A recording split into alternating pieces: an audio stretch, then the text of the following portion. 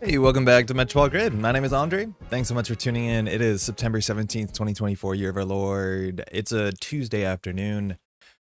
It's going to be a special stream today as well. We're going to be joined by a guest for a format that we've never done before, but I'm pretty excited. That'll be all starting in about an hour when you might know him as Baa Ram Wu will be dropping by to join us to talk a bit about some upcoming UK events in his part of the woods. And we're going to be playing a historic run through the World Championship deck lists in ascending order, descending order, in the order where the numbers get bigger. There's a new feature they added to GenEd about a couple weeks ago, and allows you to play the World Championship deck lists against each other as some sort of like weird cube, not cube, like battle deck format.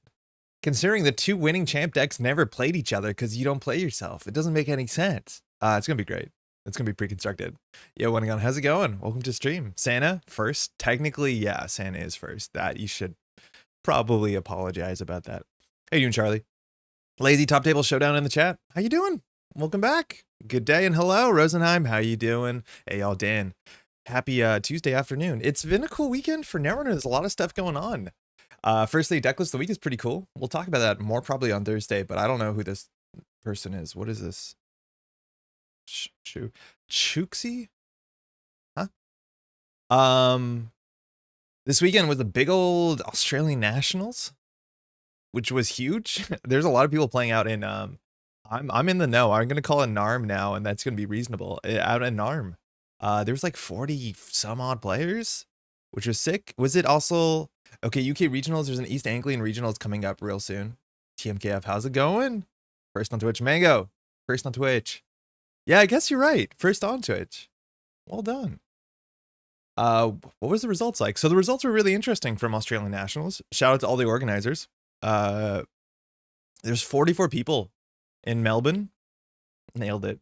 Which is like a really good, huge result. The expected demographic of how it shook out is not too surprising. PD is more than a quarter of the field. Shaper being both tied between Lat and Kit, I think makes a lot of sense for folks. Essa showing up more than Hoshiko, that's not too surprising too. But really cool results. Some notable stuff to shout out is Space Ice just published this, coming in first in Swiss, undefeated 7-0, second in Australian South Nationals. This is a deck I believe that this player also played at an AMT, if I'm not mistaken. I may be wrong about that, but it's like 3 Femme Fatale, Spark of Inspiration, Mercury. Yay! They said specifically don't play this deck. The rejigs are really cool. Femme Fatale rejig is really, really cool, but they were like, I'm not convinced this deck is actually good. And this is the sort of deck that when the set was being announced, I was so terrified, and I think I tried a less ambitious version of this deck and just kind of totally hated it. And the whole idea was you're just going to sit back with the twinning, and then you're going to just play like Estebrado and run R&D and see like 4 cards with Mercury, and that's your game plan.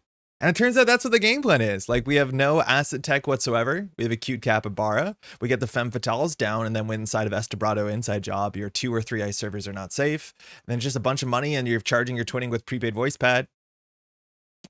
And it almost wins the Nationals of 44 people. This is like genuinely the least interesting kind of Mercury playstyle. 46 cards as well. You can definitely cut something. But yeah, sometimes just sending it and knowing where the agendas are, like having that good call can do it. So terrifying, honestly, genuinely terrifying. Double Reprise is pretty mean too. I'm liking this card more and more.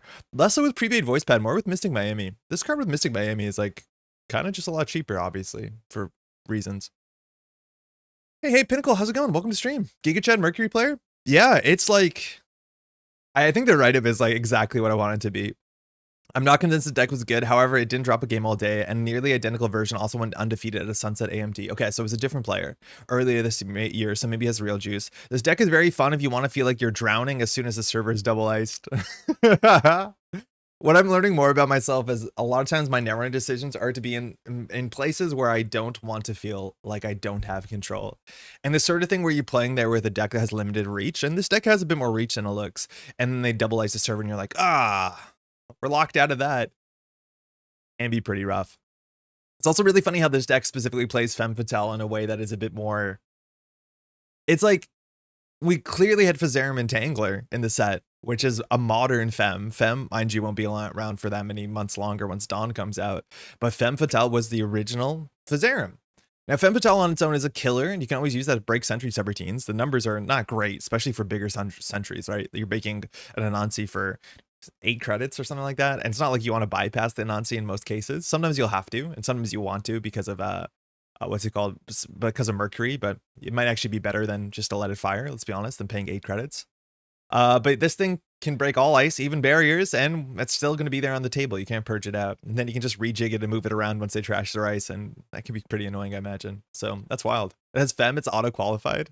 Hey, I don't know if I said hi to either Trad Pingvin, how's it going? And to Stab Tabby.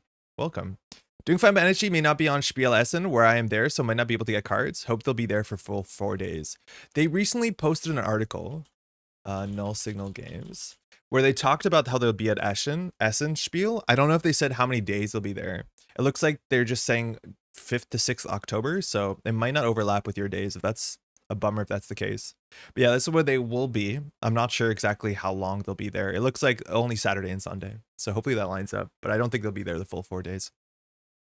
In typical Tuesday fashion, I've stained my brand new shirt on the first day of wearing it. Do you think you'll be able to fix it? You think it's a fixable stain? Hold on, this is too white. I'm looking pallid. Give me some color. That's better. Is it? I don't know. Sorry about that. I also recently bought a t-shirt and got some sort of weird like stain on it, and then I can't wash it out, and then it just like feels so bad. Just money was spent, product was made, shipped across the world, ruined in a minute. It's just not great. I'm applying Tide to Go as we speak. Thoughts and prayers, Eric, hopefully. Is indeed 3 till 6, and I'll be 3 and 4, not the 5 and 6 there. Bummer. Sorry about that, Pinnacle. Yeah, I'm assuming 5 and 6 is the weekend, so sorry that it doesn't line up. That's obviously a bummer. I don't know if you know other folks who are there. If you're trying to go and pick up cards, you might be able to like purchase cards through a friend or something like that. Not sure. I don't know how they're going to be doing it there. Okay, so we have like an hour before Baa shows up. I almost said Yeti. Before Baa shows up. And in that time, we're probably just going to do a bit of a catch up. I don't think we're going to be playing anything. It might be less than an hour. I'm the guy that people ask. Oh no, people sent you to pick up cards. Wanted to get all the NSG boxes. Oh, that's the worst. Oh, super sorry about that. Yeah. I don't know if I'm surprised that they're not there all 4 days. I don't know if it's like a boothing problem or a volunteer problem. But yeah, that's obviously a bummer for sure. Reach out to NSG and see what they say. Like maybe they'll have someone there the day before, like someone who's there who is not at the booth, but there's a chance that they'll be able to like sell you stuff or like bring you stuff that you've purchased. So I would reach out at least at a minimum to NSG to see what they can do, but obviously no promises, but it's might as well ask to be like, I'm only there for the couple days. Can I pick up product? Because if someone's there at the show, they might be able to just throw stuff in a backpack and hand it off to you. I don't know how it works, but give it a shot. Okay. This weekend, I went and I played at a pre-release for Flesh and Blood. Flesh and Blood has a new set coming out this weekend, and I want to be very clear, I don't honestly play Flesh and Blood, but I generally play the pre-releases, because I used to play Flesh and Blood somewhat competitively, where I would like pay a lot of money and build a CC deck. Mind you, it's a CCG, so there's cards that have like a lot of value. And then you build a very expensive deck and you go to a tournament, and if you win prizes, and the prizes are worth a lot of money because they give out really good prize support in terms of like cold foils and gold foils and stuff that has like a lot of market value. Fab time, let's go. I stopped playing Flesh and Blood in like a serious-ish way. I wasn't one who traveled for events or stuff like that, but I would like be able to win local events and stuff like that. I stopped playing Flesh and Blood around the time that I stopped working full-time, and it's obviously related to the fact that that game is much more expensive than most other card games. Looking at you, Netrunner, you're doing great. And then since then, I would only drop by every once in a while if there was some sort of limited format. So specifically, if they're doing draft, I'm not a great draft player because I don't have a Magic the Gathering background, and classically that's how people learn to draft. But sealed is a format that will happen, and specifically when a new set comes out at a pre-release, they do something called sealed. And in sealed, you get some amount of packs. Currently, it's up to 8 packs. I feel like it used to be less. And then you open these packs, mind you, before the set comes out. The set comes out this weekend. I went and played on Friday and Saturday. And so you get an open product for a game that's not out yet, which is pretty fun. Everyone's really stoked and excited. Not all the cards are spoiled. And then you get to play a little tournament in which whatever packs you open, you have to make decks with those packs. Sealed is kind of a really fun thing. Shout out to anrsealed.com. It allows you to some extent replicate that if you want to play sealed with Netrunner. It only supports up to Borealis. But if you want to make your own sealed pool and then try and build sealed decks, it's kind of a fun thing to do. Need to spend money for a competitive deck would really stress me out. Otherwise, Fab seems cool. I agree, Dan. It's really rough. And like some people think of it like, hey, you can buy a deck, you can do well with it, and then you can sell it and pick up something else. And in theory, like you're not out money because most of the cards in the game hold value because technically sort of. I think that's a lot of work. That's a lot of headache. I don't like it. I'm not one who would say to do that, which is why I'm more interested to play things like draft or sealed, where it's more like you show up, you spend like 15 bucks, whatever, and then you have a nice evening where you play stuff. Yeah, I don't know how much deep we want to go into the Flesh and Blood tangent, but the pre-release was this weekend and the set it's pretty cool. It's like a very interesting set. I haven't played Flesh and Blood for a couple years. I missed the last 2 set releases on pre-releases because I think one of them was at Worlds last year. Like it just didn't well, it was bad timing. Maybe it was a different event. I forget, but I couldn't go there. And so the last one I played was a couple sets ago in Uprising. And I went 3-0 in that sealed and I won, technically won. And it was like a really great time. So I was excited to go back to the Silver Goblin. Shout out to Benoit. Benoit is somebody you might know if you've been on this channel for a long time. Benoit was like the Netrunner 2015 Gen Con champion. He was a really good Netrunner player, and he was one of the folks who oh yeah, here he is. He was one of the folks who used to be one of the 3 people that were making content on this channel. He would do commentary with me. I was doing all the video work, and then we'd have Benoit, and he's a really nice dude, a really good Netrunner player. And he hasn't played Netrunner for a while. He left sometime. He never played like null single games or Nisei stuff back in the day. But every once in a while we'll like meet up and go play some games and stuff. And he's like, why don't you come out and play some Flesh and Blood? So it was nice to hang out with Benoit. Hadn't seen him in a long time. And then see some other like old Netrunner players who are now playing Flesh and Blood who stopped playing a while ago.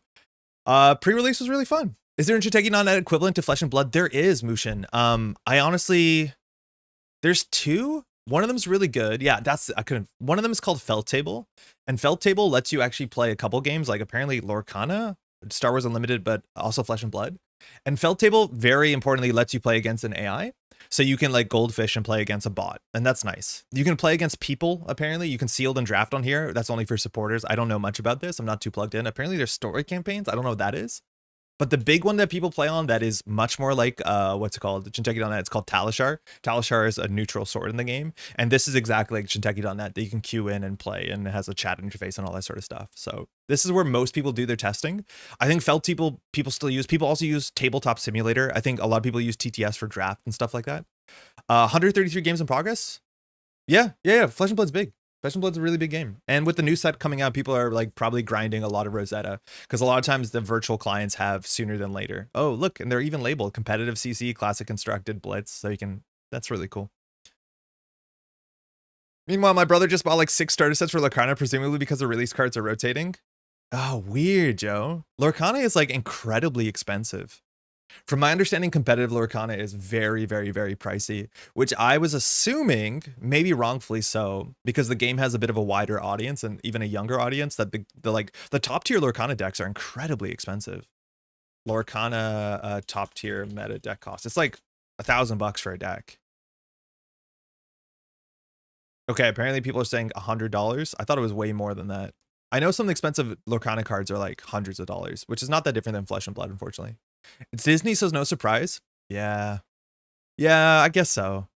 I don't think Star Wars Unlimited, which is also like relatively new, is that expensive. But apparently it's even more than that. Yeah, I'm surprised. I remember looking up numbers and being like, this top deck is worth like 750 American dollars. I'm like, what the hell is going on in this game? You're meant to be like, it's meant to be accessible. This is the worst part. And like, I don't want to defend CCGs. I don't like this scarcity. I do want to say the one cool thing about packs when opening packs for CCG is that it supports formats like Blitz. Sorry, it supports formats like Sealed and Draft, and that's really, really cool. I just genuinely wish that if I wanted to play CC Flesh and Blood, I had a full playset of everything and it was affordable, because it stops me from participating in parts of the game for obvious reasons. My friend is really into Lorcana. The theme does 0 for me. Me too, Eric. I'm not a Disney guy. I've seen very few Disney films. I'm not like a Disney person. Same with Star Wars Unlimited. Is like Star Wars theme is not doing anything for me. The Flesh and Blood theme is like okay.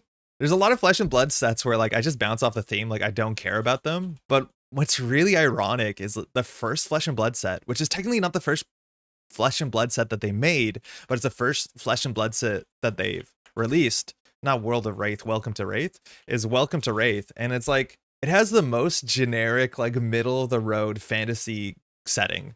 Like the 4 characters are this guy named Katsu, who's a ninja, Dorinthia, who has a sword, Bravo, who is a guardian. He's the most interesting because he's like a Disney character with a big hammer. And then what's his face? The orc character who hits things hard.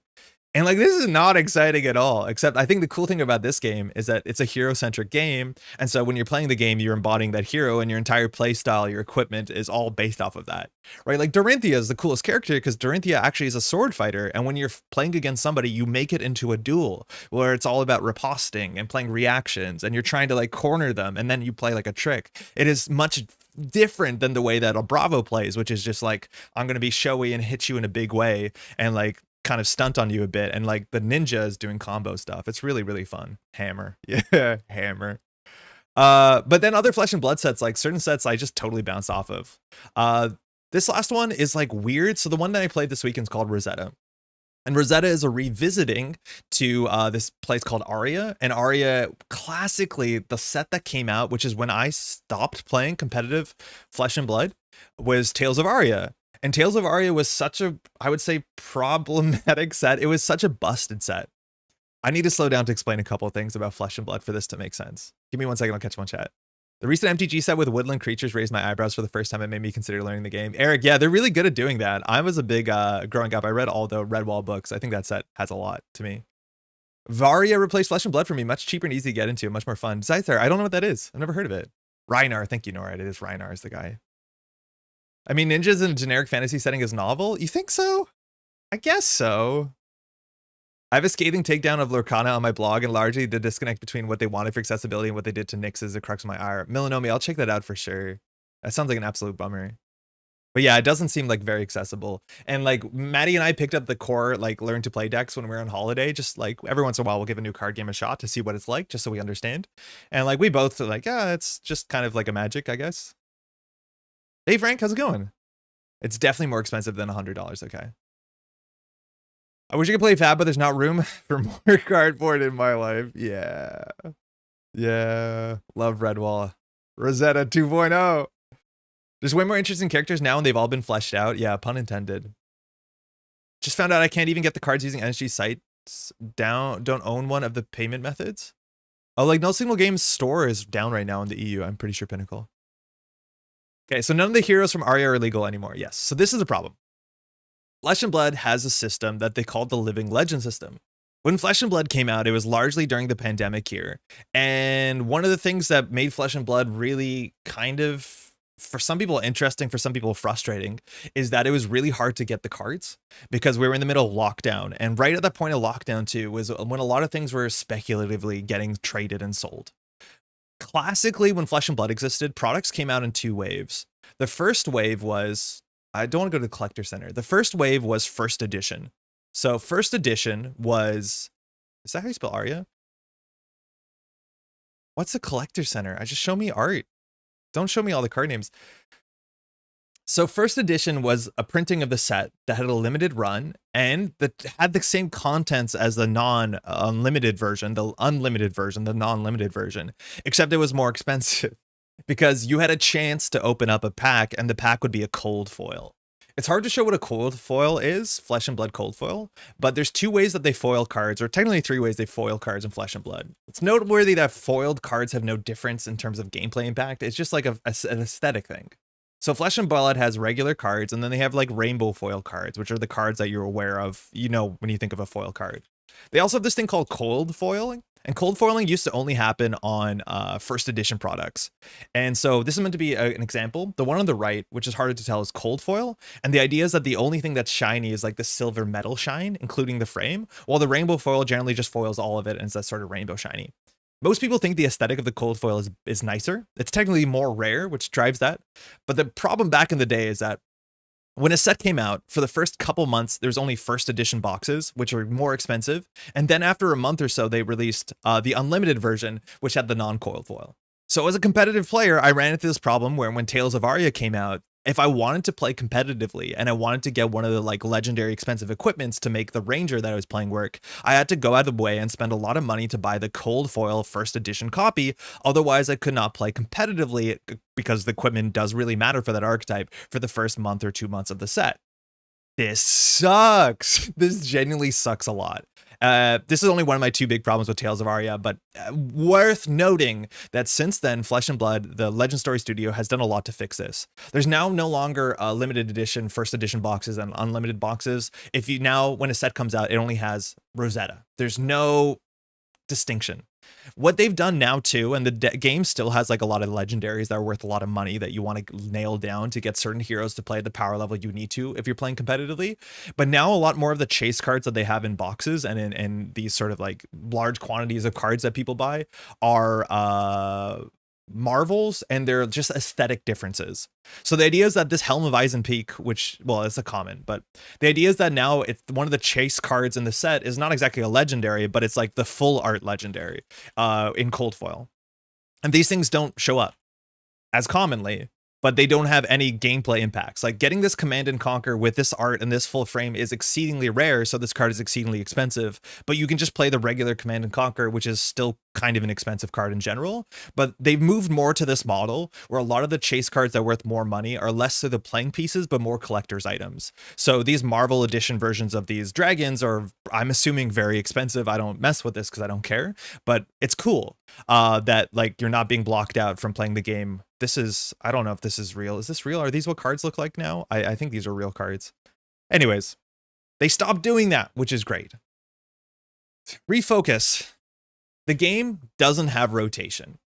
They don't have rotation. When the game came out, that was a really big part to also cement the resale value of the cards. They said like the cards that come out in set 1 will be legal forever. So if you buy an expensive legendary in set 1, that legendary will be with you as long as Flesh and Blood's been around. And Flesh and Blood has been around now for, I don't know, 5 years. I think 5 years this year. And that gets into an interesting problem because obviously some cards are better than others. So they created eventually this weird system called the Living Legends system. And in Flesh and Blood, as I said before, is a hero-based card game. So the idea is that when you play Flesh and Blood, you pick a hero. So Flesh and Blood, I like Azalea. Azalea, she is a ranger, she's an archer, and so I'm going out there and I'm going to play Azalea for a bit. Now, what happens is whenever a hero wins an event, based off the side of the event, they accrue things called Living Legend points. So if Azalea, for instance, wins the World Championship, she gains 100 points. These point allocations have changed over the years because these numbers have to change based off of how many people are playing the game and how many events there are. But currently, I think that's what it comes up to. And then once a character gets 1,000 points, I'm pretty sure is the threshold, that character, technically that hero rotates and they become Living Legend status, and that character is no longer allowed to be played in whatever format they reached 1,000 points in.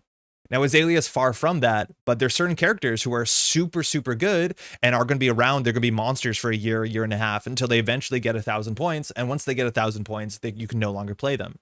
Now, it's interesting because that only means that you can no longer play the hero, but it doesn't mean that any of the cards in that set are no longer legal. So the idea is that one day when Azalea maybe eventually hits Living Legend, while we still won't be able to, we still have all the Ranger cards that came in the set and all the sets after, it just, you have to play a new hero. And the new hero is just like getting a new identity in Netrunner, except it technically matters more because you rely on your hero text a bit more. It's a weird system.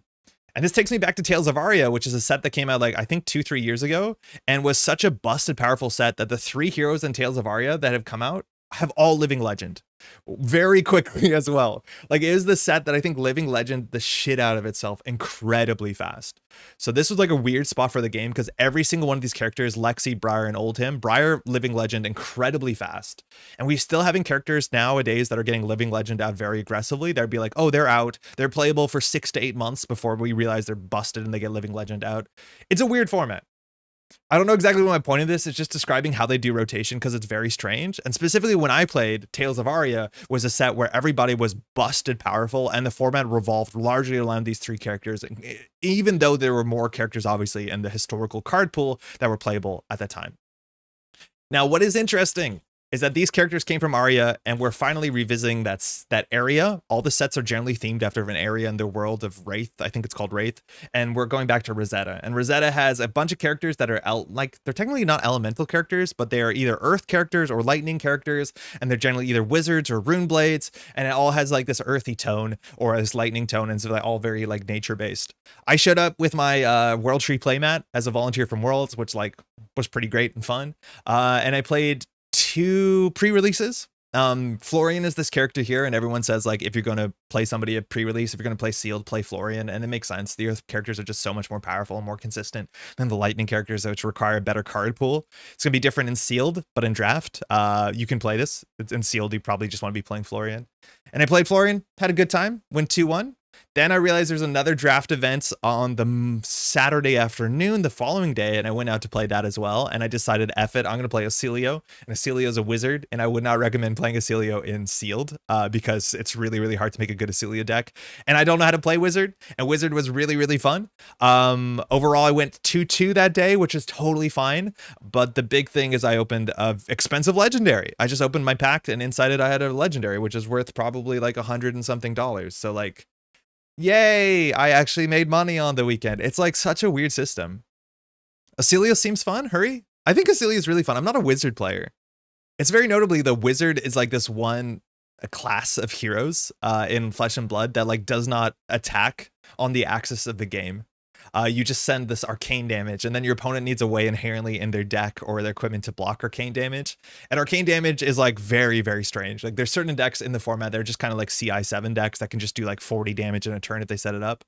What's Acilio's ability text? Lightning. Once per turn as an instant, you can discard an instant to draw a card. Which is like a really cool text. Right? Like I think my takeaway is like this set has been really, really interesting and really fun. It seems like it's going to be a good draft format. I'm trying to find a good Acilio text. Here we go. Yeah, once per turn instant, draw an instant, discard an instant to draw a card. So you can do that once per turn. Me when I play Essa. And then obviously plays lightning and has less health because is a wizard. It's fun. The big thing about instants in Flesh and Blood is they usually don't block. So being stuck with a handful of instants and a deck full of instants is not good for your life totals. So having this ability to like get instants out of your hand is kind of fun and creative. This whole year, Fab has been great except for Zen, meta arguably. Yeah, I've been talking to folks, NORAD, because a lot of the people I played with are people who play Flesh and Blood way more than I do, and they will travel to events. We had a Nationals in Canada a couple months ago, I think, and a lot of those players I was playing against went down there. And I think the biggest thing they said is like the Zen meta has been a bit messed up. Like people are taking 50 damage out of nowhere. And that seems really bad. Now, Legend Story Studios has done just like a big ban list update recently, and they've tried to address Zen, and now they've also further addressed Zen. They've had like a really cool, they had a really cool ban list update where they're like, hey, fundamentally, we need to roll back some things that are slipping with the game. And we think on a game axis, this is our priorities of what the game should be. And they specifically say that the game needs to be about rewarding people who consistently make the best decisions on a turn by turn by turn basis. And they were running into certain cards in the game that just like gave you free card draw and just made these like offensive, they call them offensive overlaps that were just so powerful that they overwhelmed people who were making the right decisions. Flesh and Blood inherently is like a really fun game system because it's basically competitive Slay the Spire. It's the exact same idea. It's like every turn you have a hand of 4 cards, and then you have to pitch your cards to play other cards. That's a bit different than Slay the Spire. But the short of the long is every turn you want to use every single card in your hand because once you end your turn, you draw into a new hand. And so the game becomes a puzzle of how do I use this hand best with the limited resources. And also your cards are modal.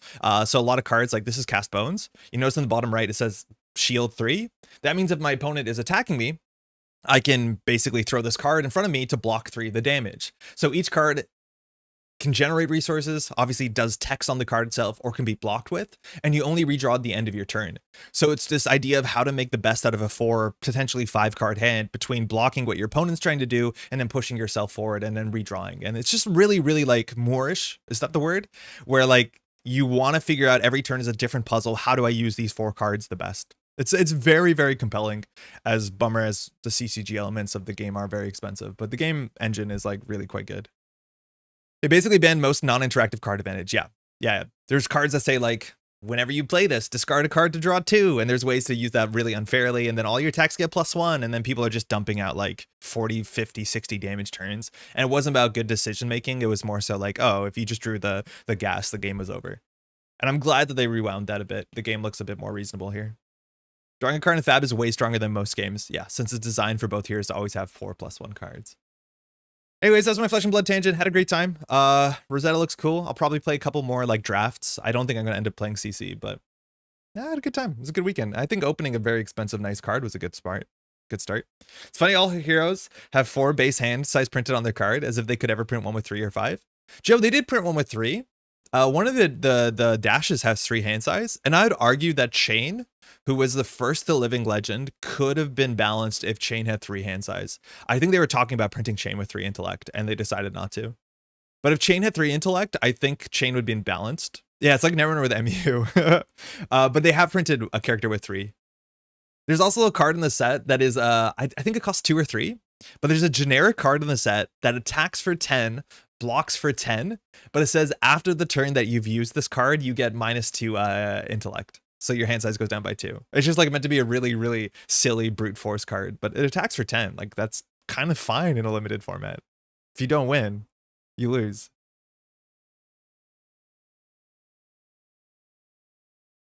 Like MTG burn deck, kind of, yeah. Kind of like an MTG burn deck, but more combo oriented, less so like value. Yeah, I guess that's probably accurate. Just trash assets, 3 credits to turn is busted. Sorry, Lucas, how's it going? Kano would have been the best deck this format without the recent massive bans. Oh, because Kano lost 2 books, right? It was the big book burning. Kano's going to terrorize players for eternity because he will never win enough to LL. Yeah, lazy. They just did some bans that targeted Kano, so I think it's better. It's a really cool thing that you can do with a game that's printing cards consistently. Marvel's kind of a bad name. I instantly thought we were cooking with MTG style Marvel comic set. Hey Axu, how's it going? Kind of like Pokemon. So obviously by your picture, how into Pokemon are you? Did you play the Pokemon CCG? Stim attack. Okay. You did not. Okay. You just like that blue guy that I never remember the name of. Forget the name of that thing. I always want to say it's a Wobbuffet, but it's obviously not a Wobbuffet. Unless it's a Wobbuffet. Just a casual Pokemon enjoyer. Okay.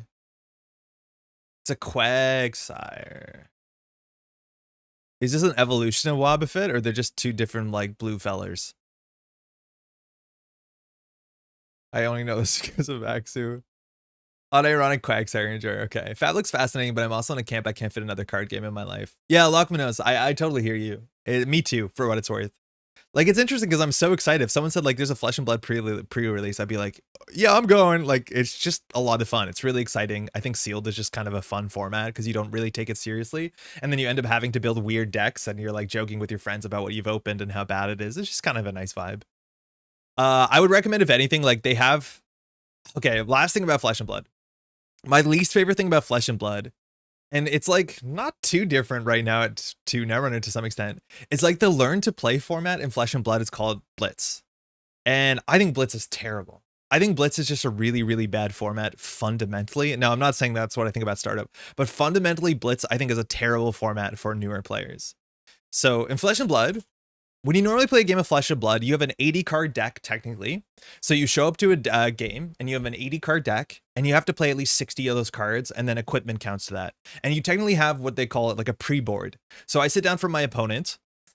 Pog, start of 8. Let's go. So I sit down from my opponent. This is what happens when you play CC constructed. You sit down from your opponent, you ask what hero they're playing, and then they say like, oh, I'm playing so-and-so who's a brute.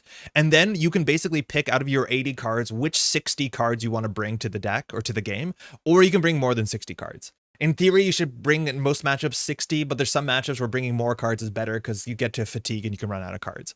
But there is a pre-board in Flesh and Blood, which is pretty interesting because it gives you that flexibility. It's not a sideboard, it's a pre-board. Now,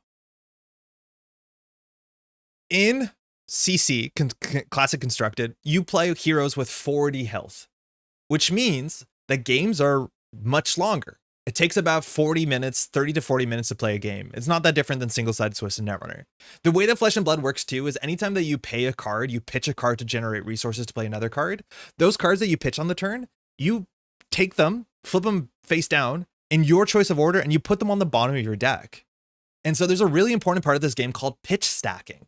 The idea is that most games are long enough in CC, unless the meta is like super messed up and hyper aggro, is that at some point in the game, you're going to be going through your whole deck, and it's like drawing into the stuff that you bottomed with Class Act, is that players are cognizant enough to set up their, what they call their second pitch, and so that they end up drawing through the second cycle of the deck, and they know what cards are going to be coming together.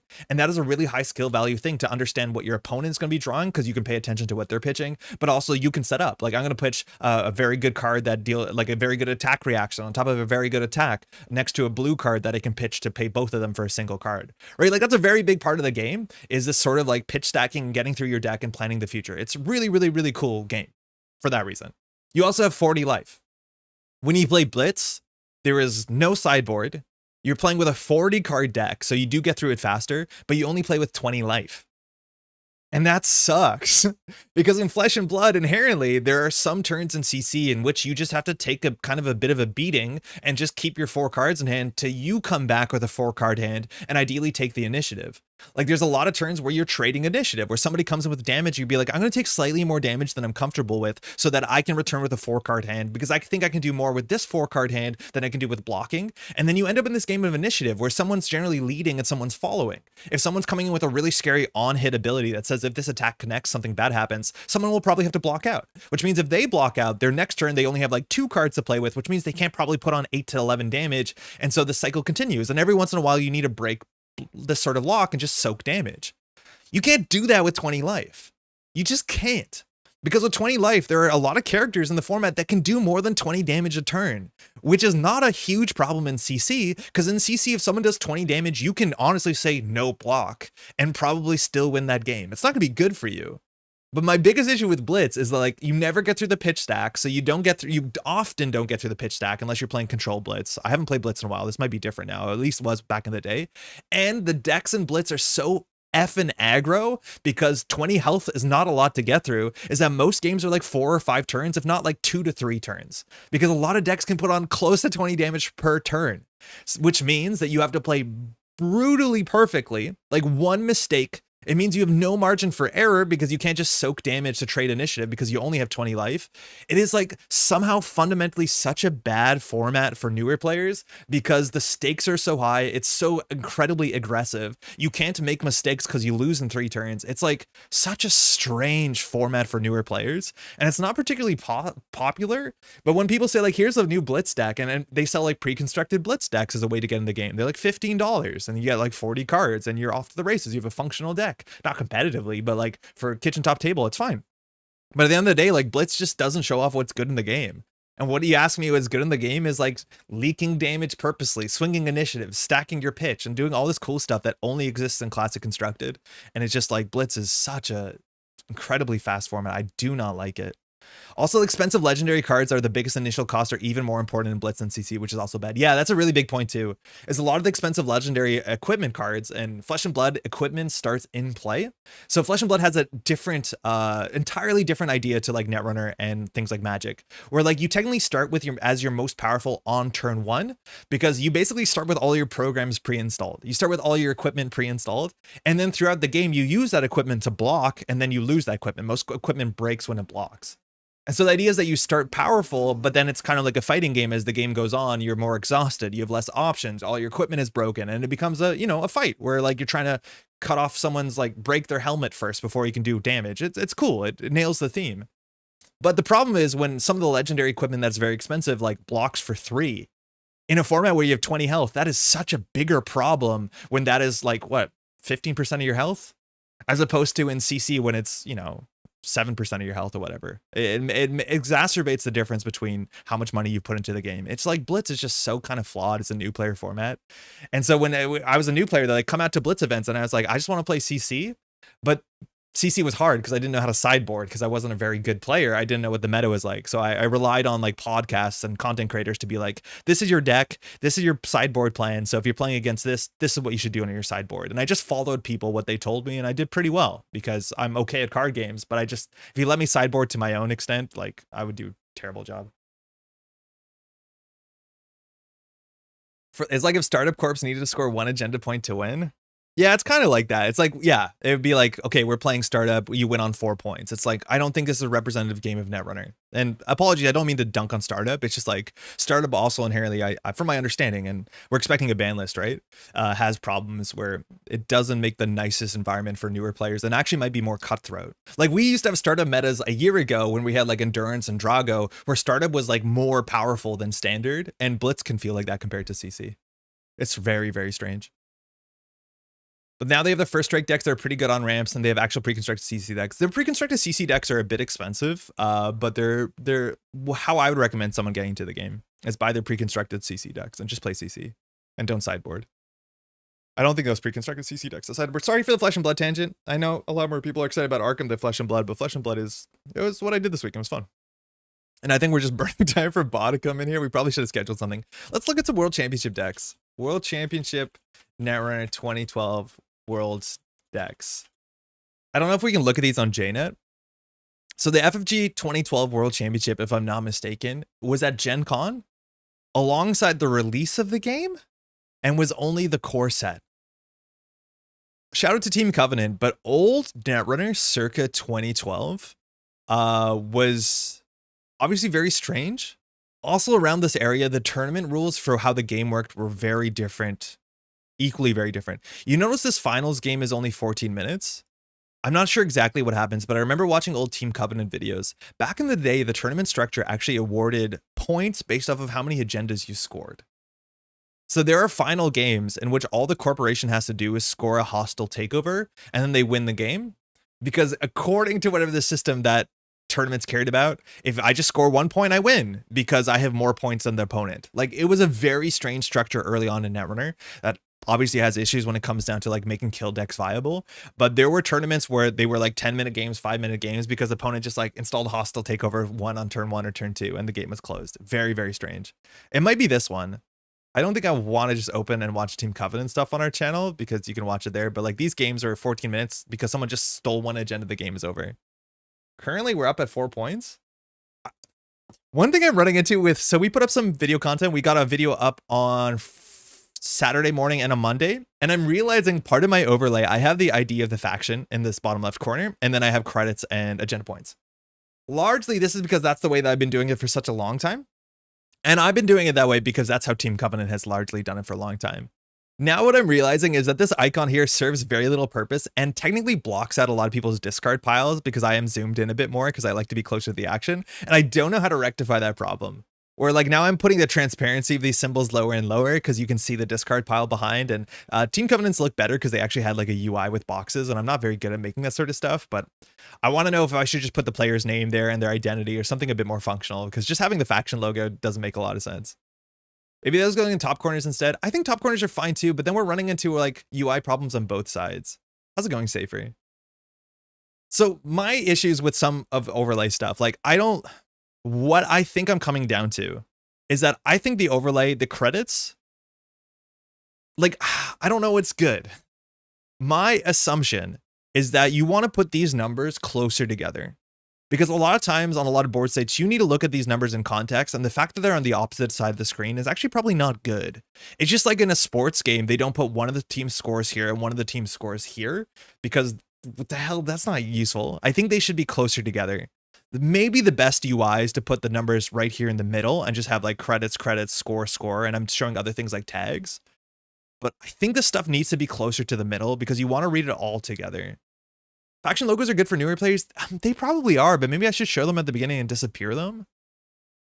Like maybe it would be nice to see like a bit of the identity, like a bit of a Kate here. I don't think you can put Kate's text, but like just put Kate's face cut out there. I think we could cut out the faces and put them there. I think it's harder to cut out corporations for obvious reasons.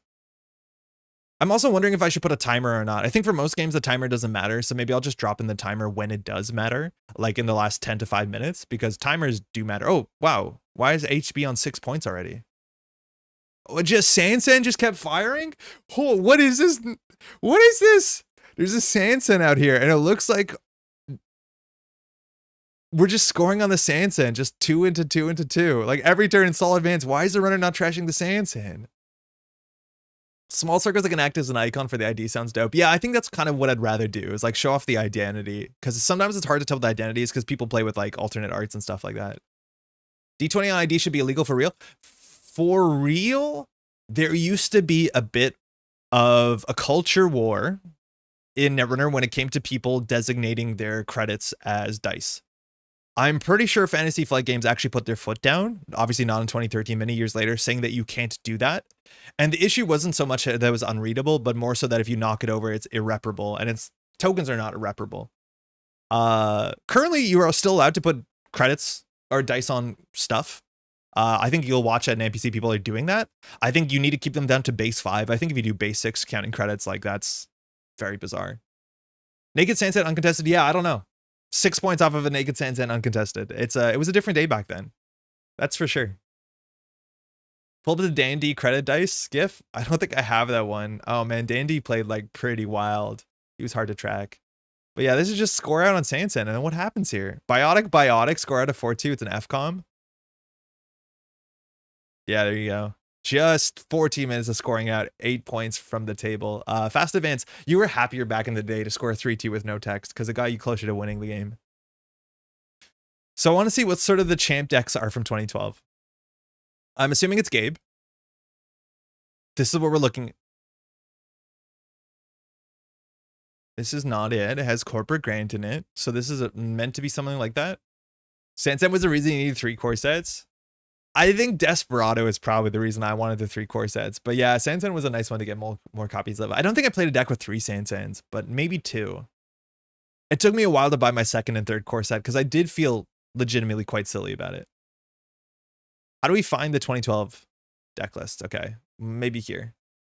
I do not know if the game was... Oh, this is Ellie. If the game was released at Gen Con or not. Didn't Faster NEH run 3X Sandset? I'm not sure. It might have been on 2. It might have been on 3. I think there's a big chance it was on 3. I need a Desperado reprint so bad. We have 2 Desperado reprints at home.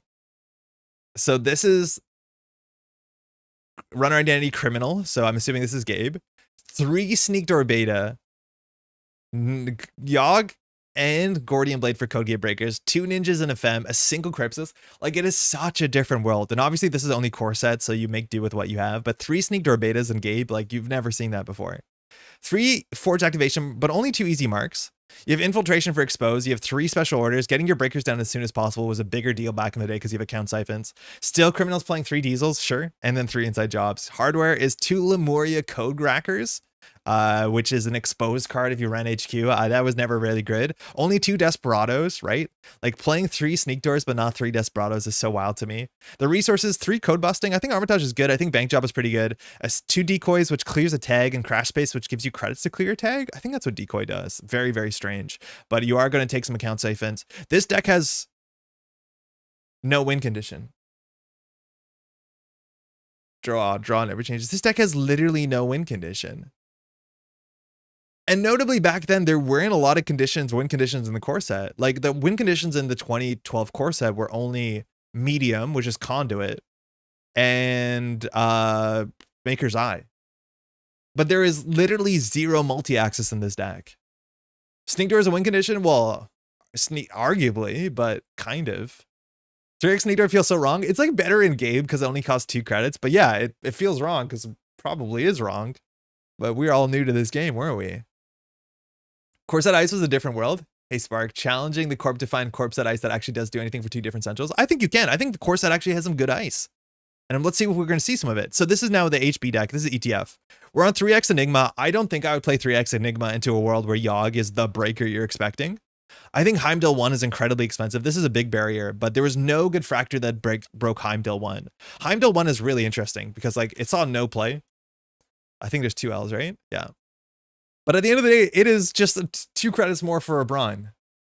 Now, this first subroutine is not that good. I'm going to go back to the 2012 art because that's what I'm more used to. But, like, at the end of the day, if you could res this, there was no good way to deal with this. Emergency Shutdown wasn't in the format. But yeah, this was actually probably one of the more taxing guys you can get to. Notably, too, like, this deck is not on Leech, and Leech was in the format, too.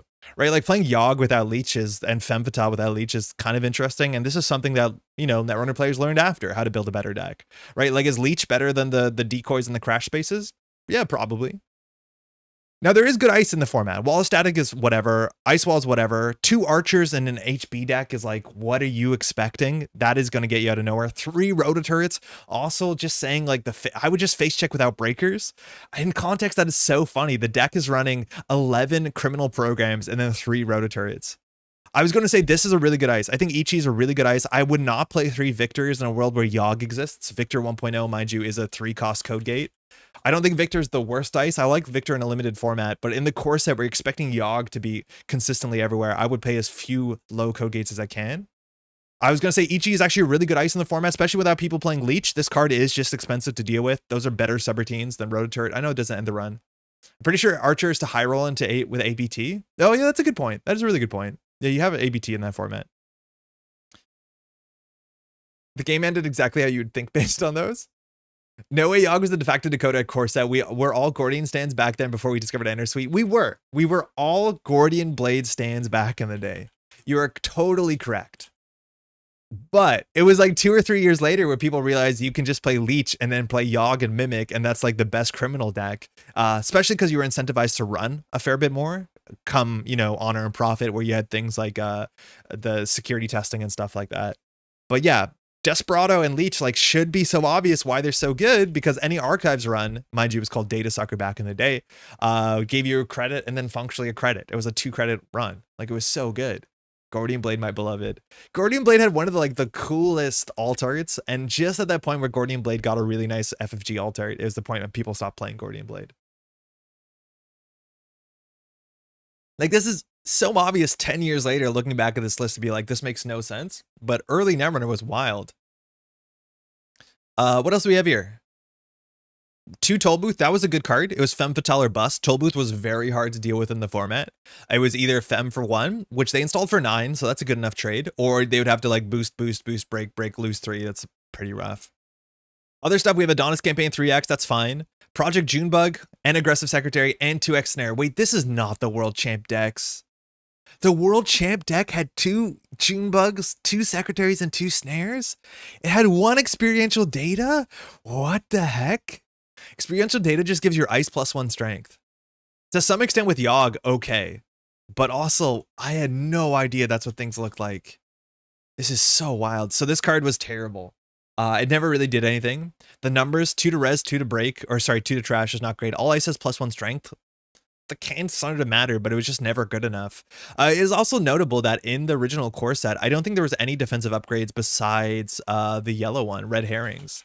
Right, like things like Ash came later, but there was no genuinely defensive upgrades besides Red Herrings, so I guess the upgrade slot.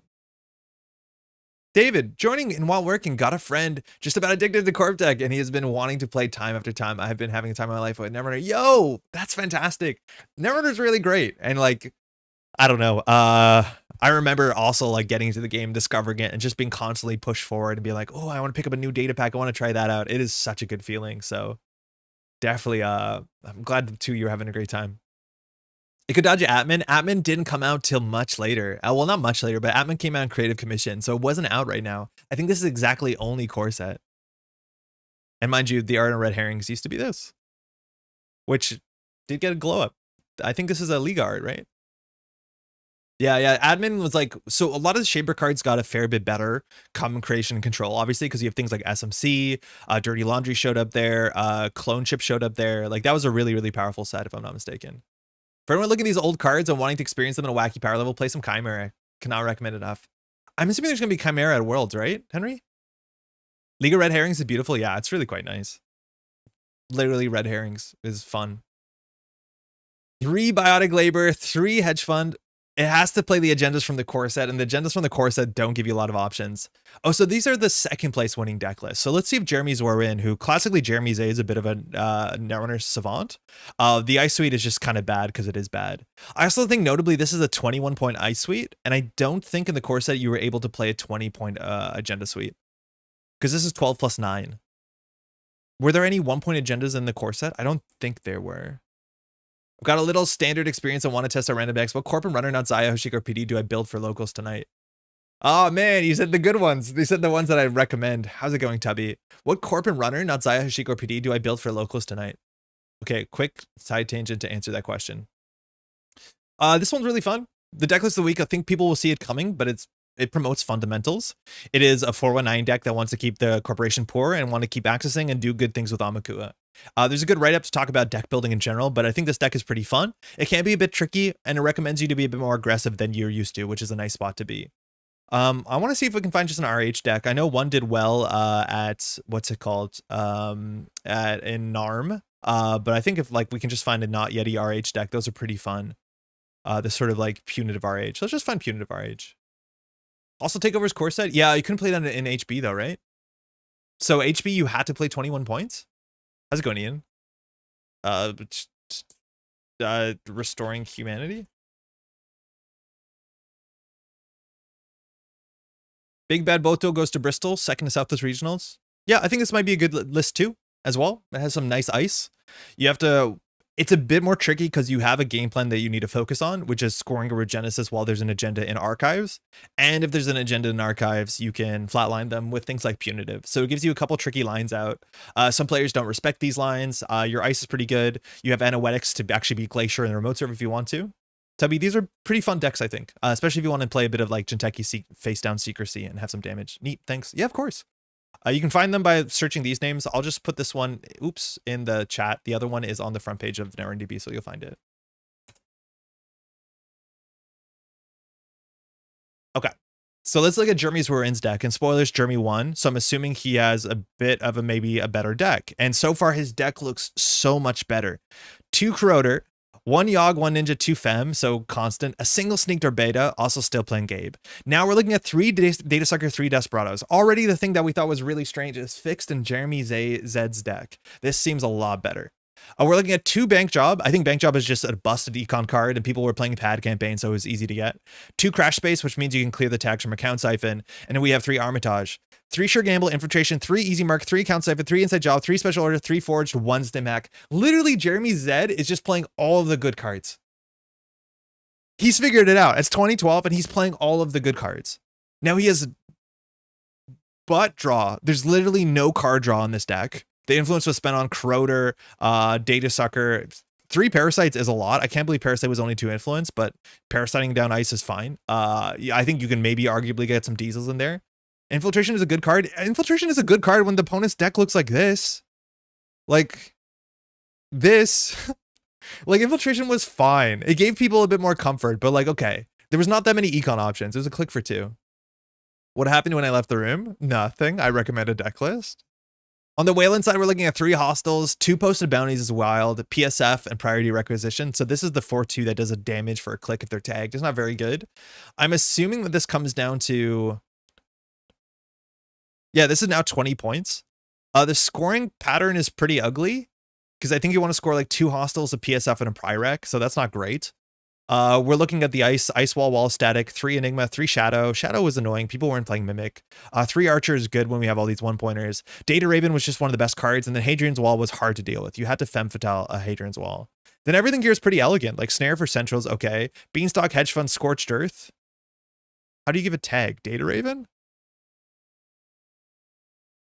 No Sea Source. What the heck? Those were the cards available. Yeah, Changeling, exactly. It was just a core set. I'm surprised that there's no Sea Sources here. The Archives Memories doesn't seem like it has that much value. I don't know whether you're archiving back, like Ice that was destroyed with Parasite. I don't know. But we're just hoping that Raven and Posted Bounty gets there. There's a chance that the play pattern is install Advance, Posted Bounty, which is actually like pretty high level. Like, people weren't doing that back in the day. And then when you scored Posted Bounty, you gave the runner a tag, and then you did Scorched Earth into Scorched Earth. Notably, there was no damage or tag prevention in the format, unless Crash Space prevented 2 damage. Oh, it prevented 3 damage. Okay. So Crash Space was the only damage prevention in the format, and luckily both players are playing it. You archives hedge funds because there's no econ. I think, JD, if you're doing that, you probably want to archives Memories of Melange, because it'll probably be more money for you in the long run. But this is like not too dissimilar from some Wayland Glacier lists. At least this has a bit of a stronger potential win condition of install Advance being lethal there. Wasn't there Plate Skill Skin? So Coke, you're thinking Plascrete, and Plascrete came out in the data packs, the first data pack, if I'm not mistaken, after the core set. So this was the 2nd ever product. Notice how it's card number 9 in the Genesis cycle, but currently for the 2012 World Championship, it did not exist. So basically OG SHTR, technically OG Breaking News, but Breaking News was already available back then. This seems so much more reasonable, which is wild. Like, looking at these 2 decks, if you ask me which one do you think won the World Championship, the fact that we can pretty obviously tell it's this one, kind of cool, kind of pretty cool. 2013, I don't know what 2013 is. Are we already at like Fast Advance, like NBN Fast Advance?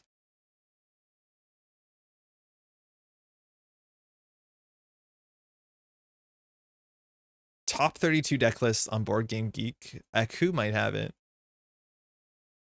Jens Erickson. Okay, so we're at Andromeda at this point. Was NHL already by then? I think it wasn't. I think Nearth Hub was maybe after that. Because Near Earth Hub was popular around like 2015, 2014. Right, like Near Earth Hub is the sort of Benoit Gen Con era. I think this is timestamp 2014. Where's the copyright trademark? 2014, yeah. So not yet. That was like the next cycle, because this is lunar. And so here we were between Genesis and Spin, if I'm not mistaken. We'll see if, yeah, because Andy is Spin? Andy is Genesis. Okay. She also came out pretty soon on in the first cycle. So she was Genesis. Okay. So Spin was like, I don't know who the IDs in Spin are. Wizard is Genesis. Who's a Spin cycle ID? I don't know what 2013 is under 2024. So look at this. Like, things are already getting a bit more what we'd expect. 3 accounts have an inside job. That doesn't change. 3 emergency shutdown, 2 forge activation orders. So we actually have a bit of res, de-res pressure, which is pretty wild. Chaos Theory, I think, was Genesis. I'm pretty sure Chaos Theory was the first shaper after Kit. Yeah. She was in Genesis when she was younger too. Let's just check really quickly, because I honestly don't know. It's been a while. I started playing during the Spin cycle. So this should be Reyna. Just 2 identities. Well, that's why I can't think of it. It's just Reyna and Grendel. So it was more player cards than identities. That's unfortunate. These were not great identities as much as people liked them, because they seemed a bit mean. Patrick was a huge fan of Grendel. He does just like that Beowulf though. Okay, so let's look at this list really quickly. 2 Hostage. Hostage, mind you, is a card that tutors for connection. So we're trying to get Caddy Jones or Proco in the slow matchups. John Masanori was like a dream net. It draws a card, but if you mess it up, you take a tag. And here we're getting towards the Data Sucker, the Yogg Sucker build. So this is already a really good Andromeda list. 3 Desperados, because Gens is just loaded with core sets. 2 R&D interface. We're seeing our first multi-axis in so far every list we've looked at.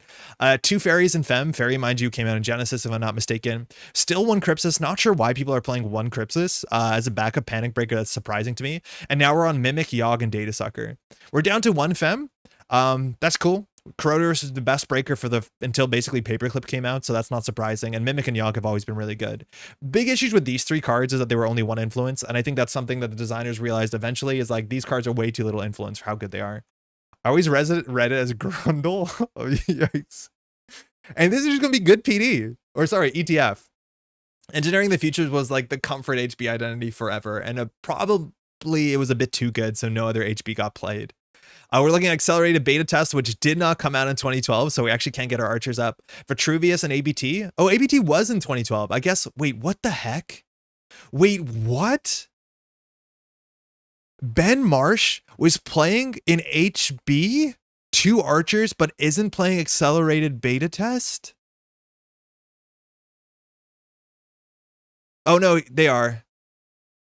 Yeah, you have to, I think. Legally, you have to. Okay. Panic averted. Jackson Howard came out. People learned really quickly Jackson Howard was worth playing. Director's Hot's Pets Project is just not that good of a card. It isn't a reprint of an Owen Aaron card. It's just not very good.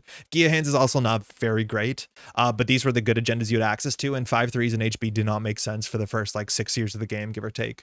Adonis was a staple. That was just like ETF. Adonis was the card. At this point, we both had Fast Advance and a mix of Glacier, which makes this a really cool deck. Because with the Jackson Howard, Accelerated Beta Test was just a safer play. So there was a couple turns where you get a Spin Doctor on the table, a Jackson Howard on the table, and on the following turn, you would just Biotic out an Accelerated Beta Test and see what happens, which is great. Sansan City Grid, also another fun Fast Advance thing, and 5 was a lot to trash. Notice how none of these cards or none of these decks are running any cards that allow you to trash assets any better. The bank jobs apparently got cut from these lists too, because I'm assuming there's less horizontal. Like at this point in the game, Pad Campaign doesn't see consistent play, so I don't think the bank job is worth that much. We're at 3 Biotic Labor. I think we saw this deck just kind of Biotic and Sansan in the remote server. And then the ice is all just like kind of value ice. Like 3x Rototurret, I'm so surprised that's still a staple. Pop-up window was just a good ice back in the day. Click compression. Single toll booth was the most taxing thing. We're seeing Viper 2, which is a 4-strength code gate that you could trace through. That was pretty great. 1 Heimdall is the upper end. Like the structure of this ice suite is actually pretty reasonable because it's a mixture of like the mid-range cheap tempo-y stuff and then like 1 or 2 big ice that you want to position relatively well for the match. Whether it's on HQ to stop E shutdown or on the remote server. Notably, there's 1 Grim, which is a bad pub ice that I believe trashes a program, which I'm surprised that you need this with Rototurret, but I guess it is hard to break. A 5-strength Sentry was hard to deal with back in the day for sure.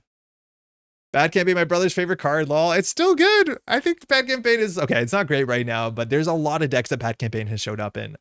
Still a fun card too. Gia Hands was a good economy if you needed in those days. I would say that Gia Hands was a good economy card in like Personal Evolution, where like you really needed it. I'm surprised it showed up here. Like clearly the one of it didn't matter, but clicking for 2 clicks for 3 credits, which is what Gia did as a 3/1 in your score area, it was fine.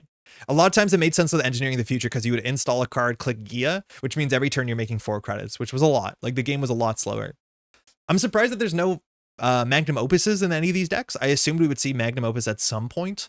Now, Magnum Opus doesn't make sense with this deck, but I played criminal decks back in the day that would play a Magnum Opus and just use that. But with Account Siphon, it's kind of hard to see whether or not you need Magnum Opus in the format.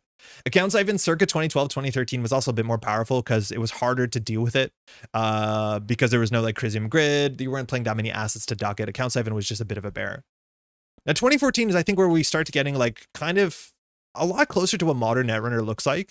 This has been a lot closer than 2012, obviously. Netrunner 2014, a World Championship deck list. So this will be the first Dendergenio year, right?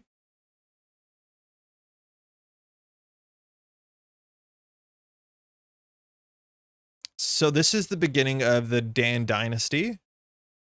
So Dan Dargenio won Worlds twice in a row and playing some interesting stuff. On the left, we have Andromeda. Since then, I believe Honor and Profit has come out, so we have a couple more like bespoke criminal cards. You notice like Legwork was a really good criminal card. We had HQ Interface at the time. It was a bit too expensive, but Legwork timing it well was incredibly important. We have a Single Express Delivery. I had no idea.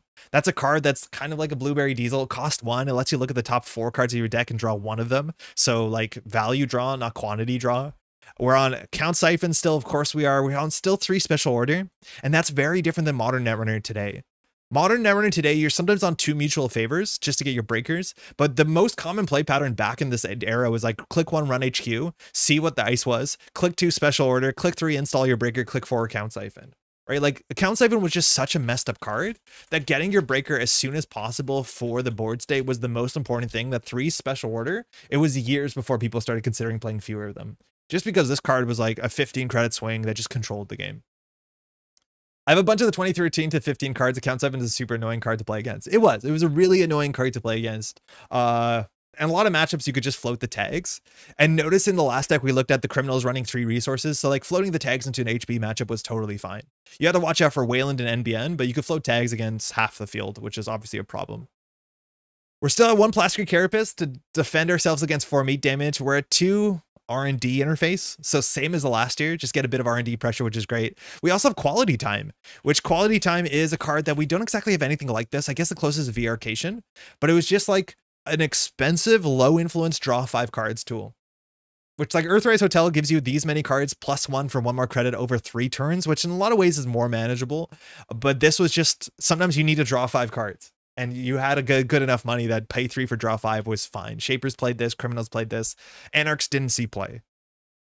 Very cool. We're on 2 Caddy. I think Caddy was an overrated card. If you ask me, back in the day, I'm pretty sure most decks could have dropped Caddy and played Armitage Code Busting and might have honestly been better. It's really hard to tell, but I think Caddy Jones might be one of the most overrated cards in the game. But what's interesting about Caddy Jones is that what she does to the game is forces the corporation forward in a way that Armitage doesn't do. Caddy Jones is a card that everyone loved because it felt good. Low light, smooth jazz, love is in the air. Quality Time sick. So this card, you can click to put money on it. And then you can only do that once per turn, and then you can click to take all the money off of it. It's like an MCA austerity, but you can only do one of the abilities once per turn. And so a lot of people put Caddy down, got 6 credits on Caddy and took the money off. And you're like, ha, I have a click your 6 credit button. But then when you do the math and notice that they spend 4 clicks for 4 credits, you realize how bad Caddy is. Like for Caddy Jones to be better than the basic action of clicking for credits, you need to have like 12 to 15, I think 15 to 18 credits on it for Caddy to actually be good. But Caddy Jones, big number, hard eyes. Exactly. Like people were so happy to take 6 credits off of Caddy Jones. And like, that's not obviously great, but it felt good because taking 6 credits is a lot. Now, in context, it was sort of the idea that taking 6 credits off of it was correct if you needed 6 credits then and there. And the corporation understood they can't just sit back and do nothing because you had that Caddy Jones button turn after turn after turn after turn. So they forced the game forward. what my argument was is that there are actually a lot of board states in which Armitage code busting, giving 11 credits off of Armitage code busting, was genuinely just as click compressed as Caddy Jones. I'd have to run the numbers. I think Armitage is faster to be credit positive, and it's a bit easier to play because you can do it multiple times per turn. But Armitage code busting was such a comparable card to Caddy Jones in hindsight, and saw next to no play outside of 2012, while Caddy Jones saw consistent play, and people were even tutoring it with Hostage because people loved it so much. Contrast to Fermenter. Yeah, that's true. But you can purge a Fermenter. Fermenter's wild. Boss says in 10 minutes. Heck yeah. I've been wondering why people did not play Armitage. It's also a slots thing for what it's worth. Like Armitage, you need to play multiple of them and it takes up deck slots. So it's not totally black and white. But Caddy Jones to me is like a bit overrated for sure. Caddy is so slow. It is so slow. I will pick it in a limited format if I'm playing sealed and a Caddy shows up. Like I'll play Caddy or draft. Like Caddy is fine if the game is slow, and the game is slow. We'll see. Armitage is underrated and Caddy was overrated. I think that's maybe the case. Armitage was Opus you install for 1 credit. Exactly. Like you did hit Opus sometimes more than 6 times, but it was Opus for 1 and people loved Opus. Now security testing 3 of, that's really surprising to me. Now I think the meta deck that Dan brought was actually very different than everybody else. Security testing is a card that's technically still in the format. It's in system update. And this came out in Honor and Profit. It was a really good reason to play the sort of build that we're playing, which is like run remote server, or sorry, run central server, technically any server. Let's say central server, get Desperado, get Data Sucker, which is Leech, and then get 2 credits. Like that was such a good click, and it kept you rolling and kept you pushing forward. And that was very, very important for the deck. So the deck is on 3 security testing. I'm surprised it's on 3 security testing. I'm assuming that most of the meta was actually on like horizontal. I think NEH was the most popular deck, I'm assuming, at this World Championship. And Dan Dergenio showed up uniquely with Replicating Perfection, which was a bit more of like a classic Glacier deck. So this security testing looks strange as a 3 of next to RP, where security testing is not a good RP card, but was much better into the rest of the meta. And we're looking at the Icebreaker suite. Things get more and more like conventional. 3 Data Suckers, then like 1 of each program besides 3 Fairies, and then just 2 Corroders, because that was the only playable Fractor. Horizontal NEH has like 5 assets and 50 ice. Yeah, we looked at it. It was like 6 assets and like 3 upgrades, but it was technically the asset deck of the format. Dandy was Sokka before Sokka? Yes. Dandy was the only other player to win 2 world championships, let alone in a row. Dandy is a very good player. He's also very interesting to watch because his playstyle is very like aggressive, and he makes a mess of things, which makes him hard to track. And sometimes he makes mistakes, and he's just like very animated. He always, again, shows up not wearing sleeves. He was like the sleeveless Dan, and he's just like a fun guy to watch. Don't think I've ever talked to him, but I've heard he's a nice dude. Hey, Nemo, how's it going? We're waiting. We're going to have Bod drop in for a second. We're going to be talking a bit about some UK tournaments coming up, but largely Bod and I are going to be playing through the World Championship deck list paired against each other, starting at 2012 to see how high we can go up. Is he entirely retired? Sort of. He comes out every once in a while to events. So I think he went to OTG, I'm thinking last year, and someone will just give him a deck and he'll do really well. Like he'll usually like make cut or something like that.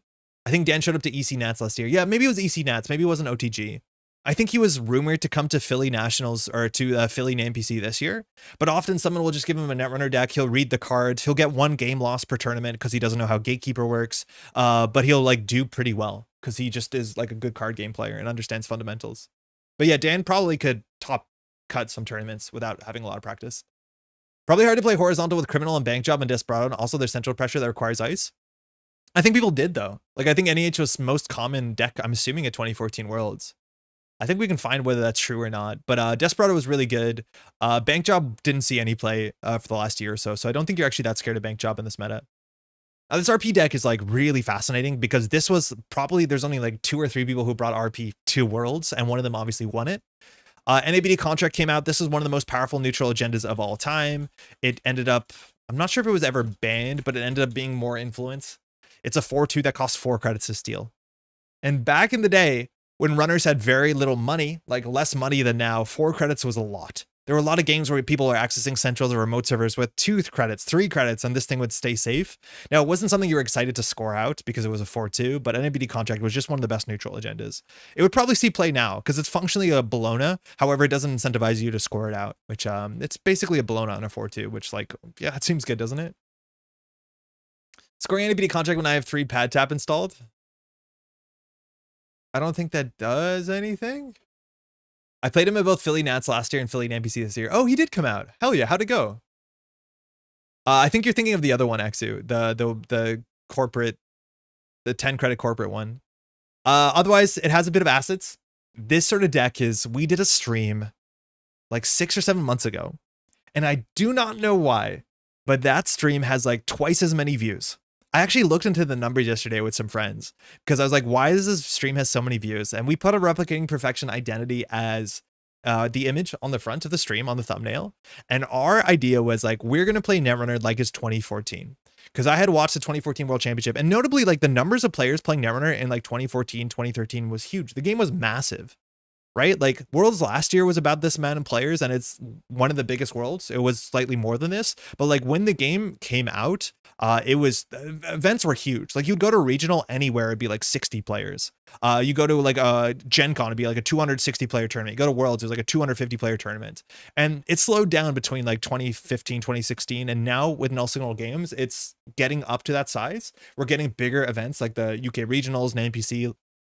People are showing up to tournaments, which is really good. But the idea that you won a store championship or you won a regional in 2014 was to some extent like a bigger deal because those tournaments had twice the population of players. It was much harder to do that thing. So like, I'm not saying that the players are better now or not as good now, because I do think on average players are probably better at Netrunner right now, but just understand the scale of a size of tournaments overall was way big back in the day.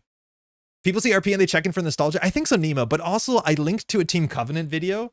And so I think my video got recommended to Team Covenant people who also saw RP on the front and clicked through, because I looked at the statistics and it was like, I know how often people watch the content. I notably don't look at statistics because I don't care that much, but we were looking at this yesterday because I was looking with a stats friend. And normally people who watch the streams, is about 70% of the people who watch the stream are subscribed to the channel and 30% are not. You can subscribe to the channel if you want. And for this stream that had twice as many views, it was the opposite. 70% of the people watching the stream were not subscribed to the channel. So I'm assuming they got recommended it through either Team Covenant or something else. Or there's just like this appetite to see Replicating Perfection, and like the algorithm knows give people RP, which is kind of fascinating. But this sort of deck was, it was good. It was a really good deck. It has some great ice. Are we looking at one Susanoo no Makoto? No Susanoo in here, but just really ugly sentries with a lot of subroutines. We had some good code gates. Lotus Field at this point is a tech card because it can't get parasited, which is kind of fun. That one toll booth still showing up. Wraparound was a good barrier that came out recently. Himitsu Baku was a bit of a weird card. It was unparasitable technically, but it was just like the fact that this was the only functional barrier that Jinteki got for a really long time. And then Eli was the best barrier forever. This was one influence a slot. Enhanced login protocols. Congratulations. We're working at Current World. A current started existing, and the early currents, there were some very powerful ones. We were not at the point that currents were game winning, but I don't think runners got a good current at this point in the game. So ELP, which is the Quentin Smith review on Netrunner DB, this card is incredibly powerful. It's really hard to run. And specifically enhanced login protocols or in Replicating Perfection, you need to run centrals before you run the remote server. It's very, very, very hard to run the remote server. And this deck, when we played it, or played like it, what you'll notice if you watch the replays, and I'd recommend you watching replays of old Netrunner, especially like the Team Covenant stuff where they show you all the cards and the card text, and the casting is pretty good, is that this deck would not try to score out an agenda till like turn 14, 15. And it's so different than modern Netrunner, where modern Netrunner, even the Jinteki mid-range Glacier decks are trying to score out a bit faster than that. These decks will just sit back. They'll use Spin Doctor to bury their agendas, or sorry, Jackson Howard to bury their agendas. And then on turn 13, turn 14, where they have 3 ice on R&D, 3 ice on HQ, 2 ice on remote, 3 ice on remote, 2 ice on archives, 6 consoles, they'll start scoring out with the Caprice Nisei and an Ash. And only on turn 14. Because they have no real reason to score at any of these agendas besides the Nisei Mark II. And then once they score the Nisei Mark II, it's easy to score the next Nisei Mark II. And then eventually they'll push out the Future Perfect.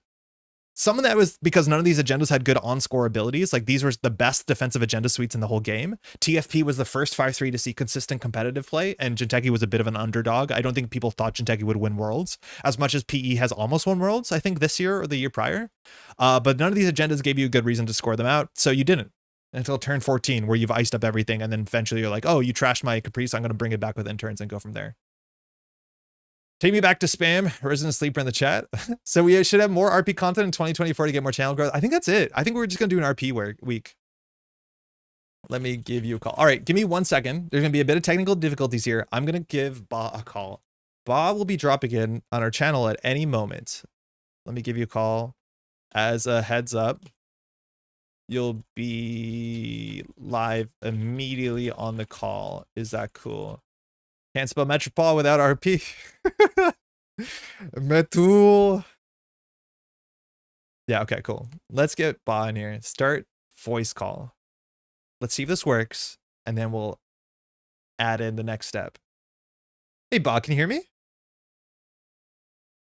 I can hear you. I think chat can hear you, but they'll confirm in a second. So if you're watching, let us know if you can hear Baa. How's your Tuesday been?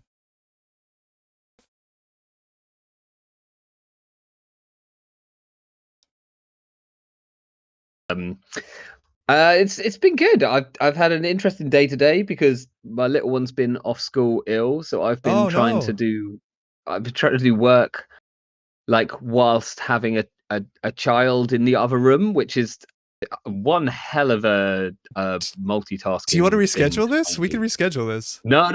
This is all fine. Okay. Like because Liz is home now, so Easy. like she's got it tonight. I'd already booked her in for doing child duties tonight. Excellent. Okay. Divide and conquer. Yeah. Should I is this going to work if I turn on my camera, and is that what I need to do? I do something a bit more convoluted. Firstly, I just have your channel up on the screen right now so people can see it. Do you want to plug your channel really quickly? Because I just need to give you a link. So if you want to vamp for a second to talk about your channel, what you do, it'll give me a second to set up the other stuff. Absolutely. So if you don't know me, I'm Baa Ram Wu. I do a weekly stream called WooTube, which I believe my good friend Andre here from the Metropole Grid has described as you can watch Baa do silly decks on a Monday night, and I think that's pretty. I have pretty a more accurate, charitable take than that, but okay.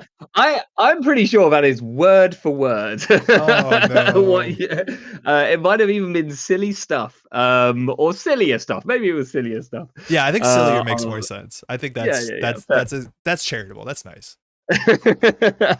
That's fine. It's a very important change in the inflection. But yeah, I essentially enjoy, I guess, the more jank side of deck building. I like to look through the binders and find the cards which everyone has completely written off, and see if I can do some weird stuff with them.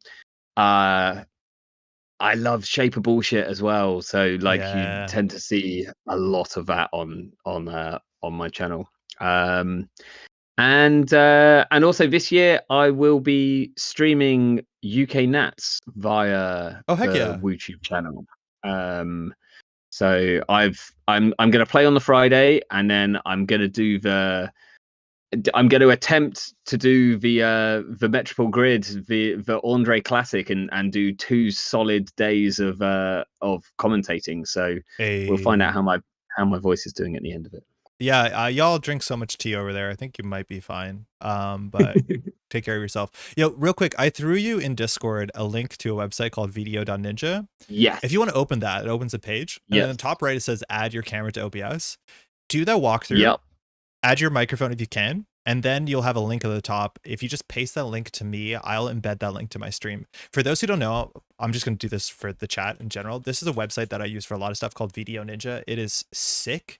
It allows you to build rooms and have really low latency, and then each webcam becomes a link, like a browser link that you can embed to your own OBS wherever you want. It is incredible. It's also a really nice way that if you want to add your cell phone as an additional camera because you're doing tabletop play, you just open up your cell phone, you make a link on it, and then you attach that cell phone webcam link to your computer, and the lag is minimal. It's like incredibly good. Video is awesome. It's so good. This is all open source that a person put out during around the COVID era. It's just absurdly good for a free thing.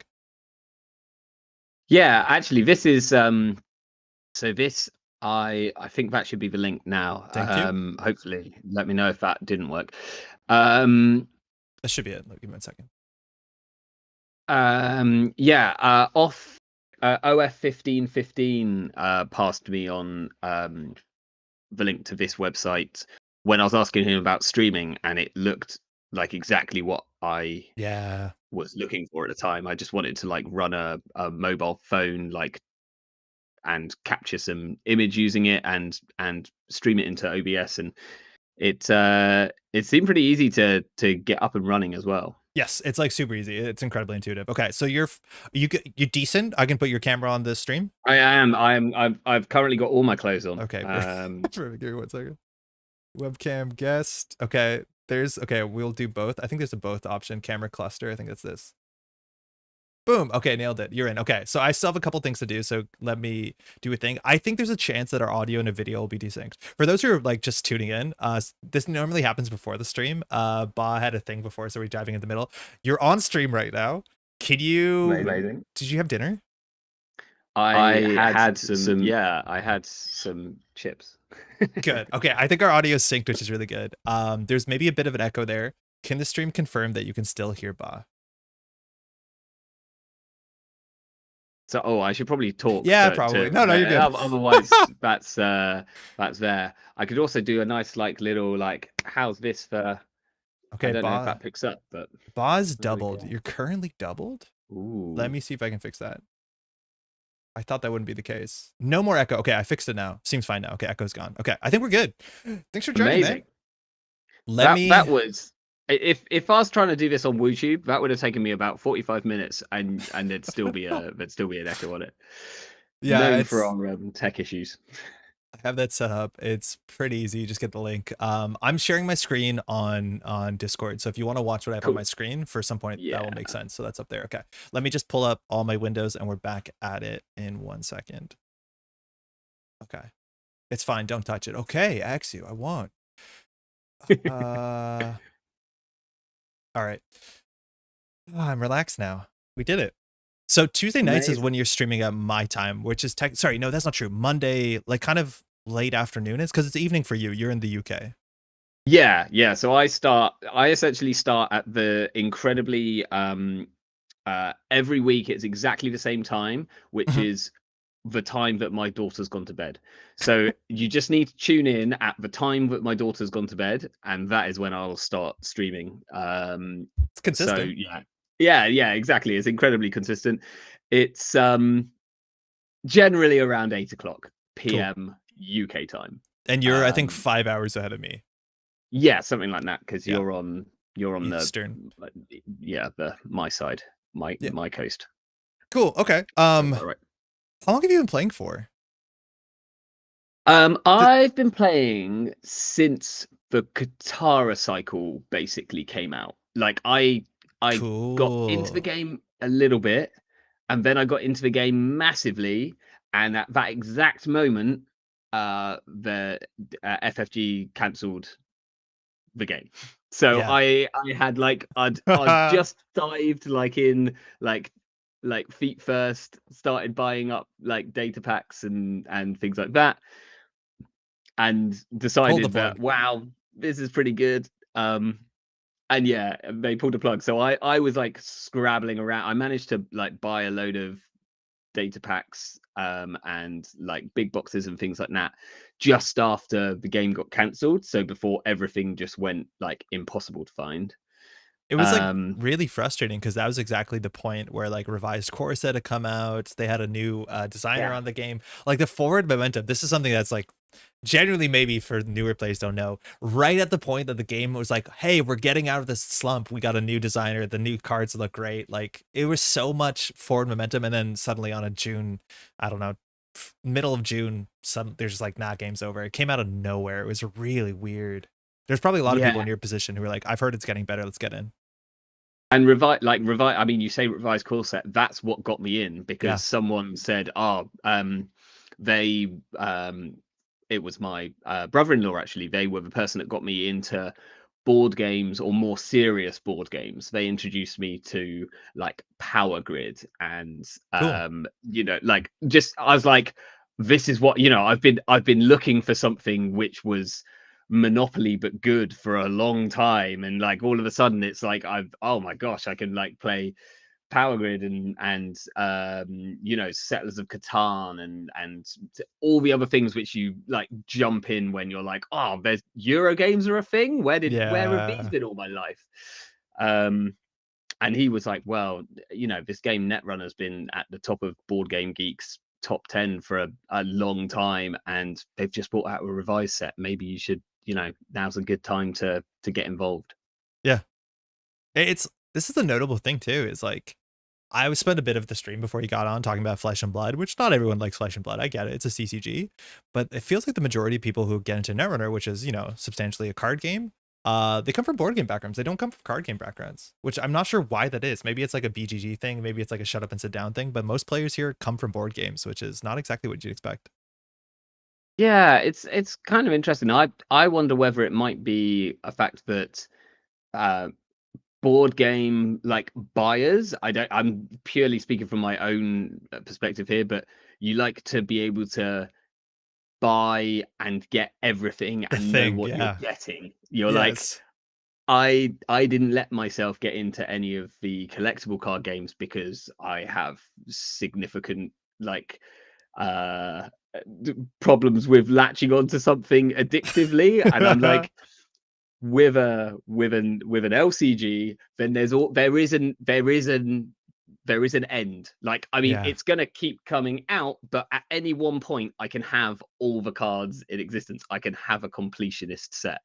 Um, I could be, you know, like millions of pounds out of pocket right now if I'd have decided that like maybe Magic or Yep. Pokemon was the way that I should go.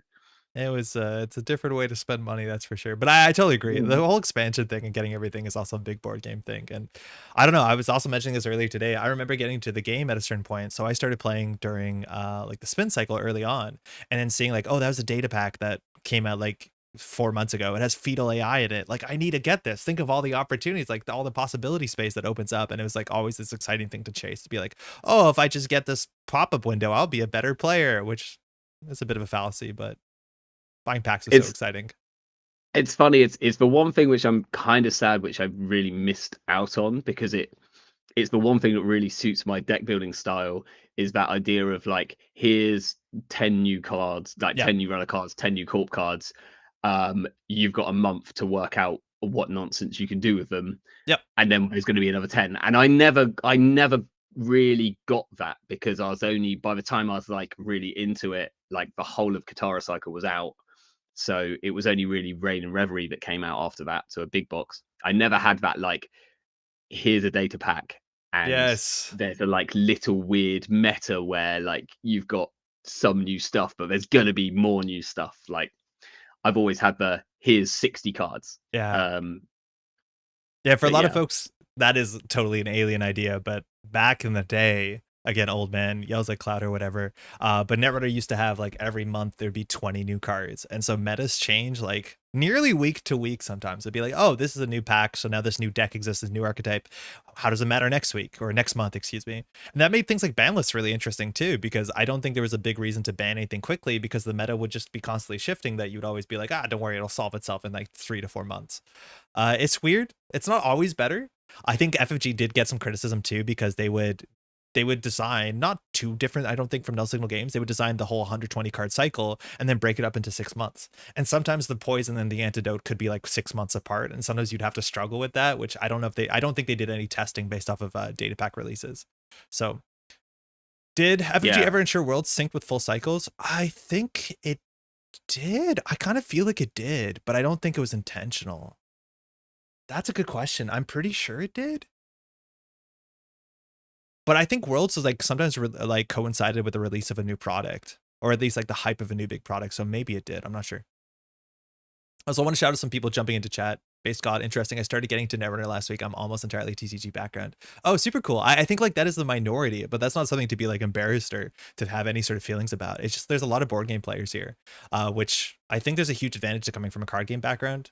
Not that different than a board game background too. Zwirn also, how's it going? I got into Netrunner thanks to Shut Up and Sit Down from a full board game background. Yeah, I did too. And You not say UK nationals. I think the fact that you're not spending money on product does make travel players willing to travel more. Do you want to talk about UK nationals a bit? it might be worth it, mightn't it? I don't know if you heard, but UK Nationals is happening in Bristol this year. What a Yeah. fantastic place to have it. That's your part of town, huh? That is my part of town. Yeah, I've been living in Bristol for about 8 years now. I really love it. It's a fantastic place. It's incredibly um like open and welcoming and inclusive. It's one of the only two places in the whole of the UK which has got the Green Party as its representative. Cool. Um, so it's very kind of left wing thinking. Um, like you might be aware, but fairly recently there was some pretty nasty riots which were happening all around the UK. Mhm. In Bristol, the anti-riot rioters like completely outnumbered anyone who wanted to come and like be a nasty person. There were thousands of people there with signs saying like with peaceful messages and saying that refugees were welcome in Bristol and that basically just completely like shutting out this kind of fairly nasty voice from a political party which had been heading around the UK at the time, and that's the kind of place that Bristol is. It's the home for people for anyone. Super cool. Have you been there your whole life or? No, I'm gonna move this back a bit. No, I we moved here. So we moved here like 8 years ago.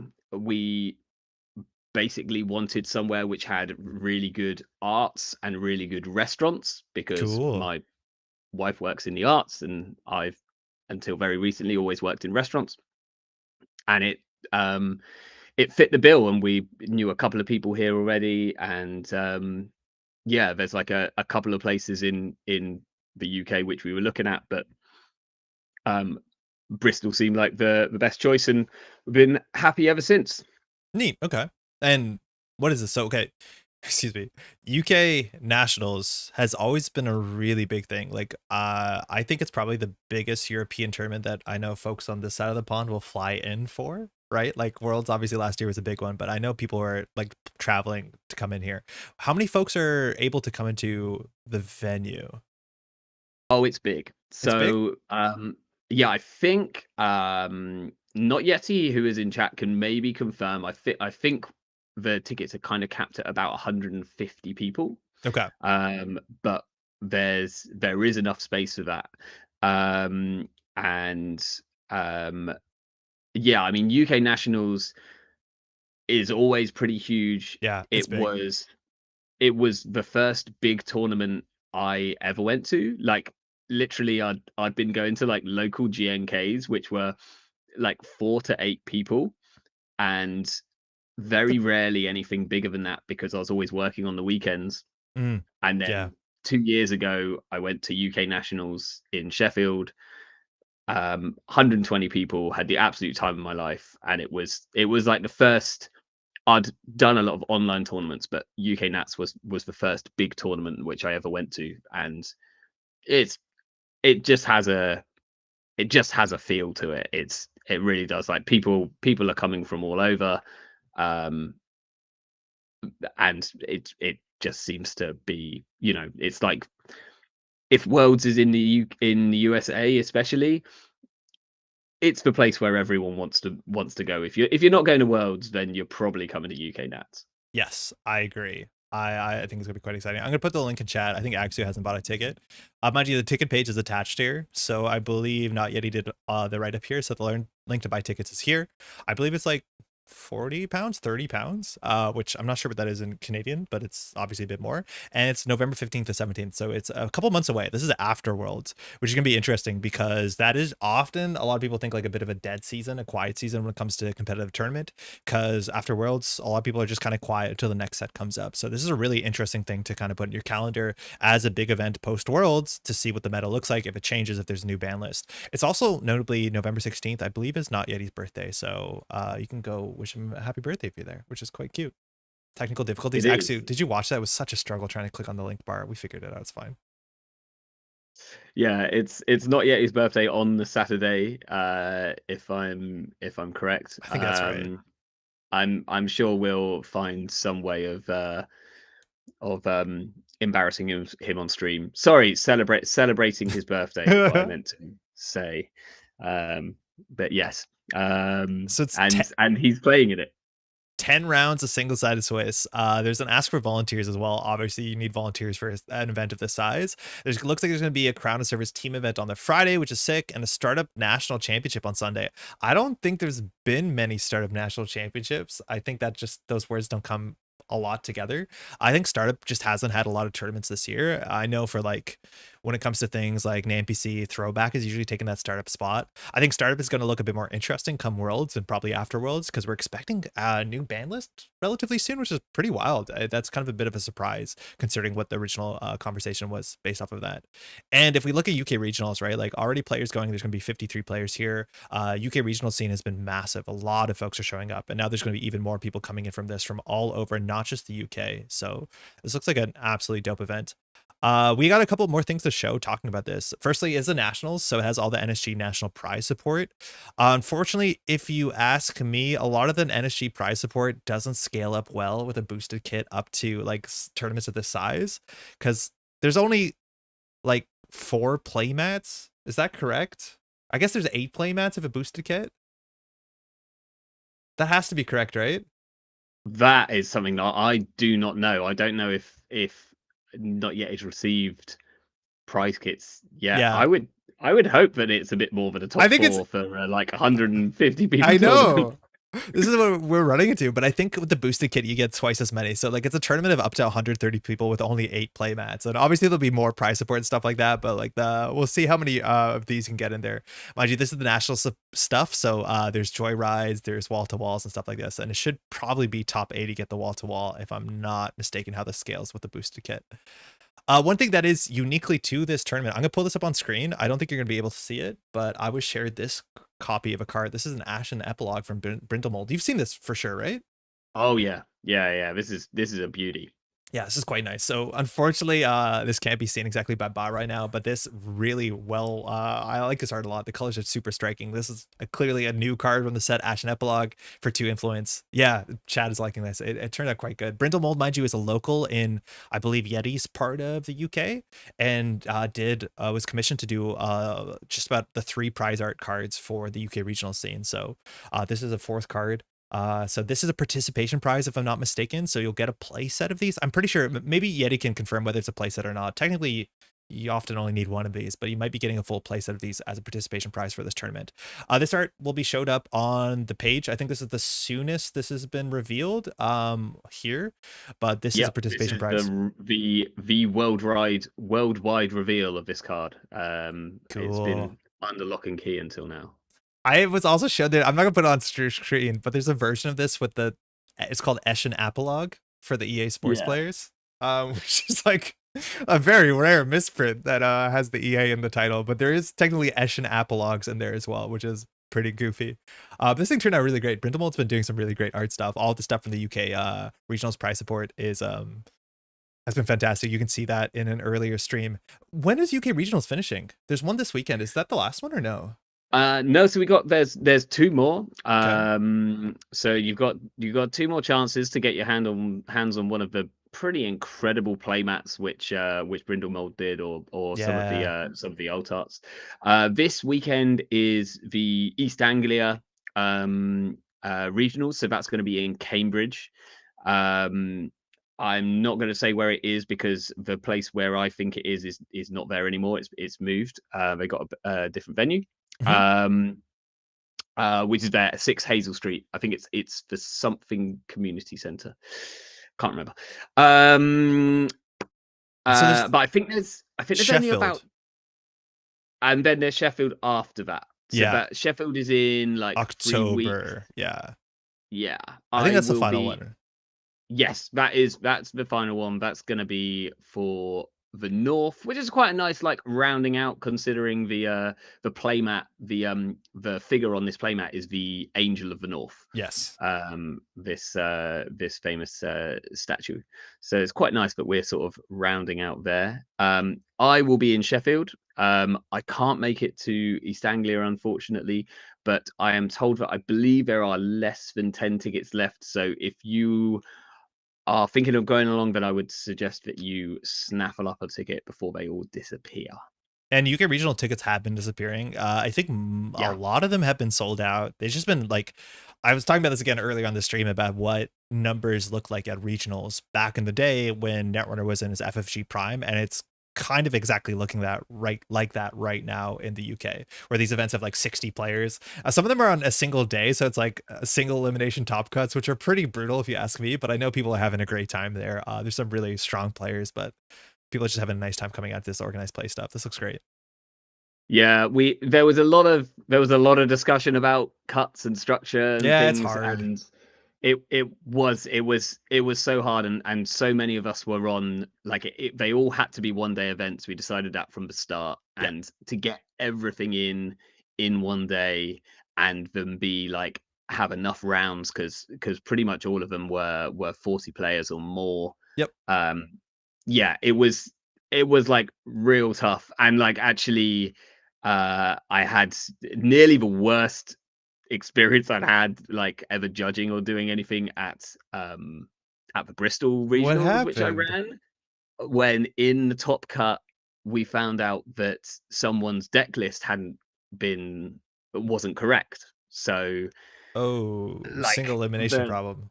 yeah, so the kind of the standard procedure for like, well, this is a deck list error is a game loss, Yeah. right? Which would literally just knock them out of the cut. Bummer. And then like we did a bit of delving, and it kind of turned out that the cards which were missing from the deck list were cards which had like commas and things in them, and at the time there was a little bug on Aesop's tables and it just hadn't registered them properly. So then I had to, I was like, we were off like talking about it. I luckily had Harmony be there as a player who I kind of collared to talk it through, and Andy 6010, who was my running it alongside me, and we spent about 10 minutes going over like how can we make this, because someone's picked a deck to play against based on the deck that they've seen, Oh and it's not no. the deck anymore, but it's kind of not the person's fault. Oh, it was How did it like get really quite resolved? brutal. That seems hard to fix. Well, we actually, so in the end we said like we said, look, the only way that we can really do this without, because we can't, or we could, but we don't want to give a game loss for something which might not be this player's fault at all. Yeah, yeah. Do you know if these So are we said, casual or okay, competitive tier events? they were kind of skirting in the middle, Yeah. because they weren't like actual NSG events. We could kind of do what we wanted. We did run them as a kind of competitive level, Mhm. but equally, you know, these were meant to be friendly events. These Yeah. weren't meant to be sort of hyper focused, sort of whatever.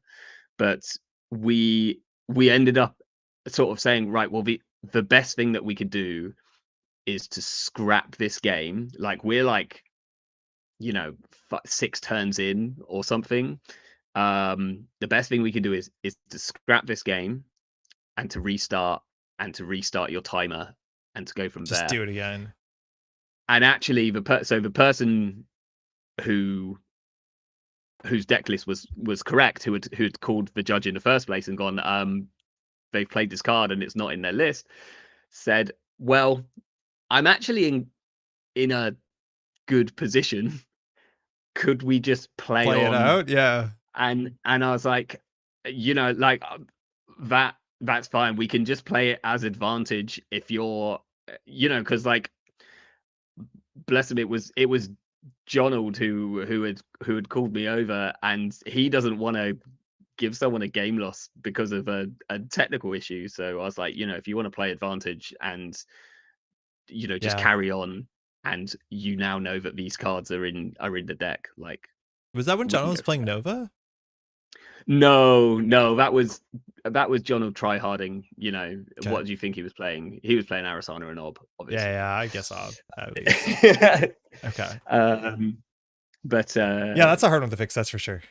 yeah, it was like I'd never been in a situation even close to that before, so I felt very I suddenly had a lot of compassion for judges and Judging's the hard. calls that they have to make.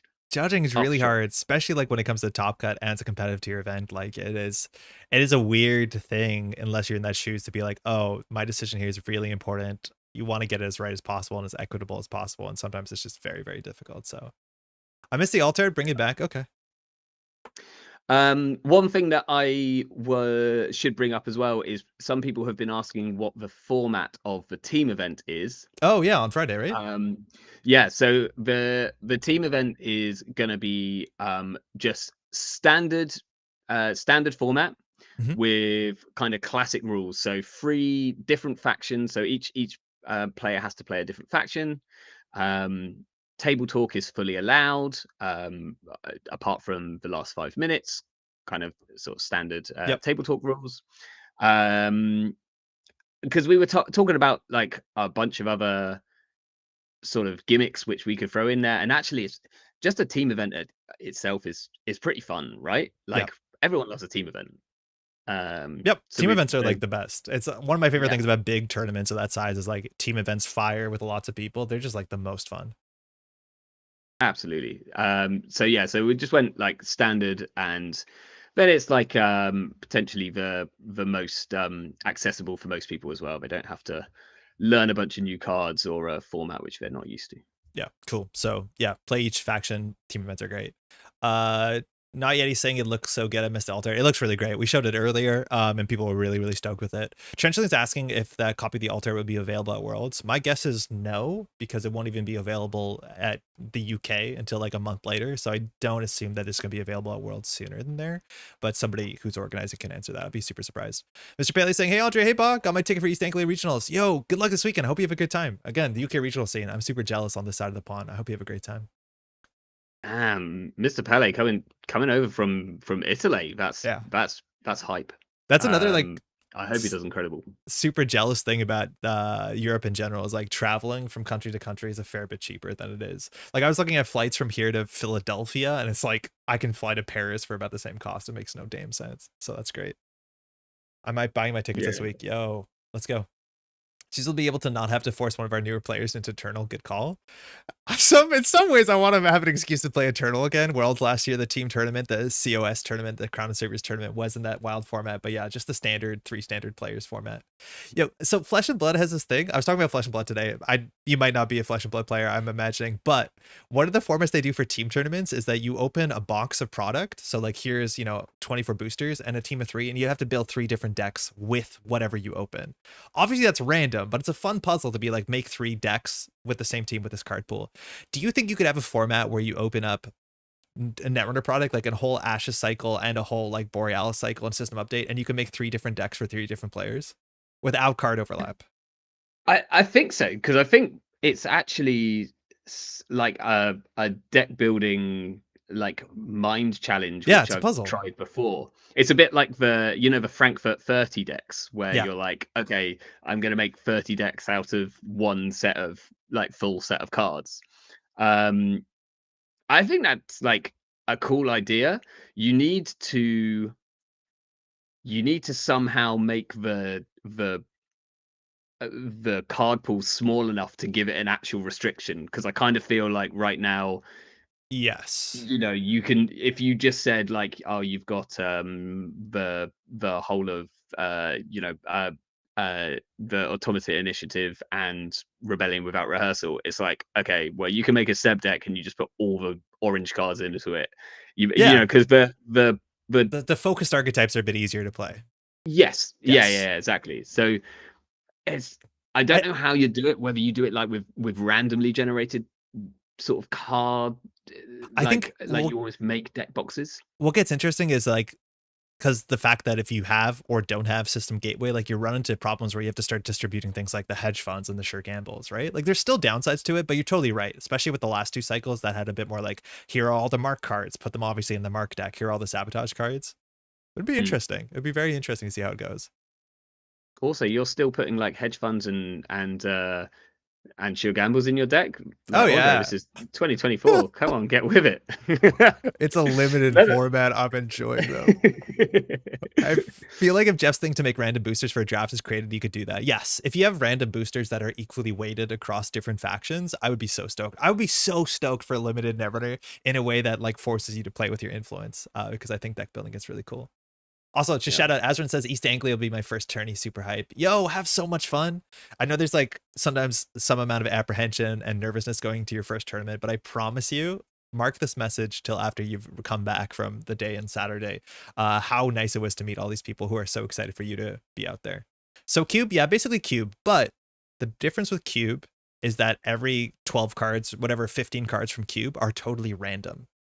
Like, I think one of the big things when it comes to Cube is firstly, you don't have to build with influence. And secondly, every single pack, sorry, we're doing a Flesh and Blood tangent again. Most packs that you open randomly in CCGs, the pack has a distribution. So when I take my card and pass it to the person to my left, they know I took the criminal card because each pack should have 3 criminal cards. And that actually allows you to make a bit more forward-thinking ideas on what you're drafting. And currently one of the problems with not problems, but one of the things that's different about Cube is that like the packs are fully random. You have no idea what the person to your right or left has taken unless you just realize you never see any cards with the word tag on it. Then you should probably be scared. Cube is fun though. You made a guide, huh? I did, yeah. So if you're thinking of coming to UK Nationals and you're wondering about like where to stay, how much it will cost, how to get here, and most importantly, where to get some really good food and coffee and places to drink, I put this together. This is pretty. It's yeah, it started off as like a really bare bones Word document, and I was just like, oh yeah, I'll throw a few bits together.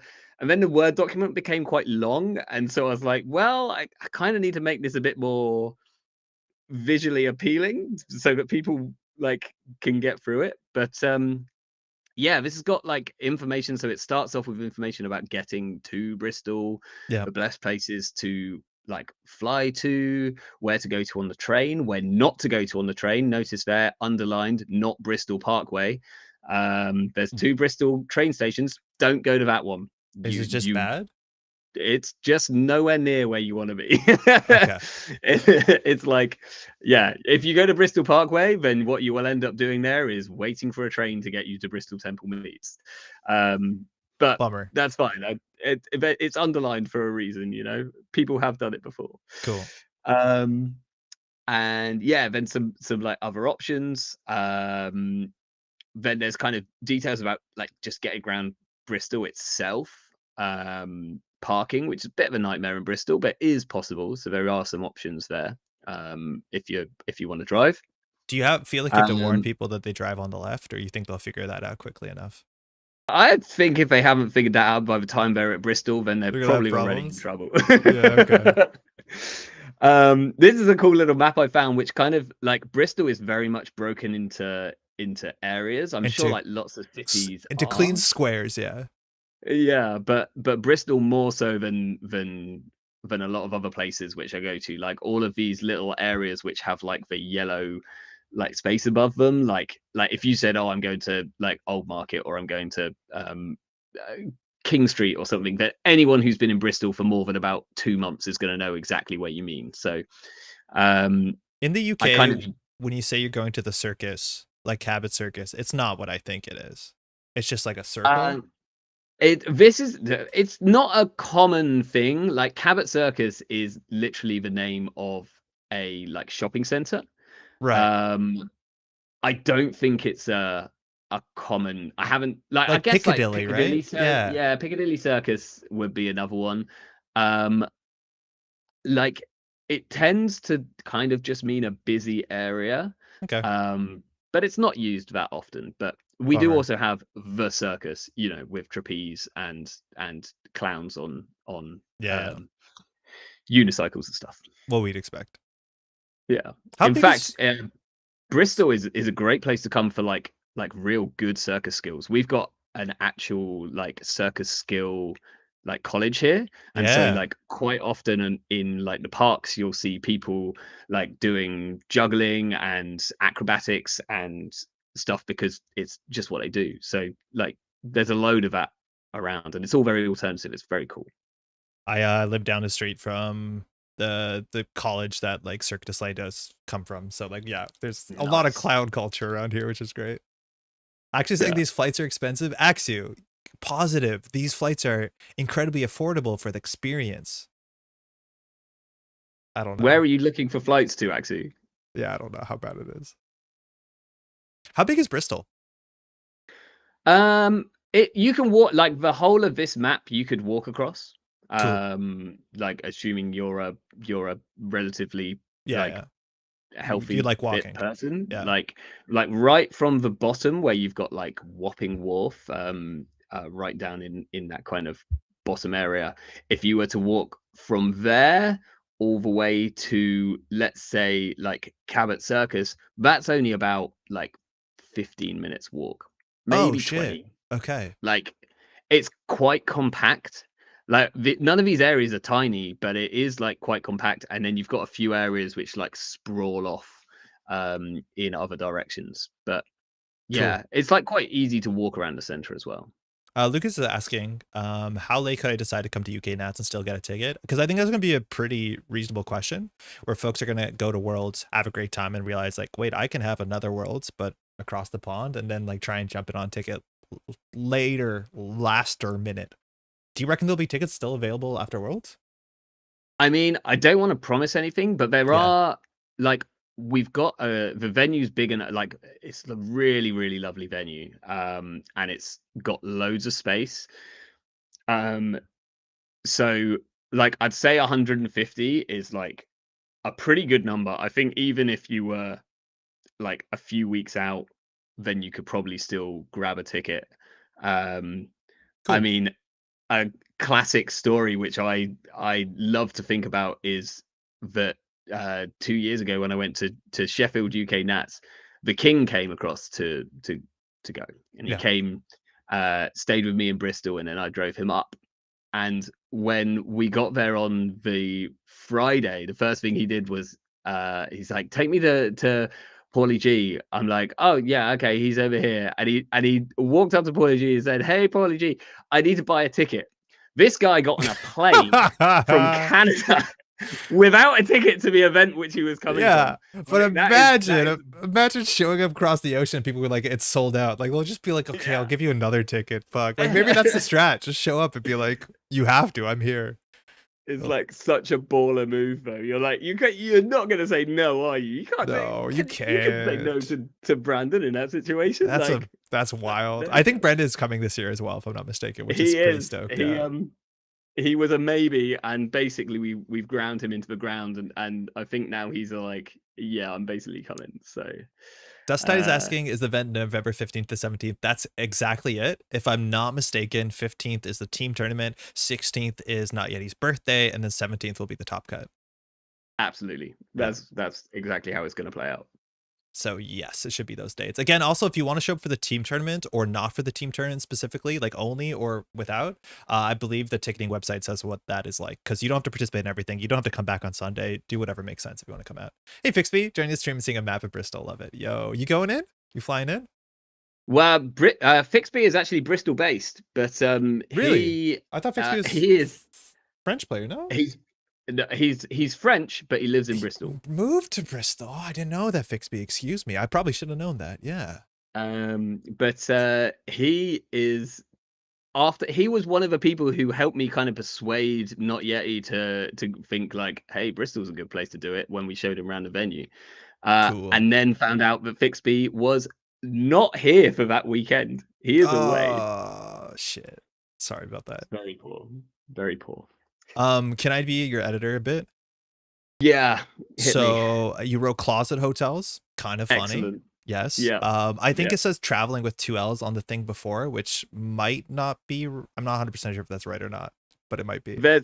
it's probably littered with some spelling mistakes. I did Cobra Bubbles, who's an excellent editor, did go through and pull out pick out some of the more Okay. significant ones, and then he's like, "There's also a bunch of other ones," and I was like, "Yeah, Send it. but they give it character, right?" Where is this gonna be shared? Because I have a link to a PDF, and I don't know if I can just link people to this PDF because I don't know it's uploaded. But if people want to see this, obviously, where do I put it, or where are y'all gonna put it? Yeah, so I've popped it on Discord. You can find it in GLC, Okay. in the announcements bit of GLC. You can find it in the UK Netrunner Discord. In I've linked it into the regional section there. I need to host it somewhere just so that you can link it easily, because I realize I haven't done that. I can throw it on a drive, or if you throw it a drive, just give me the link and I'll post it on the bottom of this video once you've set it up. Perfect. Cool. Yeah. All right. We'll do that. Cool. I think it'll also be on Slack and things like that. So for all the old heads, of which there's many in the UK, Slack. you can get it there. Cool. So accommodation options. Yep. Pretty nice. Mainly just to kind of give you an idea of pricing and stuff like that. And there's lots of various different options there. Bristol game shop, LGBTQ plus options. Cool. Yeah. So this is just a note, basically. You'll see as we go down, a lot of the places have LGBTQ listed on them. None of the coffee shops, unfortunately, but that is not to say that any of these places are not friendly towards LGBTQ community. It's just that the places which I've put that little mark on are have publicly announced that they are a safe space for people who are LGBTQ plus. Cool. And there's a lot of them in Bristol, which is good. Is Wogan a name, or does that mean something?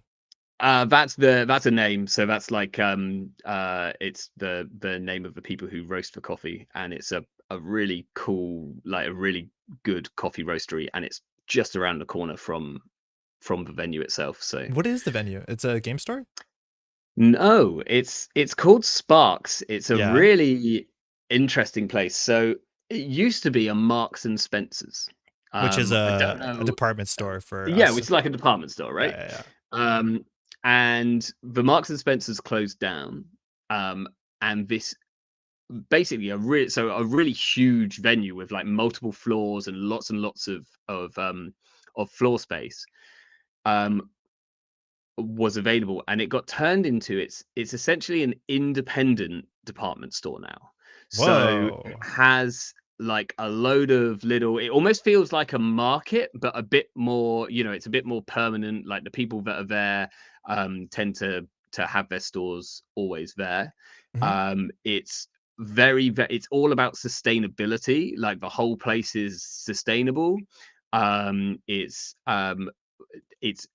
It shouts out about being LGBTQ plus. It's incredibly diverse.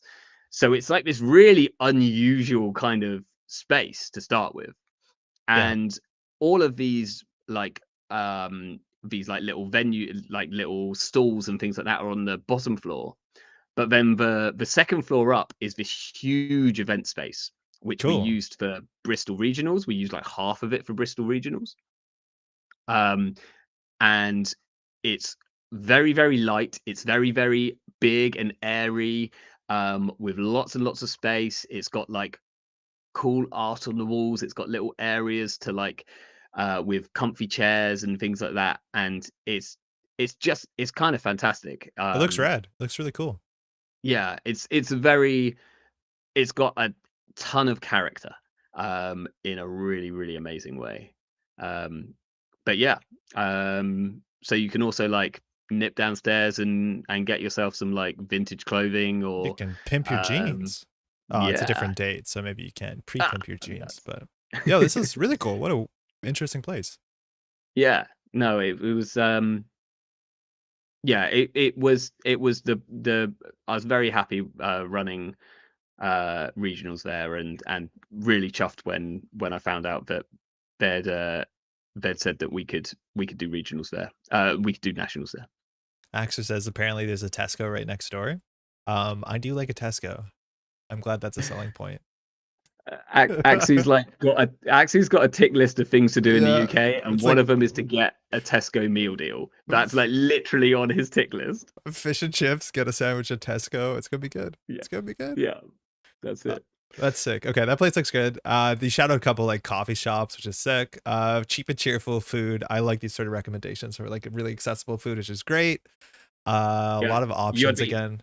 Sorry? yeah, you'll be happy to see how many like there's so much vegetarian and vegan options in Bristol, which Hmm. I know um would make you pretty happy, Yeah, right? super You're cool. you're still vegan, right? I, Vegetarian, yeah. vegetarian, right? Yeah, yeah. Okay. Super cool. Uh, Then other recommendations. So this gets, I think, a bit pricier but and nicer as it goes up in scale. So you obviously yeah, care about this sort of stuff like the high end food as well. Bristol eating is good, huh?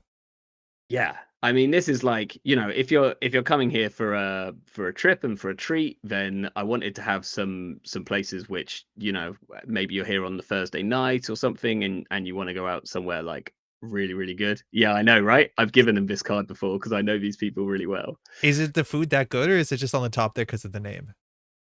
The food is that good. It's genuinely it's Yeah, my favorite restaurant in the whole of Bristol. It's that's sick. amazing. That's really, really It cool. seats 14 people, so it's pretty small. Ah, But that makes sense for a console of that quality. yeah.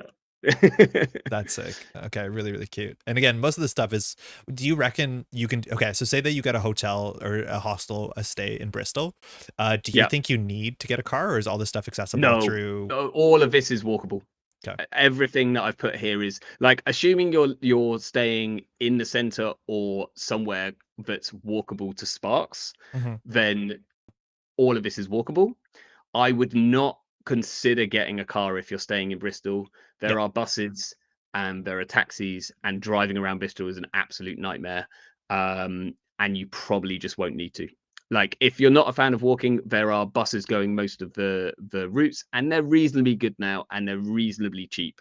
They used to be awful, and they've got a bit better. So Yeah. you can rely on them enough. Is the black cab thing specifically a London thing, or is that a UK thing in general? That's just a London thing, Okay. and even they're like getting pretty rare now because Uber and Yeah. Bolt and things are taking them, but they are still around. Okay. They're still good. Cool. Bars, pubs, cocktails. Some recommendations. That's a lot of recommendations. I can name like 2 bars in my life. That's good. I know there's a bigger pub culture across the pond than maybe we have here. But sick. Live music Yeah, and club nights. A lot of options. Yo, this looks like a well put together document. Really well done. Ask Ba for yeah. wine places. What's a wine place, Ba? Marmo is the best place for like natural wine. Okay. And I will happily join you, Turtok, in a glass around the corner in Marmo.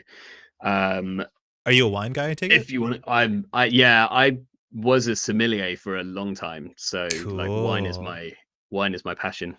Um, but yeah, that's like the best place in the center. All the other good wine places are a little further out. Okay. Very cool. Board game cafes, retro arcades, other options. Oh, I thought I just said a fight club. Okay, it's a fight club. Great. Yeah, Sick. it Okay. starts with drinking.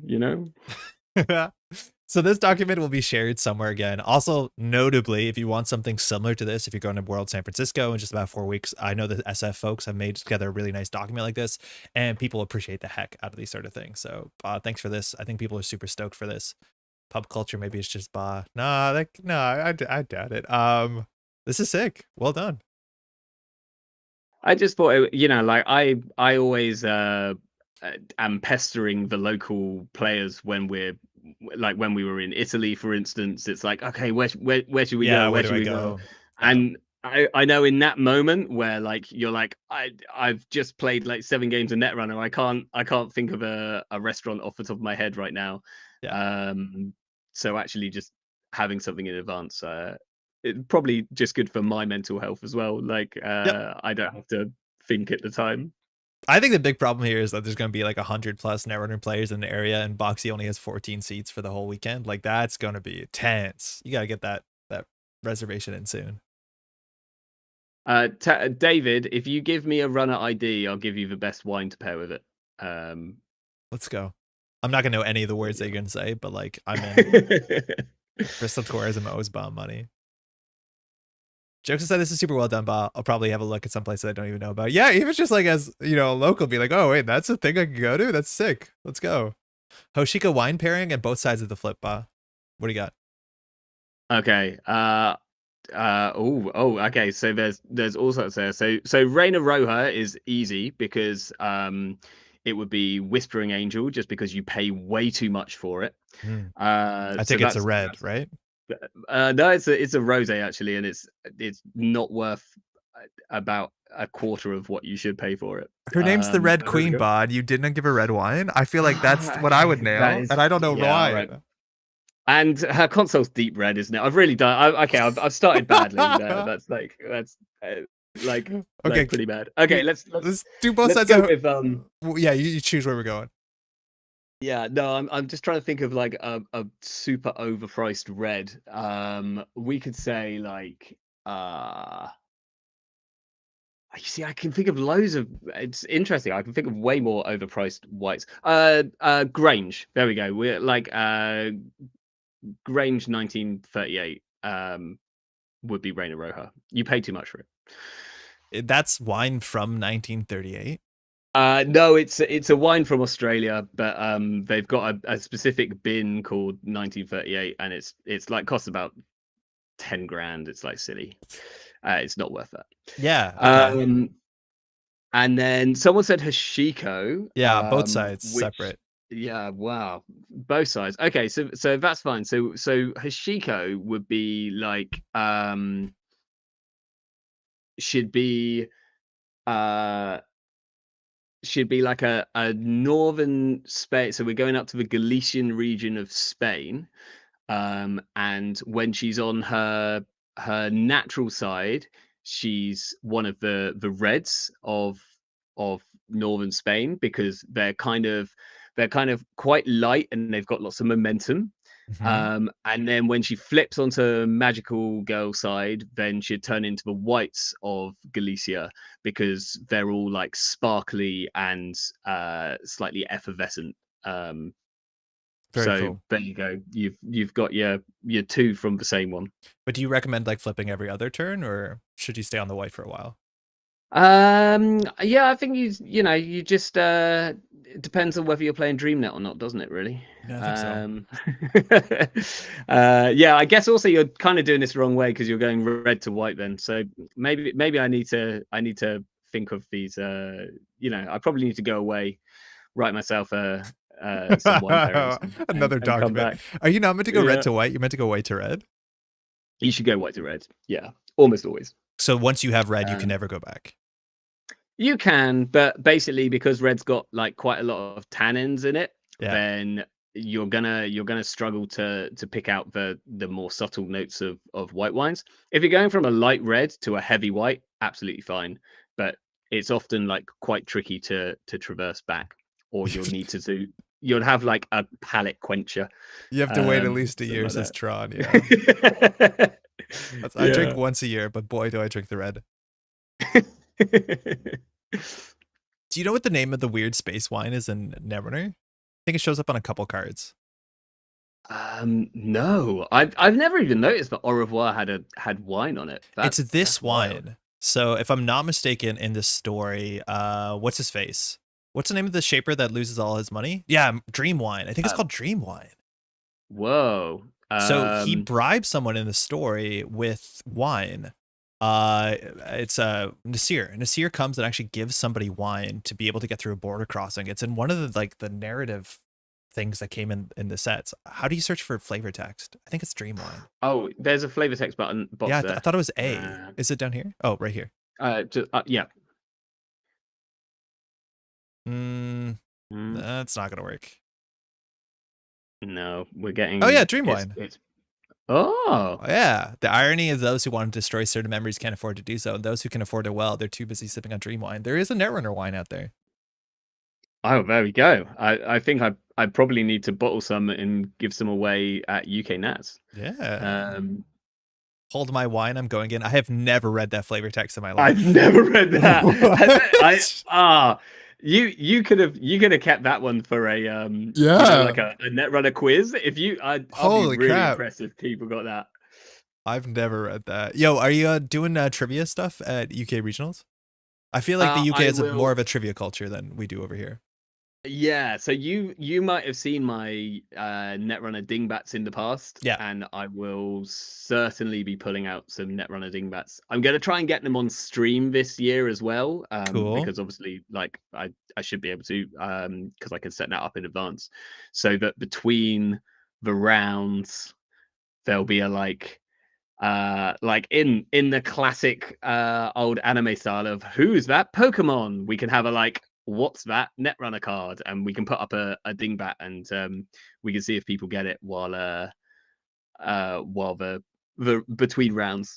But yeah, UK is loves a bit of trivia and like quizzes. We love quizzes. Only Connect is back on right now, which is great. We're watching it on YouTube slowly.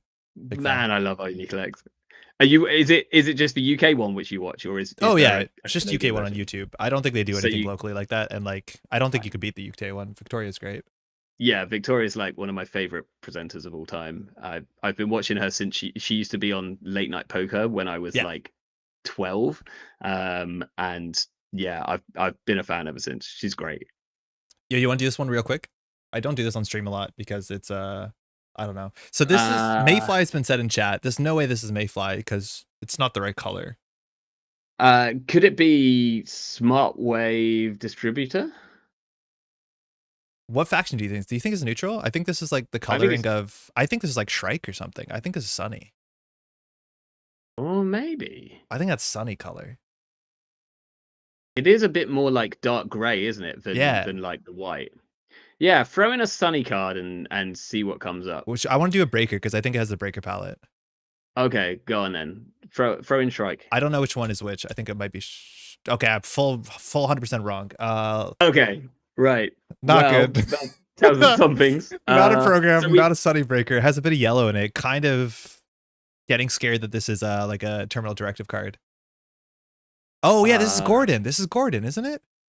Yeah, maybe. NAPD Gordon? Yeah, this is Gordon. It has the yellow at the front of the police tape. This is good because I'm not very good at these, so we can just rely on chat. Yeah. It's like I'm much better at words and numbers, and I'm quite bad at like art and things like that. Like you know the whole problem with cards looking similar. Yeah. I have made so many mistakes. I have made mistakes when I've been oracling for Brandon before. Oh, have you set the wrong card? Yeah. Because I'm like, oh, that's a cat's cradle, and no, it's a Shesbet. Like they're the same card. Yeah.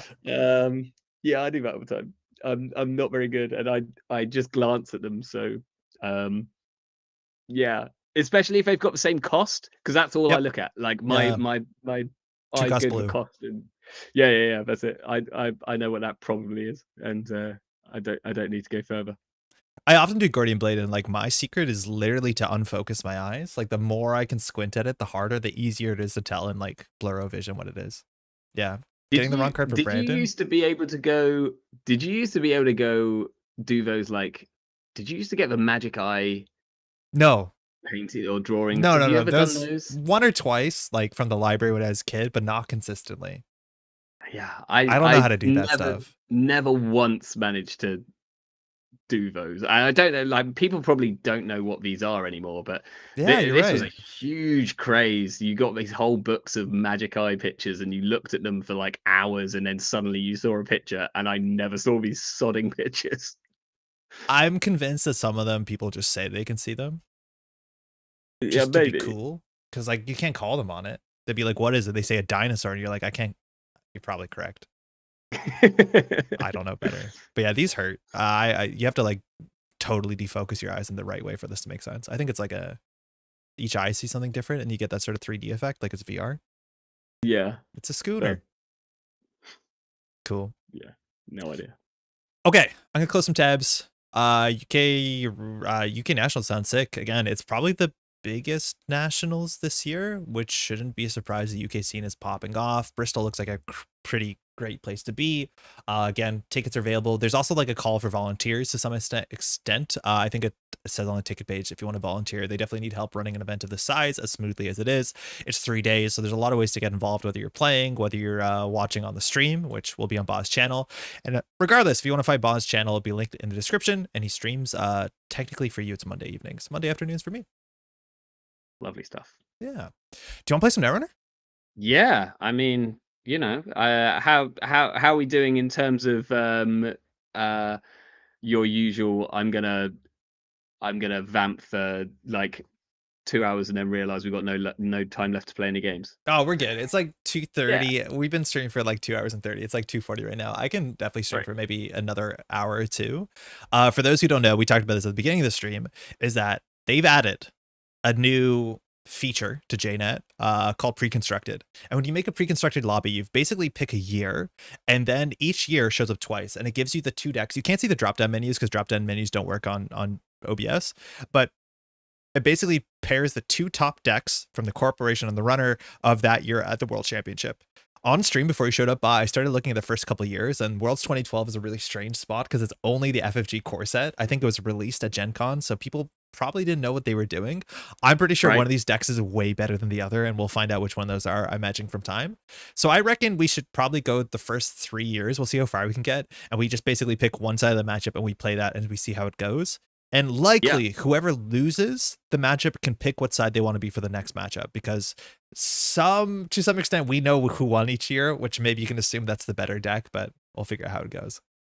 Yeah, no, that sounds like a fun way around to do it. Something I should point out, because so MBK or MB Kelly, who implemented this feature, told me about it the other day. Something that you've got to do, unless they've changed it since, is you have to go up to this little filter box in the top left hand corner, which is just above new game, and you have to activate pre-constructed.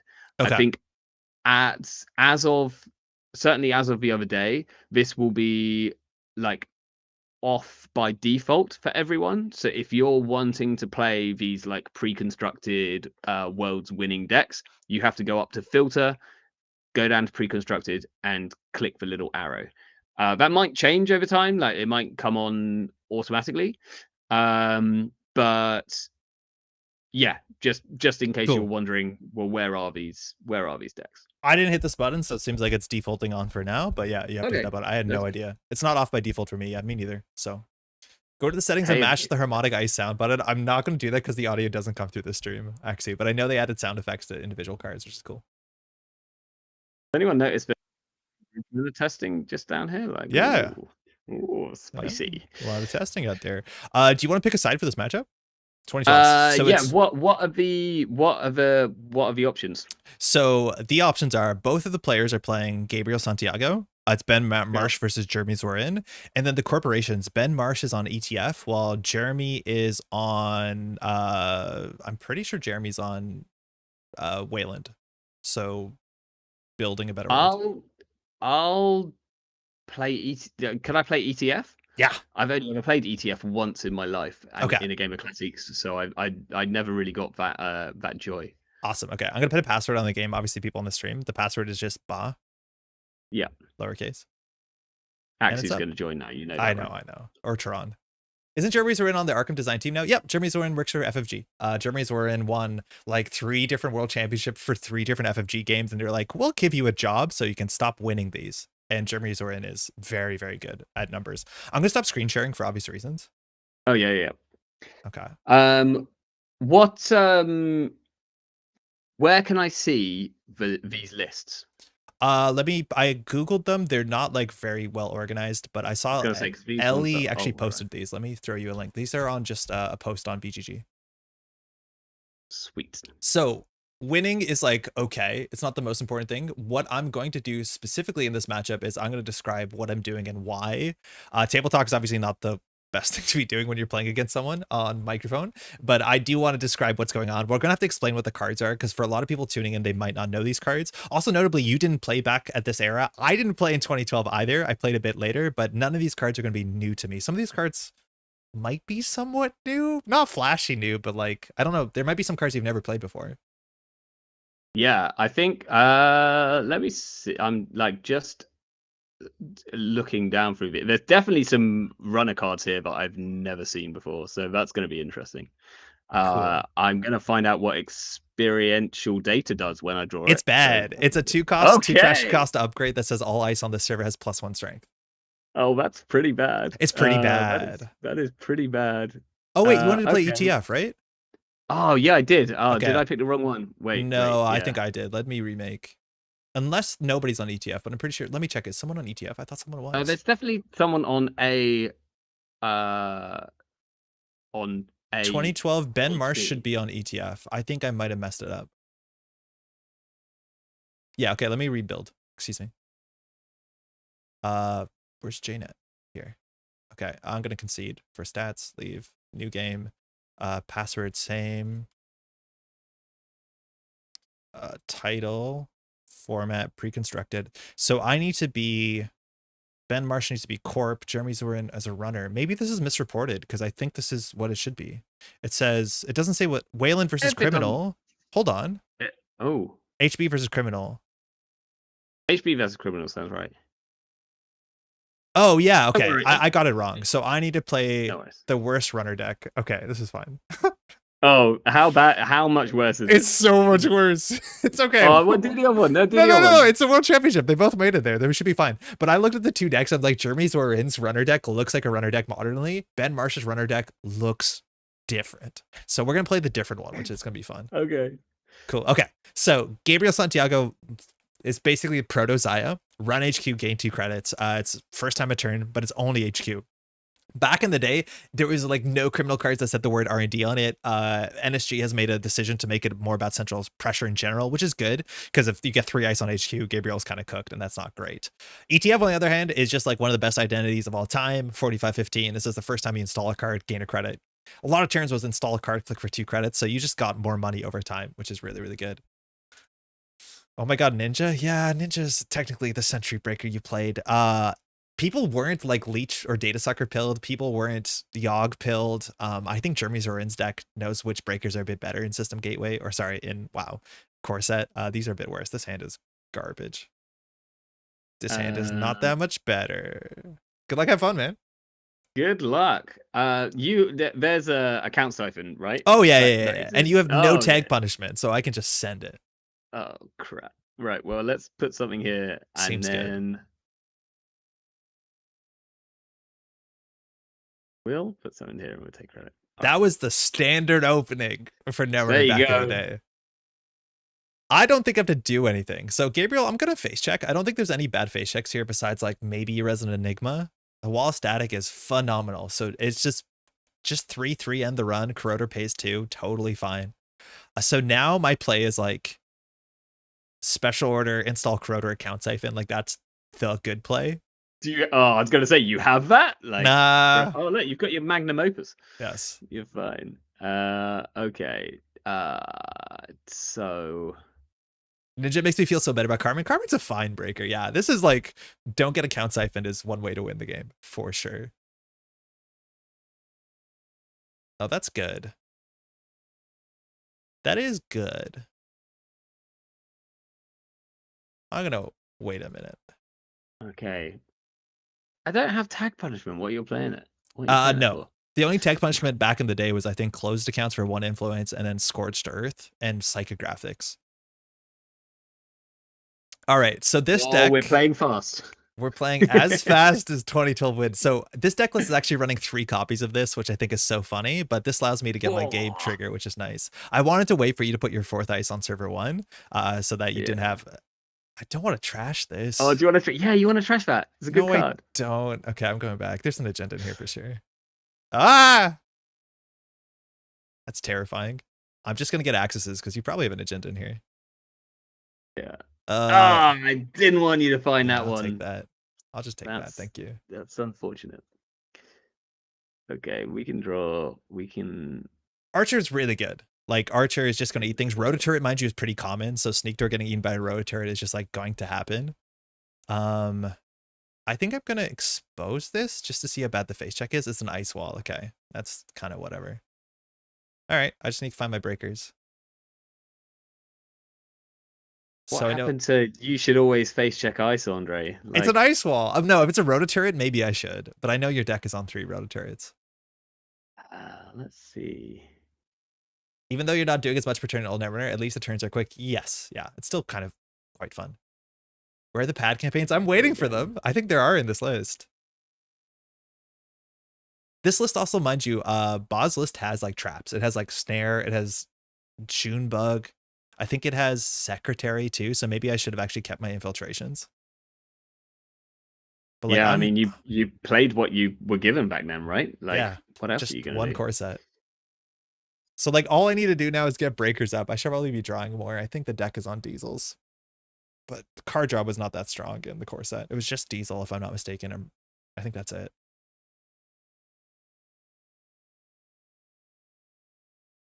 So you flooded yet? There's no Jackson Howard. If you have agendas in hand. No Jackson, yeah, okay. Fine. That's fine. That's good to know. What is this board state? This is just good, honest Netrunner. This is what everyone wants to play, apparently, you know? Yeah, like, I know. We're gonna put out some ice. The archetypal Netrunner. How much money have you got? You've got... I got 12, but I played like a gamble and an Armitage. All right, that I like. I think I might as well. So this is the punishment. Absolute punish. Yeah, for punish. I'm assuming this is a pad campaign, which if our res is a pad campaign. Oh no! I so nearly got you with a snare. I think I lost my Yogg. That's not good. Oh, brilliant. That is great. Yeah. Avoid a tag. What the hell, man? Avoid a tag. Hold on. There's no tag punishment, right? Right? I'm looking.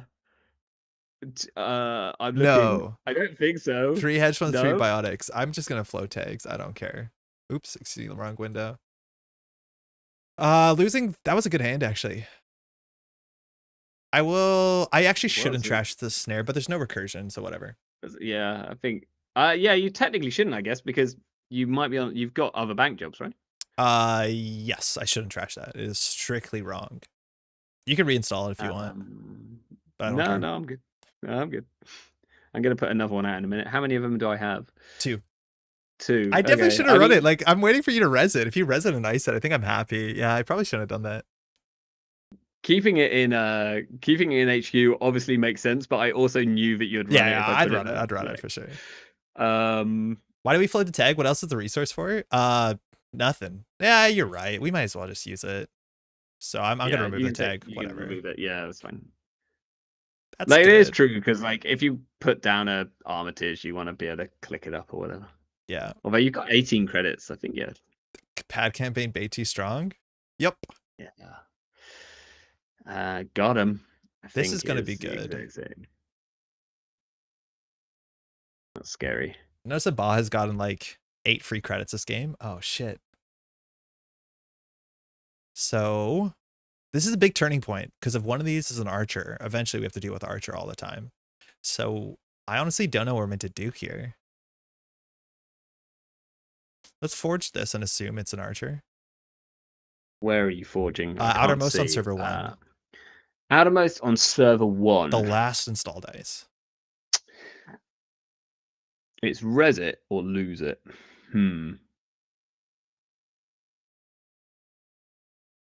Yeah.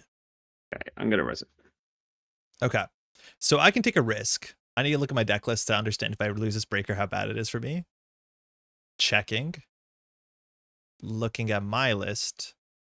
It's not the worst. So I'm just gonna force a res here. This is actually very bad for me, likely, because the chance of this being 2 barriers in a row is unlikely when I see wall of statics, 2 of them. So like, give me a rototurret. Yeah, there's also a chance that I can't res that ice. Fuck off. No way. Yeah, but also June. Yeah, whatever, man. Okay, but I didn't get as many. I didn't get the good things this time. Yeah. You got the best things from my hand, I'll be honest. I'm not trashing that. Have we found the archer? I don't know. If this can't be res, it either is the archer or it's like Heimdall. You really should be more careful. Yeah, tell me about how it. how many yogs are you on? 1. Interesting. I think I have What's a Gordian otherwise. Gordian? Okay. Yeah, 1 Gordian, 1 Yogg, 1 Crypsis.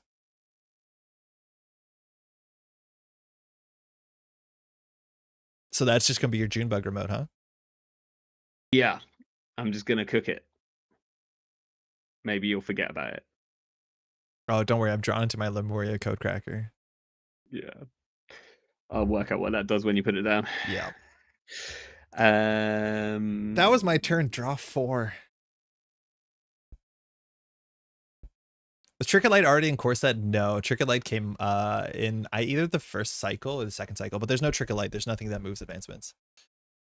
Yeah, okay. There was Trick of Light in the revised core set because I remember that being a thing.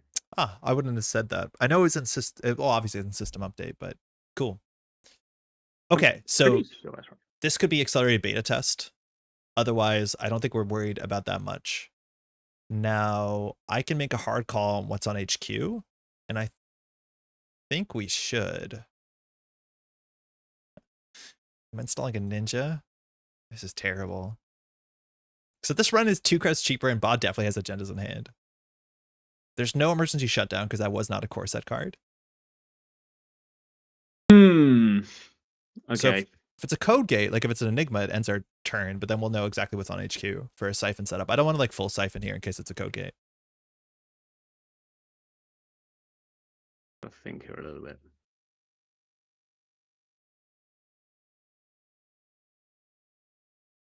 So I think I just let you in here. Oh, cool. I like that. Not telling me what's on HQ. Now I make money on this run, which is great.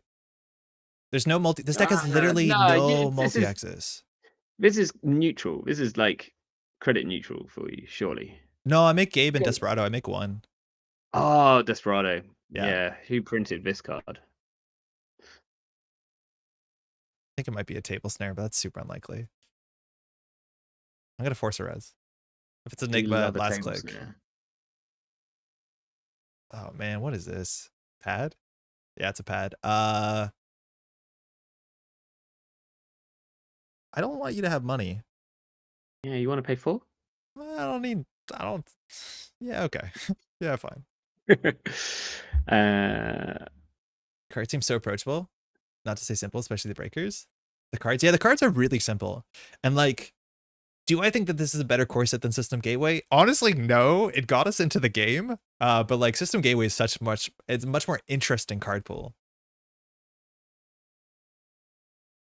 Now, Baa definitely needs to res something on HQ because we got the pressure coming in. And we still have like 3 siphons, which is a 15 credit swing. 16 credit with Desperado. So I think Baa needs to hope the outermost is a code gate. And not resing is smart because we can't tell if it's going to go through. Pat's negative credits on the first turn. Yeah, I know, but it's negative credits and then an ice. Like maybe it was worth going because if we check it, we still make Desperado. You might be right that we can let it fire.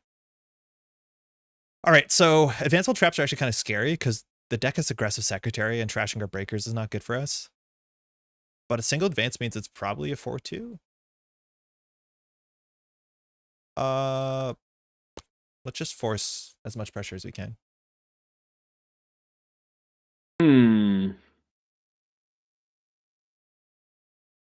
I'm so sad we're not on the toilet seat inside job. Yeah, I probably should change my card arts to the original core set printings because even the special order is not the original core set printing. This is the revised core set. Some cards got re-arted.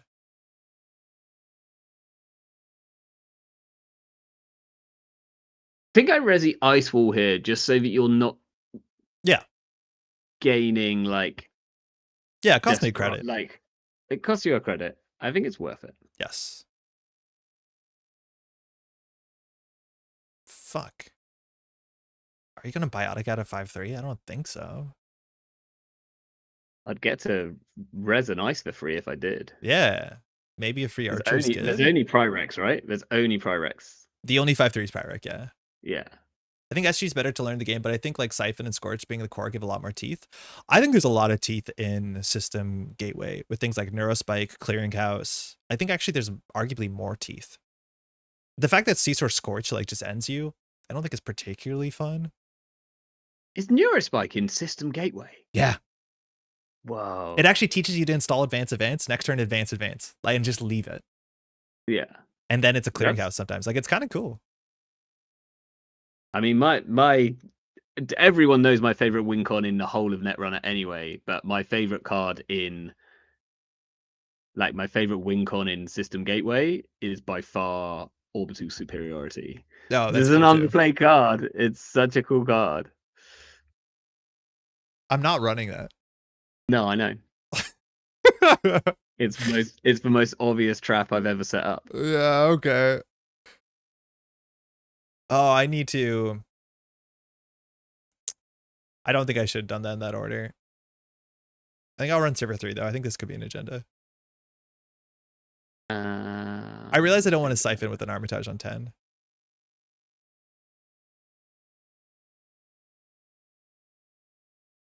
Do you want to res? Yeah, I'm gonna res. Cool. So we don't have to break all of Enigma. I did though for some reason. You can take credit. Adonis? Yeah, I'll trash that. Yeah, it's unfortunate you had just enough of that. And you would have anyway. I forgot that like Desperado's nuts. Who designed this? Don't worry, you only got one in the core set, so it's balanced. CCG. Okay. CCG thoughts, fine. yeah. They worked it out. MIC at home? Enigma is, I don't think it is anymore, but it was like the most worlds winning card of all time. It might not be anymore, but Enigma has just almost always been relevant. Good card. Yeah, get that out of there. I mean, if you're not going to run it at that point.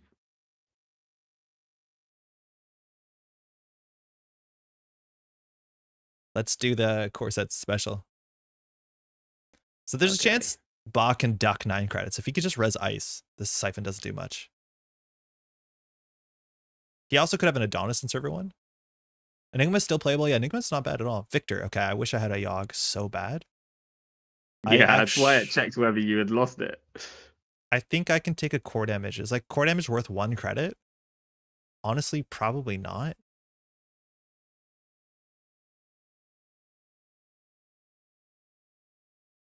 Oh, I overboosted. Imagine I broke the end of the run. You can net damage core damage me. That's fine. Yeah. Let's do that one. Cool.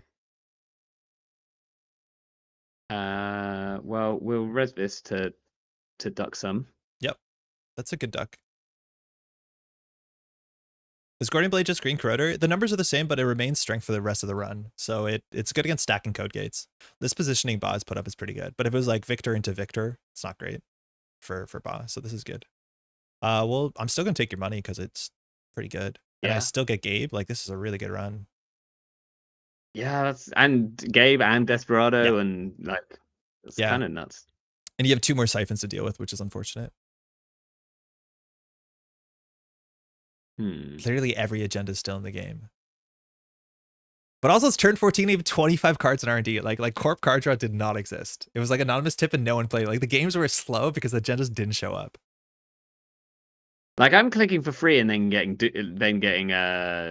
siphoned again, aren't I? Like essentially that's probably how this goes. It might go like that, yeah.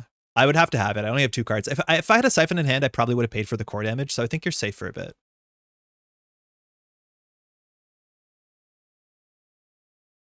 So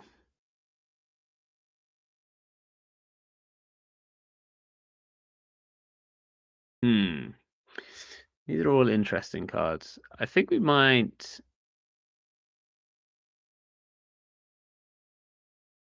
Are we just clicking for free? I think we're just clicking for free. Yeah, that's fair. Draw. Sneak door. Were there any double or triple cards in early Netrunner? No. I think the first doubles were in the second cycle with like Lucky Find and stuff like that.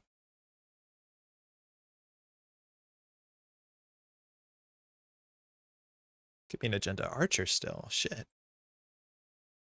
I'll run ID for a single, get some information. You might be able to res here, but that's okay.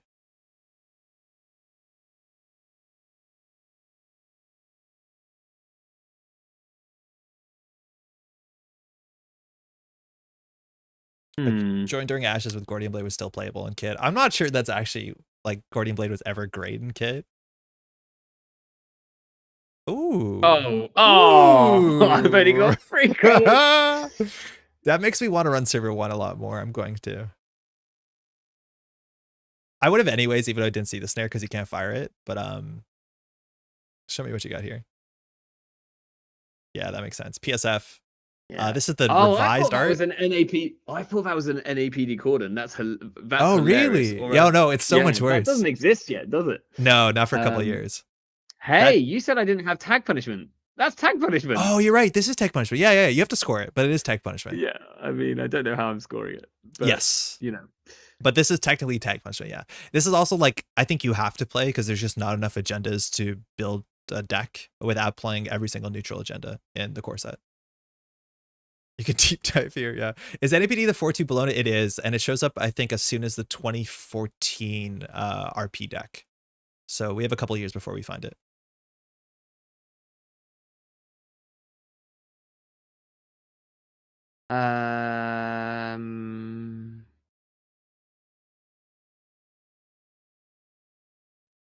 Okay. I don't know what I'm drawing for, but I am drawing. I think you're drawing for 2 copies of Account Siphon. Yeah, that actually is exactly accurate. Yeah. Account Siphon here would be really good, but it's still hard for you to duck it. Give me a 5-3. I think I should check archives at some point. NAPD feels more frustrating than Bologna to me for some reason. It's because it was neutral and it's everywhere. Like, when you're playing against NBN, it was easier to play around Bologna, but when it's, like, in literally any deck. Ooh, that's a good card. That's a really good card. That's very expensive for me to break. I'll just draw. Oh, I have 4 hand size. Whatever. Yeah, you said it wouldn't be a problem taking a core damage. It wasn't. Oh, that's fine. You can throw a decoy out. That's fine. Ichi, yeah. How do you break this? You pay like I pay 2 clicks, like you 2 basically clicks. click. Yeah. You click can't in the trade. Spend 6 to. Oh no, 3 to boost is okay. 5 for Ichi is like what you maybe expect. Yeah. It makes me think and wish that there were some deck lists like the WC decks that would play well against each other, like a battle box. Some folks have battle box type decks online. You'd have to find them. Like, I think Project Crow is one of them. I can't say what any of them are good. Like, I've never played any of them, but people do make decks like that. Also, like, these matchups might not even be good matchups for what it's worth. I think Lemuria is playable change. Like, as soon as something gets in a remote server, I'll drop the Lemuria because running HQ seems cheap. It feels awful clicking up to 6. It feels really bad clicking up to 6. Do I have it? I don't have it. Classique is exactly what you're looking for. Yeah, come to UK Nats. You can play some Classiques. Someone will be doing Classiques on Sunday. I can, like, next to guarantee it. UK loves its Classiques. Yeah, Classique is fun. I had a good time playing Classique whenever I play Classique. Sure. Oh, yeah, I should have seen that coming. That's on me. Yeah. Don't worry, you can click through it, right? Yeah, right. Break, trash. I might as well break the trace. I have a lot of cards in hand. I'll pay 1. It's fine. You might as well break the trace. Like, it's the same as you don't have a link, right? Like, nope. No. But I could just let it fire. What does it do? One time. Another tag and a core damage. Yeah. Core damage. Keep finding this bionic labor. Yeah, it's gonna be a while before I can play it. Yeah. Corpse didn't have flashy cards besides Scorched Earth. I would never leave home without your film critic. Film critic was a while after though. So like there was at least a year or so between NAPD and film critic existing. And also for a while, film critic was restricted or cost influence, as did NAPD. Oh, actually. What's that? Your hand is 6 biotics? Okay. So many biotics. So now it's hard to run HQ, but just make some money. Can run here. Oh, Astro Script was pretty flashy, right? think we res this. Okay, so I'm no longer worried about the remote. I'll pay 1 for my click. Again, this deck has no multi-access. This is going to be a frustrating end state. I don't think we have to run server 3, but that doesn't mean we can't. Order lull, fine. Woof.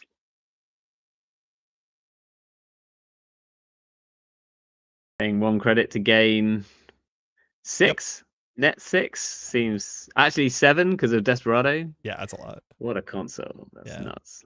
Bank job, the original double from the core set.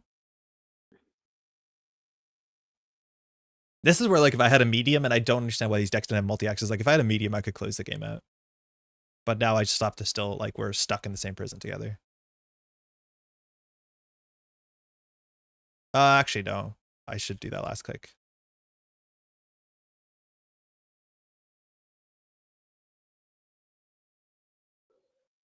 Was there every time where you leave money on bank job? Yeah, there was, Turdock. For a while when Fairchild 3 existed, there was a reason to just discard cards. Also, if you played Aesop's Pawn Shop, as soon as, like, the core set, you wanted to leave 1 credit on it and sell it to the pawn shop. There's also some decks where it's technically a replacement access effect. So if there was a narrow meta where there was a card that on the table, I'll take that, where it was a trap, it was a nice card to have to be like, instead of accessing, I'll just touch the bank job. And it was always a panic button. So if someone like has to res like a Hendrick or something, you could technically just look at the bank job instead. Yeah, it'd be pretty sweet in this, like, in against Angelique decks. Because those you have to res in advance. Yeah, exactly. Oh, my June bug. I honestly think I'm just going to keep running R&D.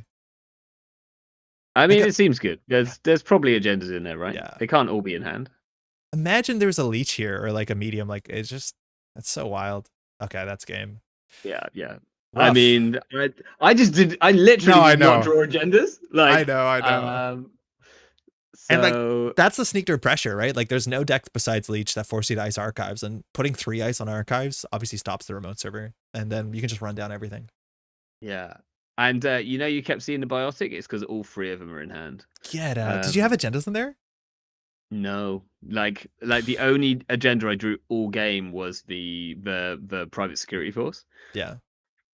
I am about to draw 2 hedge funds, so I can go credit hedge next turn and maybe get back into the money game, but like I don't know where I'm scoring out. Like, this is a toll booth on server 1, which was like my one hope of having a server, but it's well placed because I have 3 inside jobs. Your ice placement's pretty good. What's server 3, Adonis or a bad campaign? It is an aggressive secretary because I just needed to maybe try and pull you somewhere. That is an advanceable trap that trashes programs. It's really good. Yeah. I would have much rather you accidentally ran an aggressive secretary than a June bug earlier. That would have felt much better for me. Yeah, that would have been pretty good. Yeah, so Rohit's saying, honestly, I want this kind of gameplay back. It's like fun and interesting. And if you can play like cube or limited, mind you, ONR also plays a lot like this. It's even wilder because the cards are a bit more wacky, which is kind of fun. But for what it's worth, like, I don't think Baa was able to make good decisions. Not really. Like, I mean, there's a chance I could have just gone a bit faster. I was playing like a very defensive, like, I'm gonna get my, because I was just so worried about being like siphoned to the ground, and I don't know whether like, and rightfully so. Like you need to respect it. Maybe like you don't have to double ice R&D because I can't do much with R&D besides run with Desperado. My siphons are going to take a while to draw into, which is not great for me, but it's like there's not that much to do. Your agendas are not incredibly tempo positive besides ABT, so corporations generally like kind of turtled up and then scored out when they felt like they had a window or they could bluff with traps. And this deck notably is playing traps, while Jeremy Zed's winning corp deck was running no traps, just efficiency and like a scorched earth. Yeah. What would be interesting is, like, you say I can do ABTs to get on tempo, but I think I've drawn almost all of my ice at this point. So all your archers too. Like, yeah. All like I had 2 archers in. I think I had 1 on the table somewhere and 1 in hand, and like it's like I can't even get any value out of it if I do fire it. Jason saying, now that we know how to run, I don't see how Corpse could ever win in this format. I think it's incredibly hard. I agree. I think now that play skill is a bit higher and people know how to run and how to face check and what to respect, the game is different. Like, this Desperado probably gave me 12 credits, maybe? Like, this card's loads. absurd. Yeah, it's absurd. Probably more. Yeah. Probably more than 12. There were times when you ran like 3-4 times a turn. So yeah. And this is not the best breaker suite for the format. Like, you could be running this for cheaper. In theory, yeah, it's definitely hard. I think Asterscript maybe does something, Scorched Earth maybe does something, but it's hard. Oh yeah, damn! This other list is on like parasites and yeah, it's good. Suckers. It is like it looks more like a list you'd expect. Like, it has Leech, Desperado, both as 3 ofs. This is only on 2 Desperados, which is so puzzling to me. I mean, there's a good chance he only had 2 Desperados. Yeah, just bought 2, only could get 2 at Gen Con. Yeah, that's like really funny. It's a possibility, isn't it? Like, yeah, I think it is. It's truly a possibility. Okay, 2013. I have the list. Let me share them with you. So we've looked over these early on stream. Where did I put my Discord? So these lists are a bit more, I think, what you expect. Now, it's still Criminal. Andromeda is out now. There was a lot of good identities. There was some identities in the next cycle. So this is 1 cycle in. So we've had the Genesis cycle. Account siphon still a big deal. We have Dirty Laundries now with Creation and Control. Emergency Shutdown now is a real card. So resing Big Ice as like a permanent solution is not great. We're on Plascrete. And now I do have multi-access on the runner side. R&D interface shows up as a 2 of. The Breaker Suite is actually like really good. Mimic and Yogg are starting to show up with Data Sucker. All these cards are 1 influence. Mind you, Data Sucker is just Leech. And then we have a slow package of resources like Caddy Jones, John Masnori is great, and Proco. So understanding the speed of the game, whether Caddy or Proco is better, and even pulling them out with Hostage is kind of like the important thing that Jens wants to figure out here. Desperado was rare. Yeah, it was only 1 of. ETF deck is like really cool because now we finally got our first HP defensive upgrades with Ash, and this deck is on 2 Sansan. I opened up some of the finals games and it was just a Sansan on the table, not iced, and like Jen scores out like 6 points on it. The runner's just not trashing the Sansan because it cost 5. Like, it's so goofy. The agendas, we have FCOM, which is a really good card for getting you more clicks, as much as there's no tricks to use the efficiency committee because it means you can advance on that turn, so use it for setup. And the ice just becomes value ice, right? Like, we get really good value ice. Ichi still showing up as a 1 of. I think that card's pretty good. Somehow still in 3 Roto Turret as maybe the worst face check perceived in the format. Viper is probably underplayed. Victor still sees play, but this is Victor 2, which came out in Creation Control. Eli now showed up, and Eli is just a 4 credit break with Corroder, which is just very, very good. And now we're seeing also some amount of pop-up window is just a value option. The other side is Kate, and it's not prepaid Kate, but it's like Atman, Data Sucker Kate. Wait, this deck is way cooler than I thought it would be for 2013. Yeah, this is funky, and it's got a Deus Ex, so it gets my approval. This is actually a sick deck. 3 Caddy is so goofy because I think Caddy was a bit overrated. Modded Tester on Sure Gamble, and Atman is just a breaker that you decide, and 3 Desperado Shaper coming in second at Worlds. That is so damn cool. NBN is probably Fast Advance.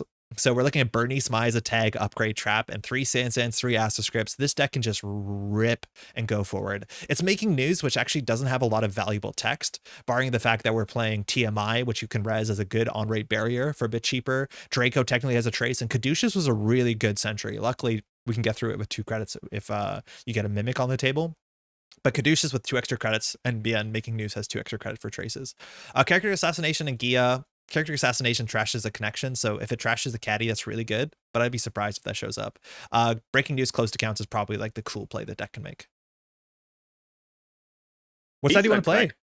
Yeah, I can't. These look fun. I kind of want to run. I don't know if I've ever played Andromeda. Oh, it's really fun. Yeah, but actually no, I did. But literally just the other day when MBK was showing me these decks. The Kate deck I can immediately like makes a ton of sense to me because it's Shaper, and so like I can easily work out what I'm meant to be doing there, which is cool. But I think I want to try this Andy deck. Cool. So yeah, I'll play Andromeda. Okay, I'll host. Tom is asking really quickly, any insight on the upcoming Dawn? I'm personally incredible, excited to see more new cards. No, we've heard nothing really about Dawn for a minute. It's been a while. I'm assuming there's going to be some amount of like Dawn news at Worlds. I think people are expecting that. Generally, Dawn was dropped at last Worlds. I think it'd be like pretty fitting to get some Dawn news at this Worlds. But there's been no update on Dawn so far, besides the fact that it's probably coming out late Q1 of next year. I think that's the last we've heard. Okay. Yeah, let me late host. late Q1 is importantly like right around my birthday. So if they could just like hit it for the like end of March, that'd be great. I You think that's want optimistic, but you wanted to run Fast Advance NBN versus yes. Andy Sucker. Sick. Yeah. Okay. No. Yeah. Oh, is it Andy Sucker? Yeah, it is Andy Yeah, Sucker. it's Andy Yeah. Sucker, yeah. Same password. Okay. This is going to be fun.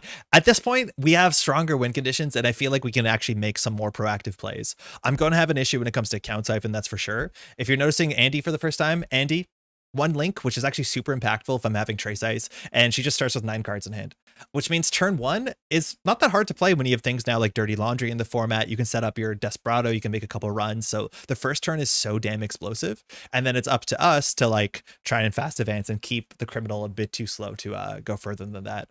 I think this deck might actually be on quality time. Maybe that's next year, but the card draw on these criminal decks was still a bit stodgy. Yeah, I don't think it's quality time. I think I like John Masanori is my John Masanori and Proco is my draw option. Yes, which might be too slow for this matchup. I think if you're playing against ETF like Adonis Glacier, that'd be a bit better. But against this NBN deck, this might not be the best hand. I think it's playable. We'll see how fast we have to go. Yeah, I will assume I'm probably hostaging down a John Masanori if I don't find one like early. Are you worried about tags? I've closed accounts. You're not gonna. Oh, I have mulled. Yeah, no, I've mulled into an excellent hand. 9 excellent cards. Yeah, no, all of them. Yep. We'll. That was an interesting one. I wonder how many people don't know why green level clearance is called green level clearance. It's technically this card and technically this art. There's an older art that has like the shadowy kind of cloaked figure in the digital space. This is the newer art that less people are familiar with. So we're going to ice HQ. I wish we could ice R&D to keep Andromeda off of the value. And I think we're just going to go play a hedge fund. You see, you say that, but that's what I think of when I think of green level clearance. That you think of the weird, like, squiggly clock thing? Well, because that's from the whatever that's revised. Revised. Yeah. So that was like oof. That's the start. Steal an agenda here. Seems okay. I should be hovering over cards more. Apologies if I'm not. What I see you playing here? Like, is there anything I really need to be scared of? Flare. I'm kidding. I'm not on Flare. I'm not on Flare. Okay. Like, no, right? I've got no breakers down. I don't know what any of your ice does, but I'm gonna find out. I think I'd be most upset if this is a pop-up window. I need to figure out how much money to spend on this. So this is Draco. When you res it, you can spend X credits to put X power counters, and X is the strength. I now need to look at, and mind you, we were at closed deck lists. What is your killer? Because there's some incentive here to get this up above the mimic you're on.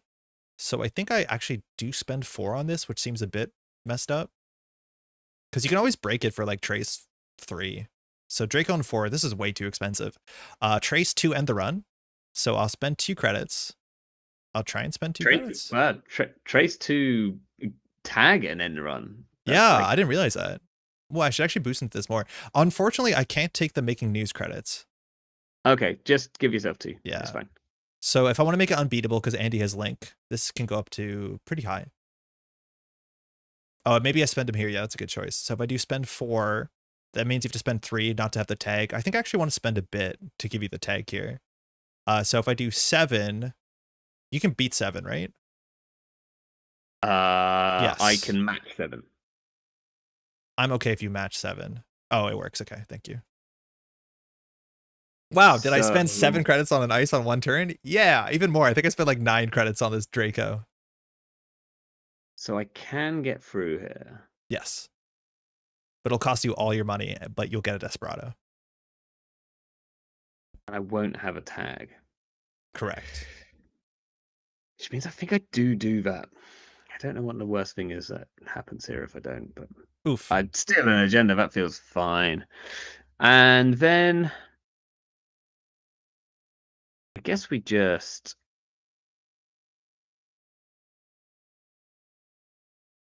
And the cool thing is like Draco is good against E-Shutdown because I don't have to pay the power counters again.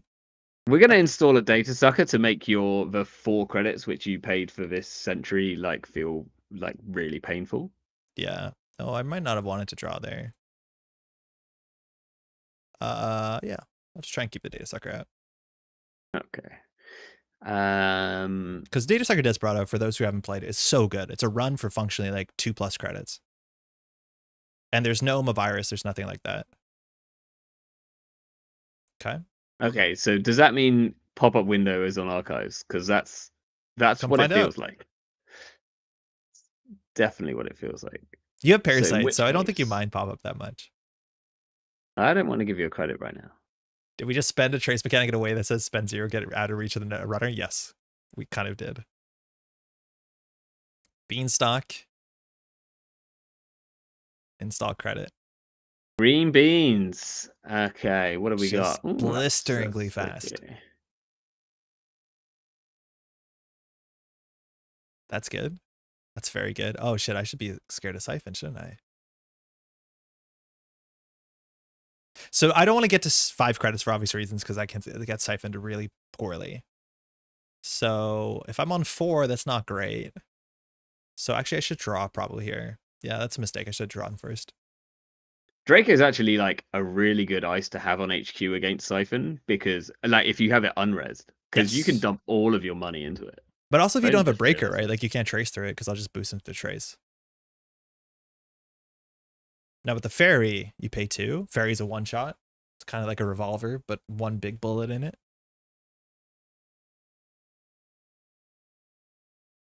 Yeah, okay. Ooh. Man, Yeah, this shit, is several one, not like- very fast. This is fine. We're gonna FAO, my beloved. Yeah, right? FAO has really, like I really want to click for credits. 2 really good FFG arts. This is the NSG one. The new FAO has such nice art. This is the problem, is like unless it's an Astro script, I'm not heavily incentivized to score an agenda because it's not great. This might not be how we're meant to play this, but it's what I'm gonna do. So you're saying you don't have an Astro script in hand? That's fun. Not yet. Let's put down a Yogg and piss. make Enigma hurt. Yeah, that sucks. So now Yogg breaks every Enigma in my deck, which there's 3 of them for no credits. That is going to be a problem when every run makes 3 credits. Definitely steal one of those. I think I've lost the game on this turn. This, like, genuinely might be it, right? Yes. Like 2 data sucker tokens, open R&D, Desperado. I think I've lost the game. I wonder if I should have respected that. I think I trash Benny Smite. I'm unsure, but there's a lot of words on it. I need to like. There's a big trace. She's in the Netrunner power pose, so I get it. Yeah, she doesn't have her feet on her desk. To some extent, Okay, keeping the well, Enigma that around makes makes sense if I have program destruction, and I think every deck has program destruction in the format. So in terms of program destruction, what are we talking about 3 here? We're roto talking turrets. about roto turret, which I can currently deal with, and Ichi, which I can click through. What does Grim do? A trash it program. Okay. It gives you bad pub though. I might need to look it up. What is it? 5 strength neutral, just trash it program, nothing else. Wow. I can write it in the chat if you want. Oh yeah, that's a much better way to do it. Yeah, illicit ice. One of the first illicit ice. Though. Wow. Yeah. Okay, so what am I really scared of? Oh, here? so I've got Spin was out. down. You're halfway through the Spin set, or like I think 1 set from Spin came out, because there is Jackson in these and Grim.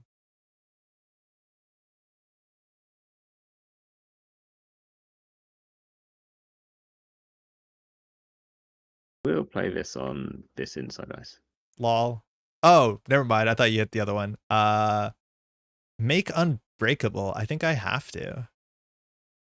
When you res TMI, trace 2. If unsuccessful, de-res TMI. Yeah. Holy hell. Yes. It's a cool design. I mean, yeah, it is a cool design. I guess 5-string barrier for 3. News, this is pretty bad, right? Yes, it wasn't very well played outside of making news. But out of making news, that's a trace 4. Like that's kind of sick. Ooh. Art's cool too. This must be an Ed. Yeah, this is Ed Machinian. He's been making art forever. Guess who's gonna click for 3? Yeah. Well, I guess he's gonna draw for free. Yeah. Draw again. Interesting. Hmm.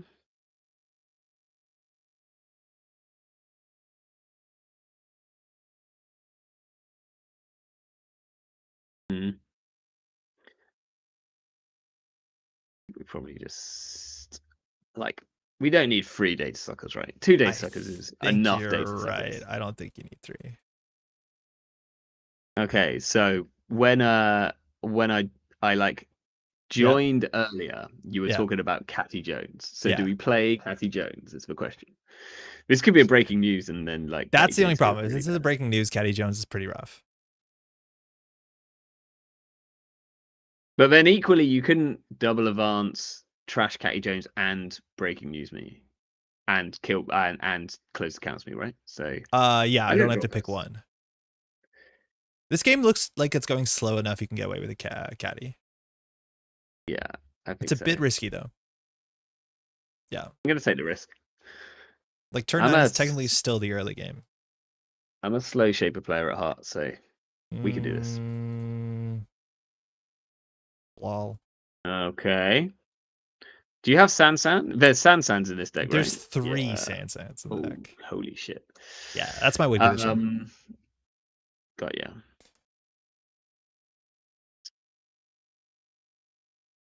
Okay. It's a card. Turn 10 being the early game is really funny. Yeah. Let's have a look at this. It's caduceus. Okay.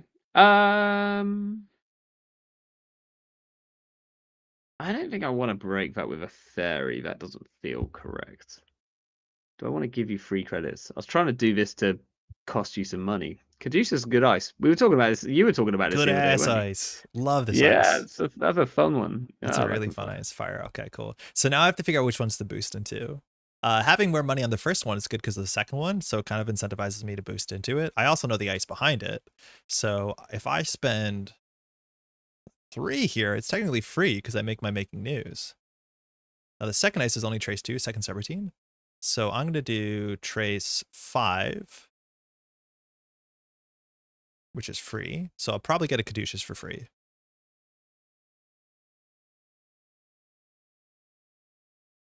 This is when trace is really interesting, when the order of the trace matters.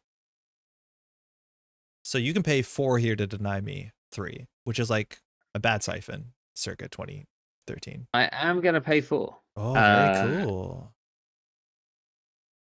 I want to keep you away from easy. This is so much math. Legitimately, this is hard math. Because the first trace matters in the second trace, so I have to understand like all the outcomes. Like this is difficult to do quickly. To be like, if I spend this, then Baa will have this left with Link. Like it is honestly not that easy for me. Unless you're like lampooning that trace is not that hard, which I honestly think these 2 traces are very, very interesting. I'm even going to pay to go through here. Yeah, that's fair. I don't think I'm scared of anything here, but we'll find out. Well, I mean, that is scary. Yeah, I was hoping you fairy through the caduceus. Yeah, I bet. Cool. Unfortunately, here I'm going to see a Sansan. Oh yeah, but I can't score next turn, so that's good. Okay. Have we clicked Catty yet? I don't think we have. So now we can do this and this and this. And are you on Toll Booth? Yeah, 1, I think. I would have to double check actually. Am I on Toll Booth? No, my most expensive ice is caduceus or TMI.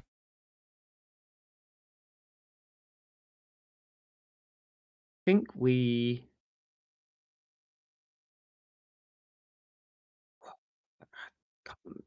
these are hard cards to work out what to get rid of here. I might have to throw out. I'm gonna throw out a Fem. Yeah, that makes sense. It does, but I'm like, might need that some point. Okay, now that's genuinely scary. I can't res much. Like I can't res the Sansan. So the question here is, do I need 6 credits right now? Right? That's the question. Why 6? This is the question which because that's what I've got on Catty Jones. Oh, I see what you mean. If you want to take the caddy right away. Yeah. Yeah. Do I need to take the caddy now? Then I'd have 6 credits. This is our first interesting turn. Yeah. We got there. Yeah, What's the chances that I draw into a hedge fund? Like 3 in 26? It's pretty good. I think you have easy marks too. There's also an easy mark. Yeah. And that's about it in terms of stuff I really want. So I could take 6. That would put me at 9. Down to 6. 7, 8, 9, 10. Does it make me genuinely miss when the game is slower? Yeah. 6. Try play more limited formats if you want to revisit that. I think that can do it. But it's a mixed bag. Because like slower can be fun, but also sometimes just clicking for 3 credits is not the most interesting. Ooh. I think I'm a credit short here. I think I'm a credit short of trashing, because I think I need to click twice for credits to deal with San and break the ice.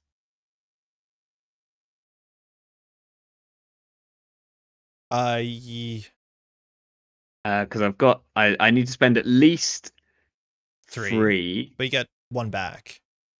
So you're actually credit perfect, I think. Yeah, but that then gives you 3 credits. Yeah. Okay. So this is like the thing that caddy makes you do. Like I need to make a play here so that Baa cracks the caddy in a way that's not great. So now you can't trash the San. You're good with that? Okay. Yeah, I'm good. I hadn't considered the fact that you have Bernice Mai in this deck, and that's probably going to be an issue.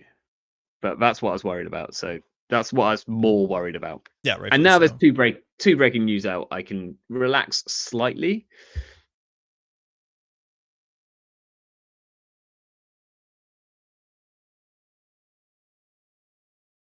Okay. Let's draw. Okay. Yeah, 2 breaking news out is really good for you.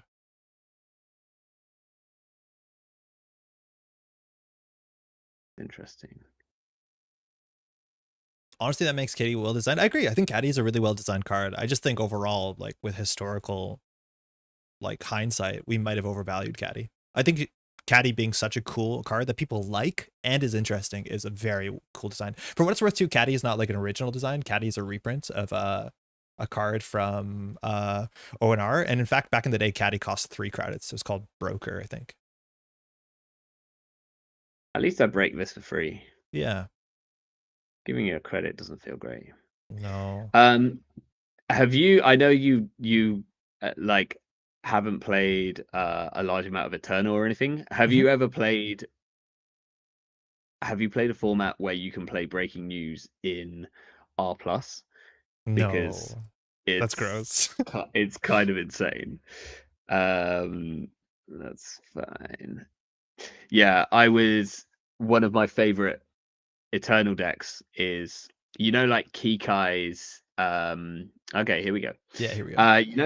Kikai's NBN? like fast break NBN. Yeah.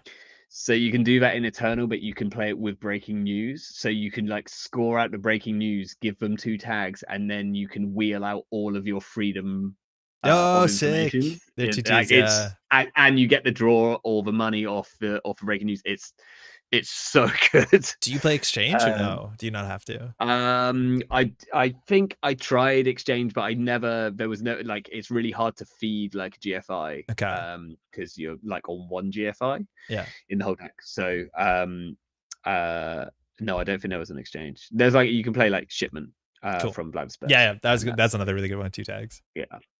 So for those who are newer to the game, this is Asterisk Pilot Program. It's the strongest 3/2 probably ever printed. And that limit once per deck clause, that seems like it's typed in through an editing software. It's largely because it was. That was added, like, I want to say 4 or 5 years later after the core set. The problem is now for Baa, if I have another Asterisk in hand, I can do install advance, score a second Asterisk, and just keep chaining. Caddy's still very borderline compared to almost other econ options, even slower games. Jeff, how's it going? I agree. I'm gonna let you have one train ride here. Thank Okay, you. you don't have it. That's cool. No, I don't have it.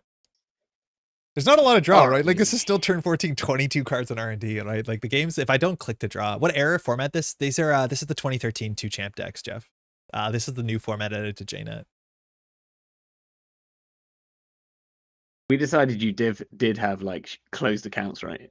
I Can't have really 3 find copies of decks. closed accounts. Oh god. I want to double check that that's Okay. correct. I think that's correct. That's 3 closed accounts, not, 3 hedge, that's 3 not green level great. accounts, 3 green stocks. Those are all my operations.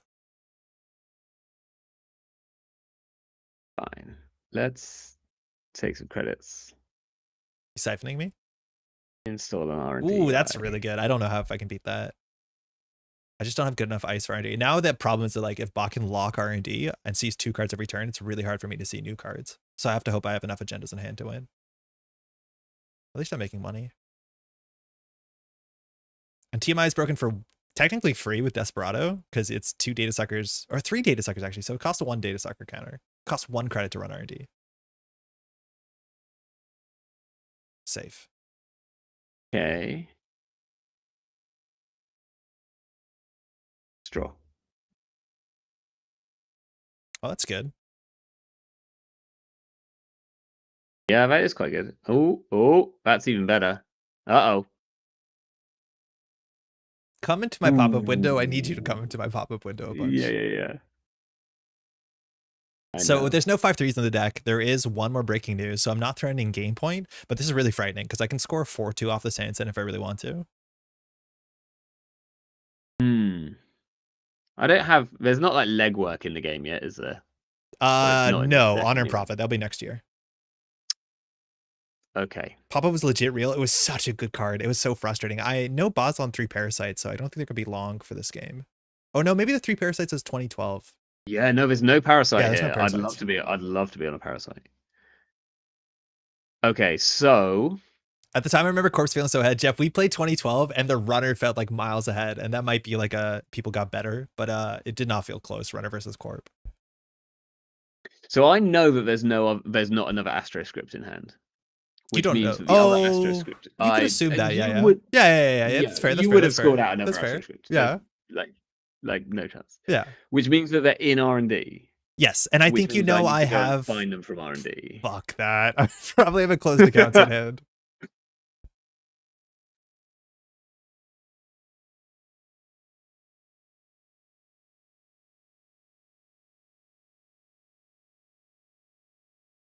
All right, so seeing 3, pretty good. It's one of those. Oh, okay. Yeah, I don't think I come out of that. Good game. Like my best case probably is I put another TMI on R&D and hope, but like that's not good enough. Yeah, I was gonna say because I know you just drew one, and that's actually like just taxing enough because if I'm not building up data suckers, then I can't really make like lots of runs on here. But yeah, that was like I tell you what, that was quite fun. I found it quite fun. Bad. I don't know, like maybe it's better on the runner side at this point in the. It feels like the runner can make more plays and put more pressure. I just have to hope I draw well. Maybe I'm not confident enough to draw because if I had a Jackson Howard there, I think that's okay for me. I really wish that the breaking news on remote server was a Jackson Howard because that would have been a really bad run for you. But that was my turning point. If that breaking news connected, I would probably either obviously trash caddy or close your account, whatever was worse. And then like I probably have a couple turns. Yeah. That being said, if R&D holds, I do have enough points in hand to win over the next 2 turns, which is good.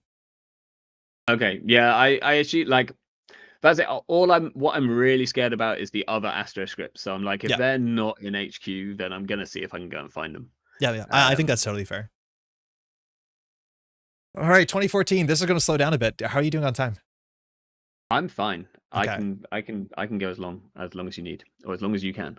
Was 5/3 a Beal back then? It was. It's harder for us to do it though because we can't fast advance it that easily, and the text on Sansan doesn't work with Beal in any way that actually helps because it doesn't make it a 4/3. It makes you still have to do a 5/3 if you have Sansan. Okay, 2014. Let me share the lists. I thought I had it open. I have it open. It's on actually at this point now a StimHack article. So I'm gonna pick the side. Yep. So the deck that won was the deck that won. So we're back on history, the way that was told. The year before, I did just do the upset because Jeremy won. This year, these are Dandy's lists. So this is Andy, Sucker, not that different, just has better cards, technically, because we had, what's it called? Create Honor and Profit came out. So now we have Legwork, we have Security Testing. The Breaker Suite is almost entirely the same. Passport came out as a nice central server decoder, which is okay. We're still on one Yogg, but mostly the game plan of the deck is entirely the same. Now, the Corp side, Replicating Perfection, I'm definitely gonna pick Replicating Perfection because I just want to play Replicating Perfection. But this was like the underdog deck. There was like, I don't think that many RPs at Worlds. I don't think this was a well-known identity. And this is like a bit of a slower deck that is going to score on a remote server eventually. Ice is really good, a lot of sentries. And if people were on pup and stuff like that, or not on pup, if people were like on fairies, like this stuff gets annoying pretty good. TMI is so bad. One got emergency shutdown in a draft game and then basically decided the game. Yeah, TMI in draft if you don't have the tags is not like the making new support isn't great. Do you know what the other champ deck was in 2014? No idea, but I could just load it up and. Oh, it's Minh Tran's. So it'll be PE and Andy as well. Okay, so I'm going to be on Andy. Yes, that's again. fine. Yeah. So here's your Andy list. I'll send it over. So this should be no different. Minh Tran, mind you, is the creator of JNet, if I'm not mistaken. So this is Desperado, one feedback filter, which is cool PE tech. Mind you, Min played a lot of PE traps. 2 fairies, 1 fem, and a mimic. So people learned what the good breaker suite was. Only 2 data suckers, and you have 2 mediums, which is pretty powerful. That's technically more damage quicker. Potentially than the R&D interfaces, which a bit more of a control game. No legwork, obviously still, oh no, sorry, 1 legwork. We still have 3 count siphon, of course we do, and 1 emergency shutdown. So the deck's got a bit more, I would say, flat. Double John Metznori is tricky against RP, because if I ever hit you with a Nisei Mark II or a Caprice, you end up with a tag, which you don't really want to be doing. Medium is Conduit. Medium is exactly Conduit. However, you can play run events because it doesn't require a click, which is my big reason why I always mess that up, let's say. But yeah, medium is Conduit. It's Anarch, and it's 1 cheaper as well. Yeah, like medium. If you could play medium nowadays, medium is Conduit, but you can also play it with Trick Shot. Just can you imagine? Yeah, it's pretty good. Yeah, it was much better, and it was almost always a relevant card. I'm so surprised that we saw no mediums in the 2012 decks, but yeah, medium stacked. You can play multiple mediums too. That's very, very true. Oh yeah. Oh fuck! In fact, someone did. Go ahead. What have you got? I have currents. I forgot I have currents. Currents showed up. Oh yeah, you've got the ELP click what? Yeah, ELP. Okay, that's rude. I'm gonna keep this. I think I'm gonna keep this because last time I mulliganed out of what I was like, this seems like an okay hand, but I could do better, and it got very much worse. So I'm gonna keep. Your opening seemed pretty good. I played the only playable cards from my hand. Like it was pretty. The rest of I couldn't have picked a worse 9 cards almost. I'm playing RP. Okay. Some of y'all might know this. I'm not resing a Sundew, but the runner has to run on centrals before the remote server. So this is, I forget the name of the card right now in standard that is meant to be like a RP. It's the not the mental health clinic, the other one, the fake medical one. What's the name of that one? Front Company? Yeah, Front Company. Cool. Yeah, so it's meant to be like RP. We need spiky ice. Yeah, that's why I'm putting these innermost. So we saw no runs. I'm going to res the mental health clinic. I leaked a bit of information. So we want to get the ice on the outside as spiky as possible so that Baa's forced to bounce before running. So I think I need to ice up HQ more than anything else. But maybe with 2 mediums, I need to ice R&D. Again, these were not open deck lists. So now Baa needs to decide where to put sec testing. And then based off of that, we have an understanding of how much money we should spend resing ice. The face checks, the worst face check in this format is Komainu, which does 1 net damage for every card in hand, but will never flatline you. Unless you have other cards. Archives, okay. So the archives run is worth 3 credits to Baa. It's a lot of money. Red team at home. I think we are going to run it. I've got a fairy down, so I don't think I'm scared of anything. That's absolutely fine. Yep. Oops. I didn't mean to draw. Oh, you're going to do it if you want. No, that's fine. Red team at home, how dare you?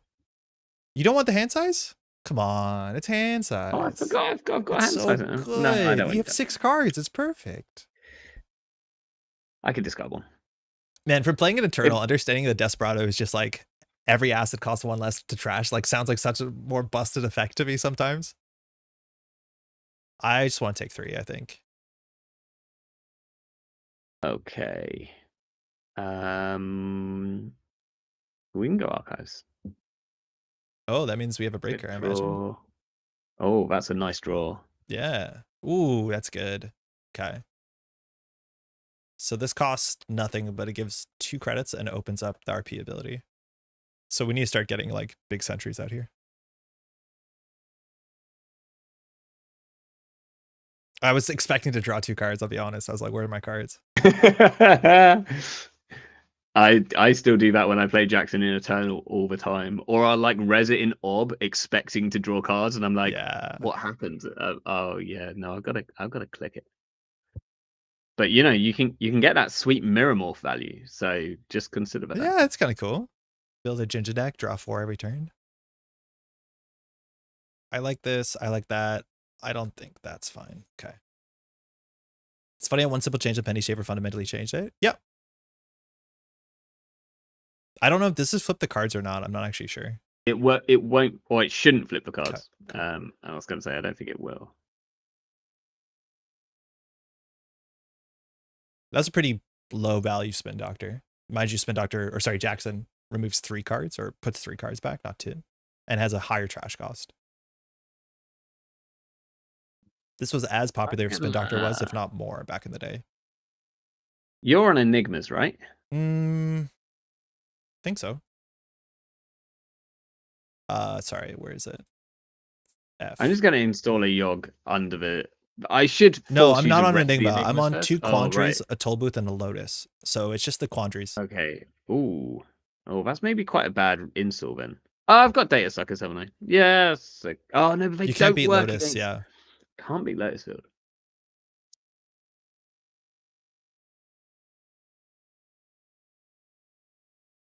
Could prove to be a problem. That was probably not a well spent 5. Yeah, Yogg is 5. I That guess is like, true. yeah. You've got a. Ooh. You've got to pay like 5 credits to rid of Lotus Field if you want to. So I think I'm all right with it. Yeah. With that if that happens. Yeah, that's fine. I think I need to play this card next turn. Still call archives. I'm gonna see what you've got here. It's Liga's little dog. Yep. So this is exactly, well, it cost me a click, the whole thing. It's cost you a click to turn off RP, which is where I want it to be. Yeah. There was a lot of ice back in the day that was just 1 credit res, 2 to break, even without breakers, like this, Fairchild 1. This was probably the most popular. Pop-up window is kind of comparable, as much as it's quite unique. But yeah, it's really cool. Like, this is the cool thing about Criminal, and unfortunately also maybe one of the bad things about Criminal is like, this to me is maybe the most fun Criminal, unless you're building Geist or like something, or as something that's way different to Criminal. However, the run-based pressure engine on Criminal has been the same game plan since 2013, largely. For better, for worse, right? Like, it's still fun to snowball forward, and I'm glad the game continues to support it. I don't know. I kind of wish there's also other Criminal stuff you can be doing. I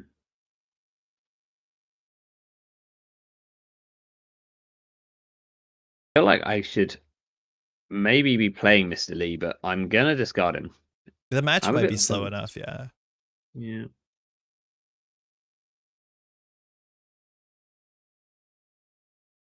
ELP. Okay, so your first run a turn, if you don't use a run event, costs an additional credit. So now Archives run's a fair bit worse. I'm only on 5 credits though, which maybe was an overextension. Yeah, I'd argue that this is an overextension. That is fine.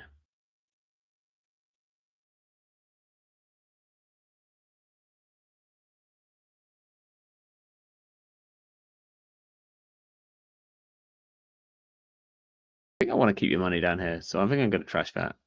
We're going to go HQ. Must be at least. Well, I guess you've already Jacksoned, so there's another ELP. I feel like I just clicked for 3 credits, man. I think it's harder for you to gain value off this board than it is for me.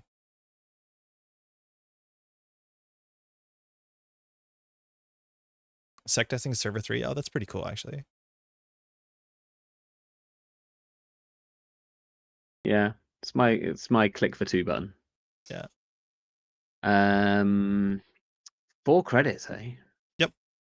That's expensive. It's pretty bad. Hey, Maddie. Yeah, that makes sense. Still, like, the fact that this is 3 of your clicks feels okay to me. Yeah.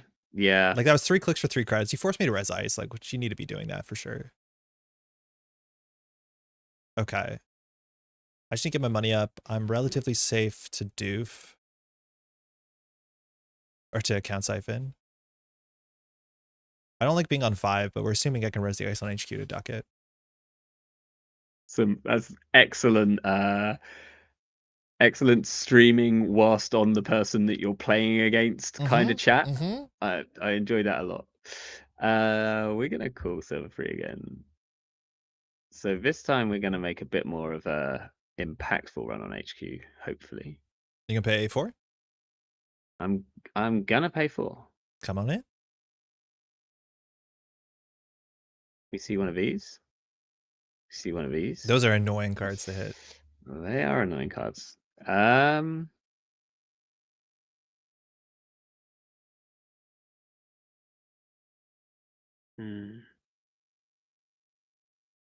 gonna run server 3. Yeah. Hold on, actually. Do I res that? Denies you some money. Sorry, I should consider this. Yeah, I'll res it. Ooh, that's Get out. Nice positioning. So this is specifically a code gate that's above 3 strength, and the only way that bot can deal with it is by lowering the strength with leech, or technically data sucker. So you actually have to deal with the lotus field somehow else. And now I can do the cool thing and hopefully stabilize. Yeah, good old. That's gonna get you ripping. Yeah. I wanted this like 5 turns ago, but your pressure was really good. Have you heard the wild thing about, like, the new way that Sundew is Yes. worded? It's worded, yeah. It's a mess. Do you know how it works with trick shot? Where like you can have the money, you can res the money, then you can lose the money later. And then you lose the money. It's very, very funny. Bizarre. It's a rules complete thing, so like obviously it's hard to write Sundew in a way that's rules complete. It's better Hordem. I wouldn't go that far, but this card was super meta relevant. Classic RP. Yo, JK, how's it going? Yeah, we're playing the 2014 World Gauntlet. I think interns might have let you play tempo games with Sundew. I don't know what you mean, Jeff. Ooh, that's good.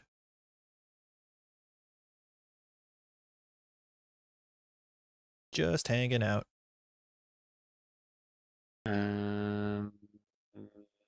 We're gonna. So I will call archives, like, just in case we draw exactly a dirty laundry and we want to get value off of it.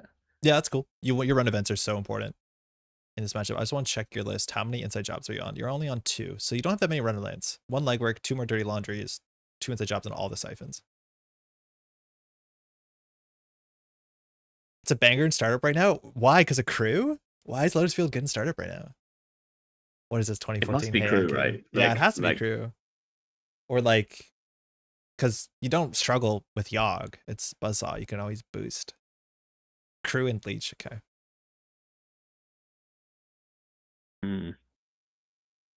This is kind of interesting because I did draw a dirty laundry. I'm just going to give you that straight up. I think you keep it for a better turn where you need to run the remote. Yeah. I don't think you just play a 3 credit econ card.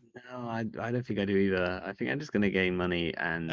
This is the matchup where you want to caddy. Yeah. Because you could have caddied every single turn this game. I really wanted to shut down this Lotus Field and make you pay another 5, but cool. I don't see myself necessarily being able to run HQ having enough clicks to like shut down and then challenge server free. It's gonna be a challenge. Okay.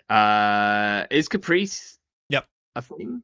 Yeah, Caprice is the thing. Ash and Caprice Is are both Caprice the thing. and Ash? Oh my Yep. gosh. Yeah, they're both Okay, the thing. fine.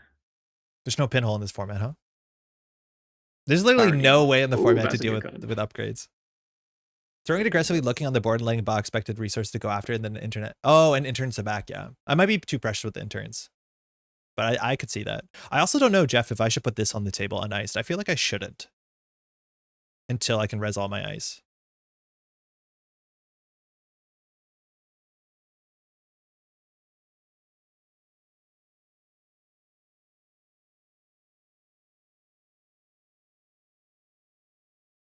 So you're saying you can res all your ice? Yep. Interesting.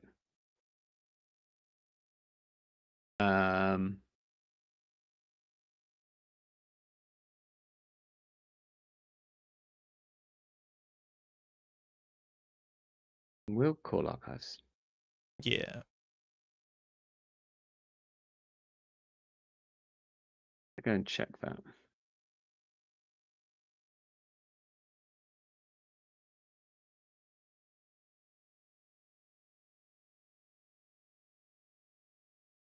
So what was the best runner Otherwise- current that was out at this point? Like, was Hacktivist even out? I'm just gonna throw down an account siphon and see if you can stop me getting in here. No. Or if I you think the want to count stop me siphon is getting in here. pretty good. This is the best I can do. Res a Sarugi. Yeah. Now I wonder how much you could duck. You can probably duck a fair bit here. I guess I am breaking this with a fairy. That's a big chunky ice, isn't it? Even everything is going to struggle to get through that. Have you ever played into Sarugi before? I don't know if I've ever. I know that Sarugi is an RP ice. Yeah. I know it of that. Like, I don't know if I've ever had to break it before. How wild is that first subroutine? End the run unless the corp pays money. Like, I have to pay money to let you in. It's so weird. But yeah, it makes a lot of sense. And then here, do you have any tag punishment?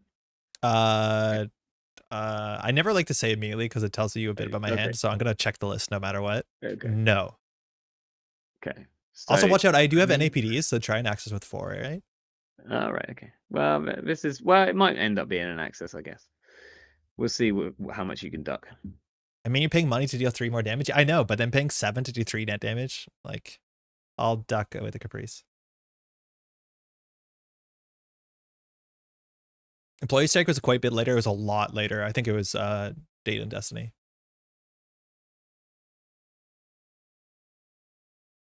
I think we just go. That's fine. See what this is. I think we do. It's like I kind of need to get rid of the Sundew is the issue. This isn't so much of an issue, but I'm more interested in my money right now than your money. I agree. Now, do I just click the credits and let you trash this daily costs? Is it worth 4 credits? The thing is, like, you can't clear both tags. Oh, that's true. I kind of thought I had. What happened? Why not? Oh, did the normal run that I made here, did it proc ELP? Yeah, No, the run on should server just be 4 first, did. right? But that it shouldn't, right? No, Or it should. Additional costs to make the first run not made through a card ability. Oh, okay. Yeah. I thought it was. What did I? Thought it was like something which you turned. Yeah, I hear you. Interesting. Yeah, it's always annoying. Unless you play 2 run events. In which case, I don't actually want you to have this money. So That's I'm going to go and get rid of it. Okay. Yeah. Plus, I get to play my day laundry. Wait, which sec testing is this? This is the first one. I know the deck has 3, so I don't want to trash the sec testing. This is the first one. Yeah, okay. Whatever. I'll take down 6 credits. Okay. You still need to now clear the 2 tags, which is good for me, because if you want to play caddy. Yeah, true. With the surprise closed accounts. I would be so sick if I was that rude and closed accounts. I have a feeling that there, like, MB Kelly was telling me about, there was one, like, I think it was an RP deck or something in like really either One Worlds or something like that, had no way of giving a tag, But but played had it a closed? single closed Yes. accounts. Yeah. I've done that before. In that era, I would play one closed accounts in my HB deck for one influence because people just floated account siphon tags. People were so upset when it happened. They were like, what did I do to deserve that? I'm like, whatever you wanted. You floated the tags. Oh, this is good pressure, man. I like this a lot. I mean, you count to 5, right? Yeah. That's what we're meant to be doing. Oh, come Ooh. on. I mean, I have to trash this sodding thing. Yeah. What does You know I have an interns do? interns. It brings Yeah. it back, yeah. But then at least you've played the interns. Yeah. Oh, I should have run. Actually, can I even run server 4? Can Yeah, I? maybe. The worst case I can res is a Mitsubaku for 1 credit, No, or I mean, oh no, with can I ELP you because of can't. It's an additional ELP? cost. Fine. In which case, I will just draw. Like, Not made through a card ability. I thought this was only run events. Oh, not to take the basic action. Okay, so sneak dart works. That's sick. This is awkward. What am I meant to do here? I think I just click for 3. Like if you siphon me, it's not good. Did you forget to put agendas on this list? No, that's a really good thing to say when I'm flooded, actually. That's very smart, Ian. I'll be on 7 credits next turn. I need good ice here. This ice is taxing. I need the outermost to be good, though. I don't want to do this because of this. I don't think you have a siphon on 2 cards. It's amazing how, like, drawing free cards and taking free credits like 3 times a game. You really find agendas a lot faster, don't you? Yes, Like, yes. One Rashida fires. It's like you did 3 turns of 2012 Netrunner. yeah. We could draw again. Holy crap! Basic action economy. Yeah. Ooh, and a credit. Yeah, it's the full criminal package. I'll show you a bit about my hand. Oh, well, there's at least 1 in there. I don't think it's going to be in there much longer. I have no way of getting it out of my hand. You can install it in server 3. Is that good? I don't know. Find out. You could inside job it. You can Gordian. You still have to beat a Caprice somehow. You're right. It actually might be safer there. But like running HQ sucks for you. It's like Tsurugi for 4, Eli for 4. I'm going to say no. I was going to say, I'm just going to go in via our. Yeah, I know. I have to go. like toll booth that, which like if I res the toll booth, you're not that upset. Okay. I wonder if it's worth trashing the wraparound for 1. It honestly might be. I need to keep you out, whatever. He doesn't know it's a toll booth? Yeah, he does. I just showed the whole hand. That's the only install there, right? Oh, duh. Yeah. Yeah, so Celebrity Gift shows the whole hand, or up to 5 cards. I showed all 5. Would you know? The turn actually that notably that you trash the mental health. If you didn't, I was going to be able to do. Oh no, because the double. I was going to do credit gift. I can't. Okay, so it didn't actually matter that much, but I would have liked it. Yeah, that's fine. I kept you down for long enough, although I'm not sure where I'm going here. Like, you know, there's 7 agendas on R&D. I just don't know if you can make the run profitable for you. I'm actually going to do this. Respect. You can fire. Hold on. End the run as the court basic credit. So if I don't end the run, you take 3 net damage. I think I want you to take 3 net damage. Feedback filter, fairy, and bank job seems good. I might have liked that bank job. Yeah, that seemed like the play. Okay. Right. 50-50. I'm going to hit this 50-50. No chance. There's an instance. No shot. No shot. And it's Trash such a big Jackson. 50-50 because it keeps the ELP on, right? As much as, you know, Yeah, yeah. I mean, you've got another one in hand, yeah, though, right? But like, it's so volatile. Like, getting the ELP off is huge. I think it trashes Jackson. Okay, I have one more and it interns.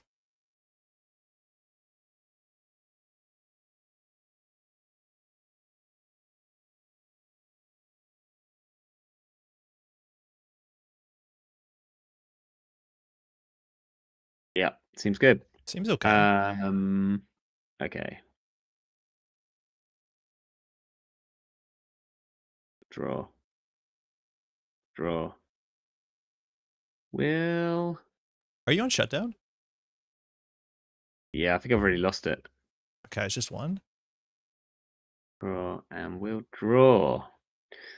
We're finally scoring. Not only scoring this card. Scoring a Nisei. Ooh, That's good. a problem. I'll take credit. That I wish is for a problem. beneficial card in Dawn, something like Mental Health Claim for Public Health Portal. I think cool theme for Jinteki. Yeah. Yeah, the cards are like good for the runner. Those were really cool.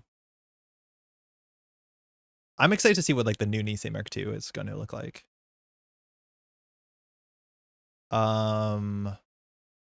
Actually, do you mind if I sec testing? Yeah. Were you gonna sec test? Yeah. Do you mind if I sec test server 4? Yeah, that tracks. That's fine.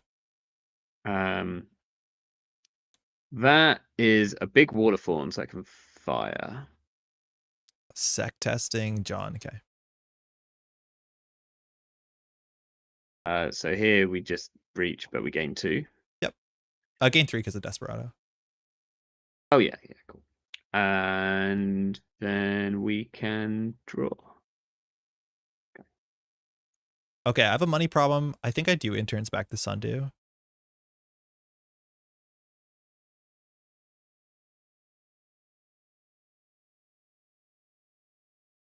Yeah, I think I do. Oh, maybe it's a Spin Doctor, actually. We'll never know.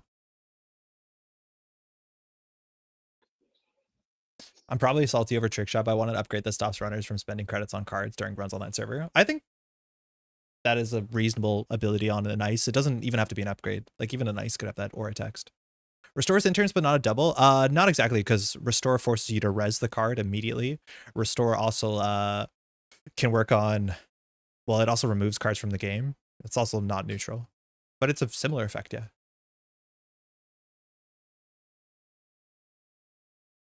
I think we draw. We're in a tricky spot now. Yeah. Yeah, this is like why this deck was such a cool response to the run-based economies of Andromeda, which was like the popular deck, and this saying like I can put ice on everything. It's also got a few tricksy little things like the Lotus Field, which is actually like really, really good. Really good. And Lotus Field, mind you, was like a newer card. It was actually like a very notable card as the first thing that Yogg struggled into. Like the only thing that Yogg struggled into ever, isn't it? Yep. It was always good for Parasite and really Yogg. Yeah. Technically, there's other unparasitable ice, but like they're all pretty rough. Oh, Never Punished. Never Punished. Look at this guy. Oh, I did forget, but I could get into archives that turn, like via archives. That would have been wise. Oh yeah, you're right. You know this is a toll booth. So if I click to 4, I'll be on 6. I don't like this hand.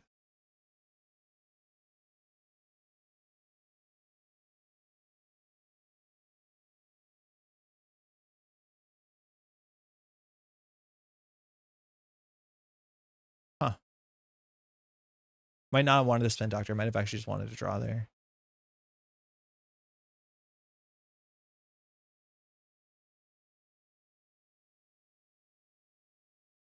Yeah, that was a mistake. I didn't count well.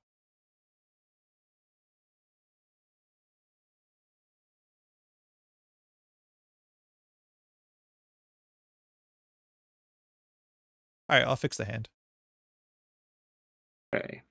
Netrunner Eyes' Lotus Field tech is really neat. Yeah, that was a whiles away, but Netrunner Eyes did win Worlds as like, hey, let's beat Lotus Field. And also just like such a cool card that you have to choose it before the run starts. I know it's a bit fiddly and people miss the ruling, but it's great. Oh, this is not sec testing, right? This is not sex testing. Cool.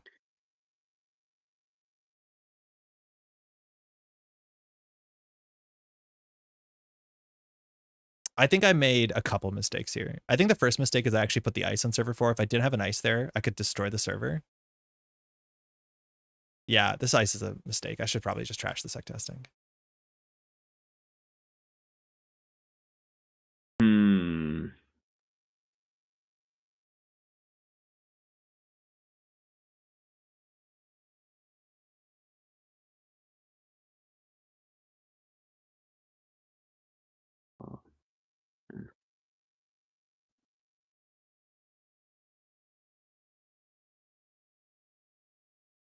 Bummer. Thinking.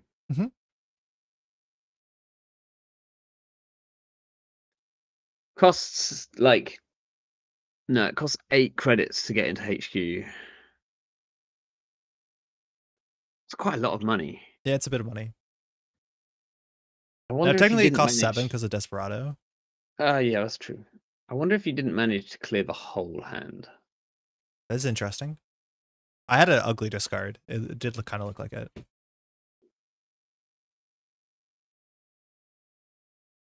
That's fine. Oh, you have a sneak door. I totally forgot about that.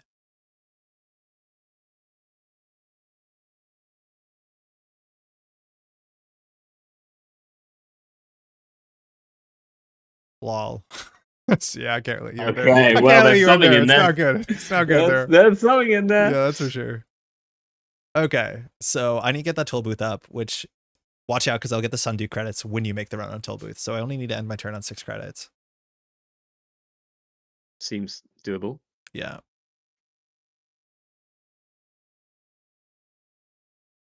Seems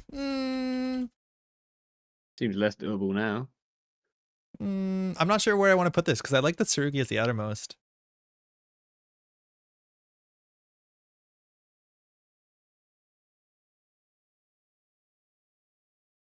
No, that takes me 4, 5, 6, 7. No, it's not doable. Bummer.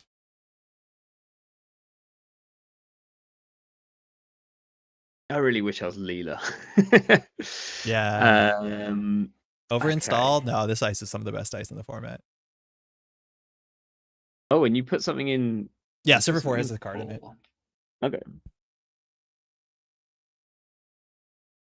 That's interesting.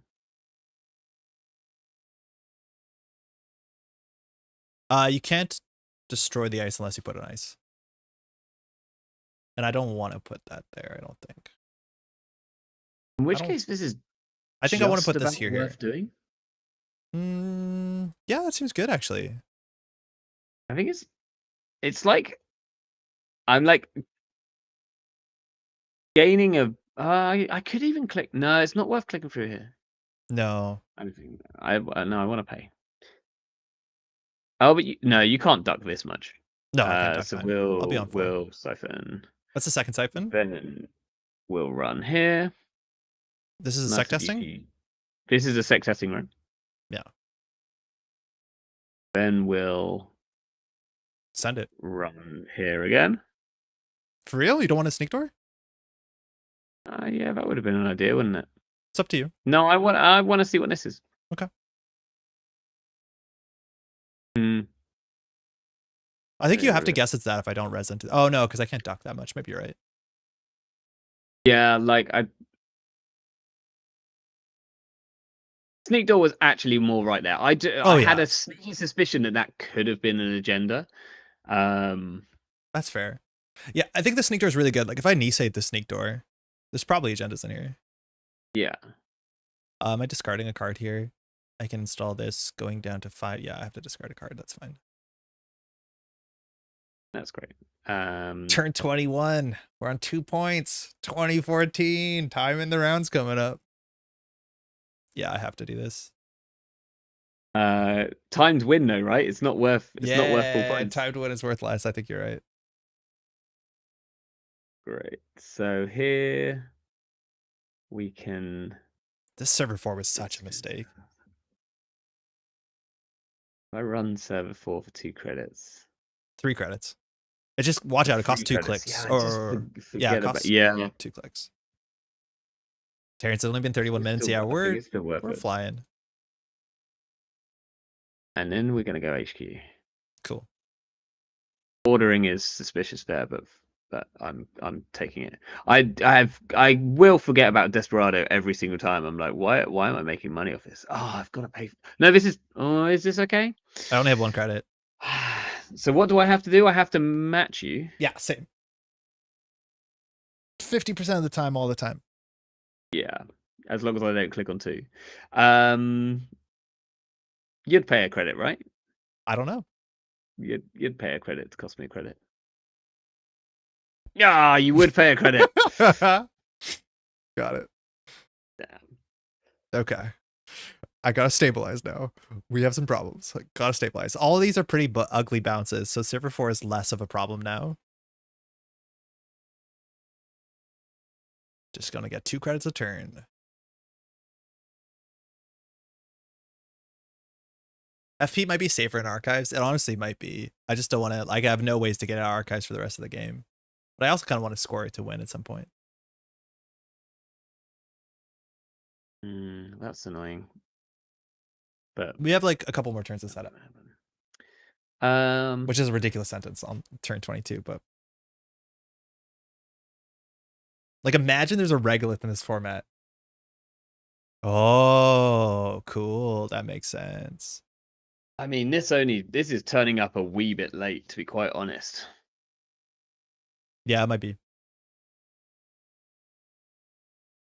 And it doesn't really help. It doesn't help me with the Tsurugi math. No.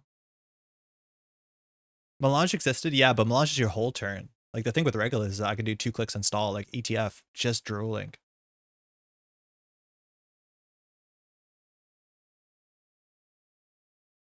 Tsurugi is actually nearly like genuinely an ice I would consider currently. Yeah, it's good. Like I would play this right now. Like, yeah. This costs 4 to get through with a like for Salem. It costs 4 for Echelon. It costs 4 counters for a revolver. Like it costs 4 damage for Bankar. Like that's good. It's good, yeah. And the only weakness, which is not like relevant here, is that it was commonly parasited. Right. Yeah. Unfortunately, we do not have that option here. Yeah. But yeah, no, Tsurugi's good. And I just love that first subroutine. It's so bizarre. I want Ice to have weirder subroutines. And it's like, it's a cool way to also to put an end the run on Jinteki, which is like a faction that apparently is allergic to end the run on Ice. Dies to crew instantly? Yeah, it does die to crew. For sure. Instant give by crew. We can just take some credits. I don't think we need this, and I don't think we need this anymore.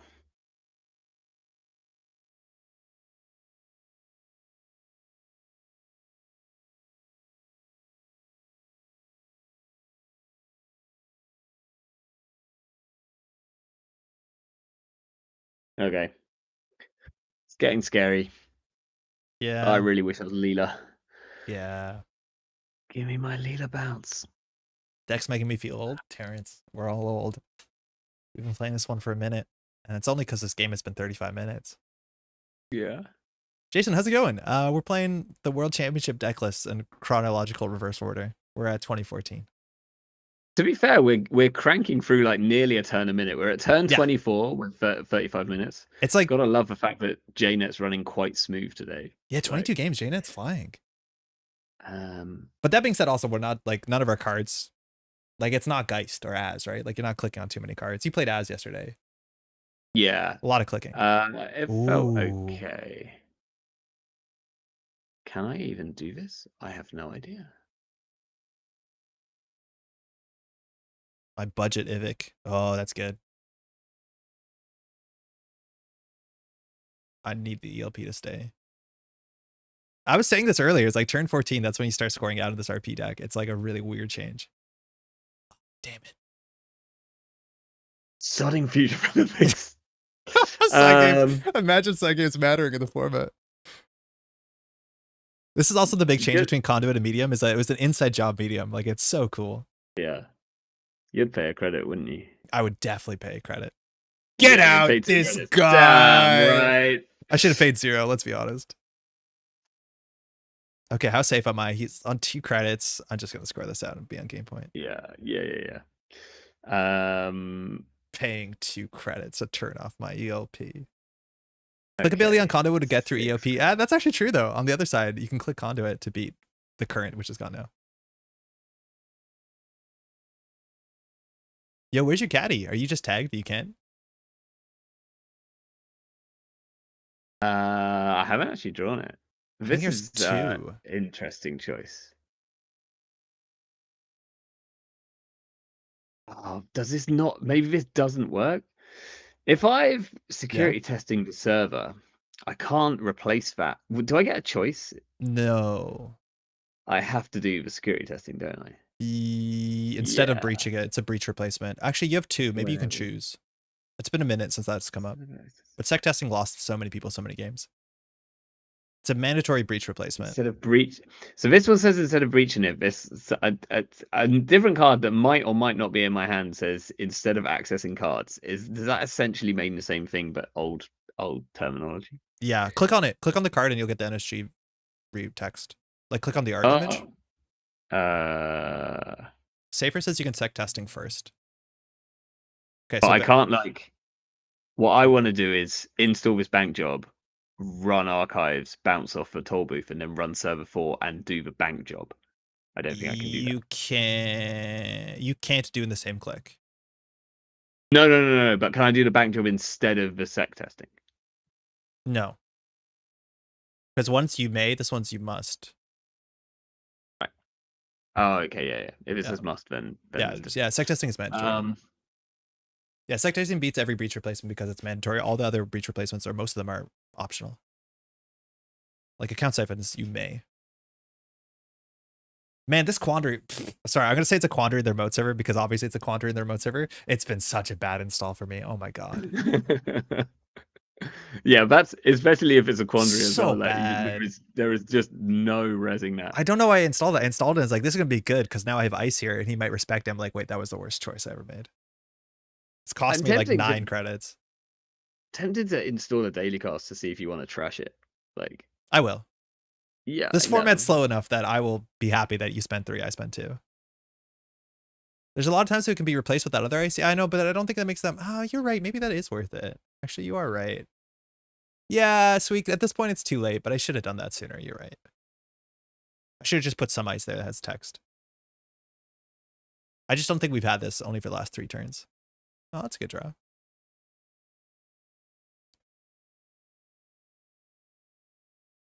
It's funny how innocuous little remote server is such a liability. I love criminals. This is like I'm being kept out by a Lotus Field in incredible fashion.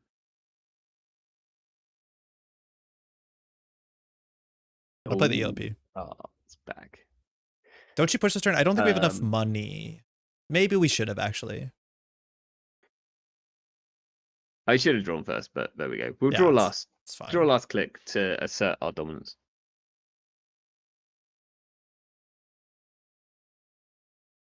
I think you're right. Okay. We could have pushed last turn because we have the Nisei counter. I forgot about that. So this is game. You have an ELP and a Nisei token and RP. The remote server is very hard to run. That's a really good start.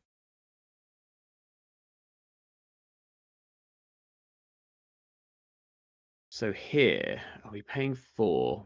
If we pay 2 clicks, then you just Nisei us. So I think we're paying 4. Cool. Do you want a data sucker or no? No. I think you want to use it while you have it. No.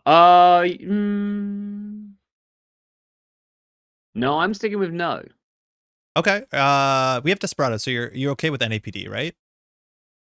Sure. Good. I had remembered that. Don't worry about it. Okay. 2 cards at the medium. Sick. Ooh, ELP is off. Good start. So that's a bunch of new cards off of the medium, but the Wall of Thorns is pretty good. Russell, how's it going? Good evening. 3 clicks left. The win is in their remote server with Caprice Nisei. And again, I can Nisei after I lose the Caprice game. It's very different than Anoetic. Absolutely disgusting. Yeah. The breach window is not formalized. We're going there though. Although, yeah. No, you can't break Lotus Field. Yeah, I can. How? I've got a data sucker. You can't data suck a Lotus Field. Oh, I can't data suck a Lotus Field. Okay, right. Ignore that then. Yeah, undo. That was why I did not use the data sucker. Ah, that's why I was wondering. Yeah, okay. But that's fine. So, oh gosh, One more time. you're wondering why there's so many spelling mistakes in the document I wrote. Okay, so now R&D, it cost me enough to get through that I probably can't get through. We maybe make a run on server 5 to get a little bit of money. Thinking. If I res this, I get onto 5 credits. I think I can res this. Okay. Yeah, that makes sense. That's a problem, but it's okay. It might hit a siphon or something. Okay. Oh yeah, siphon would be pretty. Oh, you got an Nisei. Yeah, it Nisei wouldn't the be bad. siphon. Yeah. And then can I afford to get in here? Like maybe, but You need to get in only with 4 once. credits. Like this is the issue, right? Future Perfect in their remote server. Future Perfect new score area. Nisei, which means every single agenda left in R&D, you need at least somewhere between 1 or technically 2 and 4 credits. Yeah. So I don't think I can do this. Yeah, like, I think I know how safe R&D is. Because everything else is Corden, or not Corden. Yeah, it's contract, and Future Perfect is unaccounted for. Yeah, because now I've got 4 credits left to break this Eli. So I'm gonna do it just so that I see the NAPD Corden and feel bad. So I know how safe this is. I'm gonna say it's safe. Did you see one? It was pretty safe. I did indeed see one. Oh, let's go. Oh, that was a tight game though. That's a fun game. It's genuinely fun. I think like your side, if you open with a caddy, the game is totally different. But like, look how big these numbers are. 44 with 28 turns. I don't have a catty in this deck, apparently. There is not a catty. Wait, really? Yeah, really. Let me see what my... Yeah, no, it should have... Oh, sorry. Dan's has 2 caddies, and I was looking at Dan's list. Wow. So I had assumed this, and I had it in hand, but I was like, I wasn't really able to do it. I have one way to get around your Lotus Field. Do you know what that is? Gordian? No, I don't have a Gordian. No. I have to fem it. Yeah, you're right. That is it. That is the only way I can ever possibly get into this server. And I think you threw the fem out. Inside job it. Yes. I was gonna not push until I put an ice in front of it. I could res for inside job. But yeah, you're right. With the fem and the bin, I'm entirely safe in the remote server. I could put every single agenda there. Shutdown's the other way, but the shutdown also hit the bin off damage, I think. Yeah. I lost. I probably possibly did need the shutdown for the. I've actually the fem's still in hand, so I don't know if there's another one or. Oh, there's 2 fem. It might just be the no. Yeah.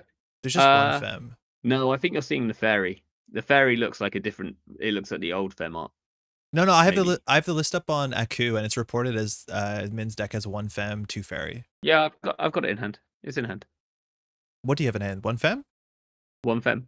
Yeah. Okay, I thought you lost it to damage. No. Oh, okay, my bad. But yeah, that's the only thing I have to deal with this Lotus Field right now, which is really funny. Yes, and like Lotus Field is a really good tech card. I drew it early, and I knew I'm gonna put this on a remote server and be pretty safe because Yogg's gonna struggle. Yeah, totally. Shit, that's kind of fun. It's like Classic is fun. Like pulling up 2 decks that were meant to be evenly matched and pulling it through is great. Again, Caddy, sorry, it's not on the deck. That would have been huge for you just because economy is gonna be tight. Yeah, over like how many turns did we do? Like 25, 26? I think the one turn where you ran server 5 instead of going for a sneak door through the toll booth, you had a chance of stealing 5 points. Yeah, I don't know. I don't know what I thought you were trying to sneak out, because if I think about your agenda suite, like obviously there's no 3-2s or anything, right? Yeah. It's 4-2, 4-2, and 5-3s. So like there's nothing there that I'm really worried about. I just went into I think I went into modern Netrunner head, and I was like, I can't let you get a Rashida. Like you know. Yeah, I know. Yeah, so... I would consider the same. Be like, oh, that's Rashida. This is really bad for me. Yeah. Or a regular, exactly. Or a Melange regular. Regolith, Or, yeah. yeah, that's it. It's like I can't let you have it one of those. Terrence is asking if this is net ready Eyes era. I think that was like a year or two later. Yeah, because it's a cybernetic, so it is sand cycle. But that was like the big Lotus Field killer, and it did win Worlds. I think the next year, or not even the next year, probably 2 years later, because next year was DLR Valencia, if I'm not mistaken. Also, again, Dan Dargenio on the runner side. Brutal. Man, we're just getting to DLR, and unfortunately, there I think I have to call the end of the stream because it's getting late on my side. It's even later on your side. You're a big fan of DLR as a win con, aren't you? I think it's just neat. We can save it for another time. Yeah, I'd be down. I'd be down to revisit this to get up to modern day. Yeah, this was we just picked a couple of things. It's actually really interesting to play it through and watching like also people working out what cards are good. Like, look, there's 3 Eli's here. It's a really good card. Like, this is the breaker suite you should be on, that kind of thing. Or even on the criminal side, right? Like, it's the same criminal deck functionally 3 years in a row, and it just gets like better, much better, but it's the same idea, which is great. Yeah. Lawlings is asking, is the only way to see the deck lists for these Googling and finding them? Yet, for my understanding, yes. I don't think they exist in the deck builder anywhere. I kind of wish they did. Oops, I hit a black screen. But yeah, I think for me, I've just been Googling them and having to find them, which is not the easiest, especially for the first list, which only seems to exist because there was no Netrunner DB back then. They only seem to exist that on a post that like Ellie wrote up on, what's it called, on BGG. I think I just broke JNet. Oh, I think it did it for me earlier as well. It when I refreshed it, it kind of sorted it out. Okay, I think I might have left the game. That's fine. If maybe I'll get some time, but if not, if someone has some time in chat and has like an hour or two like left over and wants to like load all of the championship decks onto NRDB, like locally and like just tag them all as something, like that'd be great. I might be able to do that. Yeah, that might be a good idea. I might actually be able to do that after the Streamlabs. Jeff says he has all the lists. Okay, so Jeff, if you want to throw them over, if you want to publish them yourself, that might be a good idea. Because I think people would love to have them. Cool format. Yeah. Shout out to MB Kelly and the JNet team for putting this together, because this is really cool. I wonder how many people are going to idle up in lobby and wait to see if people will walk in there. Especially I think I think I saw someone with a like open lobby for it. Either they were just testing out to see how it worked, but yeah, I think it's a cool idea, and especially if you like and maybe you need a bit of a break from playing. I don't know. Normally there's a matchup which I slot in here. It's like, yeah, you need a bit of a break from playing like versus CTM or something like that. Or yeah, just I guess versus Lat is probably the option. Yeah, it would have been versus World Tree Arasana for everyone in the tiebreakers for a while, but this is a fun alternative. Cool. Baa, thanks so much for joining me again. All the work that you put in for UK regionals, which if you're just tuning in, we talked about that a fair bit earlier today, showed off the document, which I'll share below. You just need to figure out what link I can give to share people to the PowerPoint that you made, because it's quite nice. But cool. Links to everything else will be below. Otherwise, do you want to shout out? I'm opening up on right now on the screen the Baa Ram Wu channel. Do you want to shout it out one more time for people who don't know? Yeah. Head over to it's on YouTube. I think just search for Baa Ram Wu. I do WooTube on a Monday night. Drop in and give me your good and bad suggestions, and I'll probably play them all. I do. Super cool. I love playing. If you think there's a card out there which you're like, this card like should see a bit more play, drop me a message. Tell me, and I'll build something around it, because that's the kind of challenge which I enjoy. Flashbang is still tournament legal. It is. It's a Mercury card. It's a Mercury card. You're not going to Worlds this year, right? It's a bit far. I can't make Worlds this year. No. But it's all right. I get to go to Worlds 2 in the UK, right on my doorstep. November 15th to 17th, just walking distance from home. Baa, thanks again so much for joining me. Normally here I'll do the Patreon plug. It gets a bit awkward with guests because the camera setup is not set up for that. So I'm just gonna say real quickly, if you want to support the Métropole Grid, thanks so much for supporting Métropole Grid on Patreon. You can find a link below. We're incredibly grateful. We're getting more videos back up. We're on Thursday with another stream, and then Saturday we should be back with Montreal and NPC, just going through it. Just arrived. Great PDF, Baa. Also, I guess goodbye. Super not. Thanks for dropping by. Baa, thanks again for joining me, and we'll be back either on a Monday night or Tuesday night. Take care. Ciao.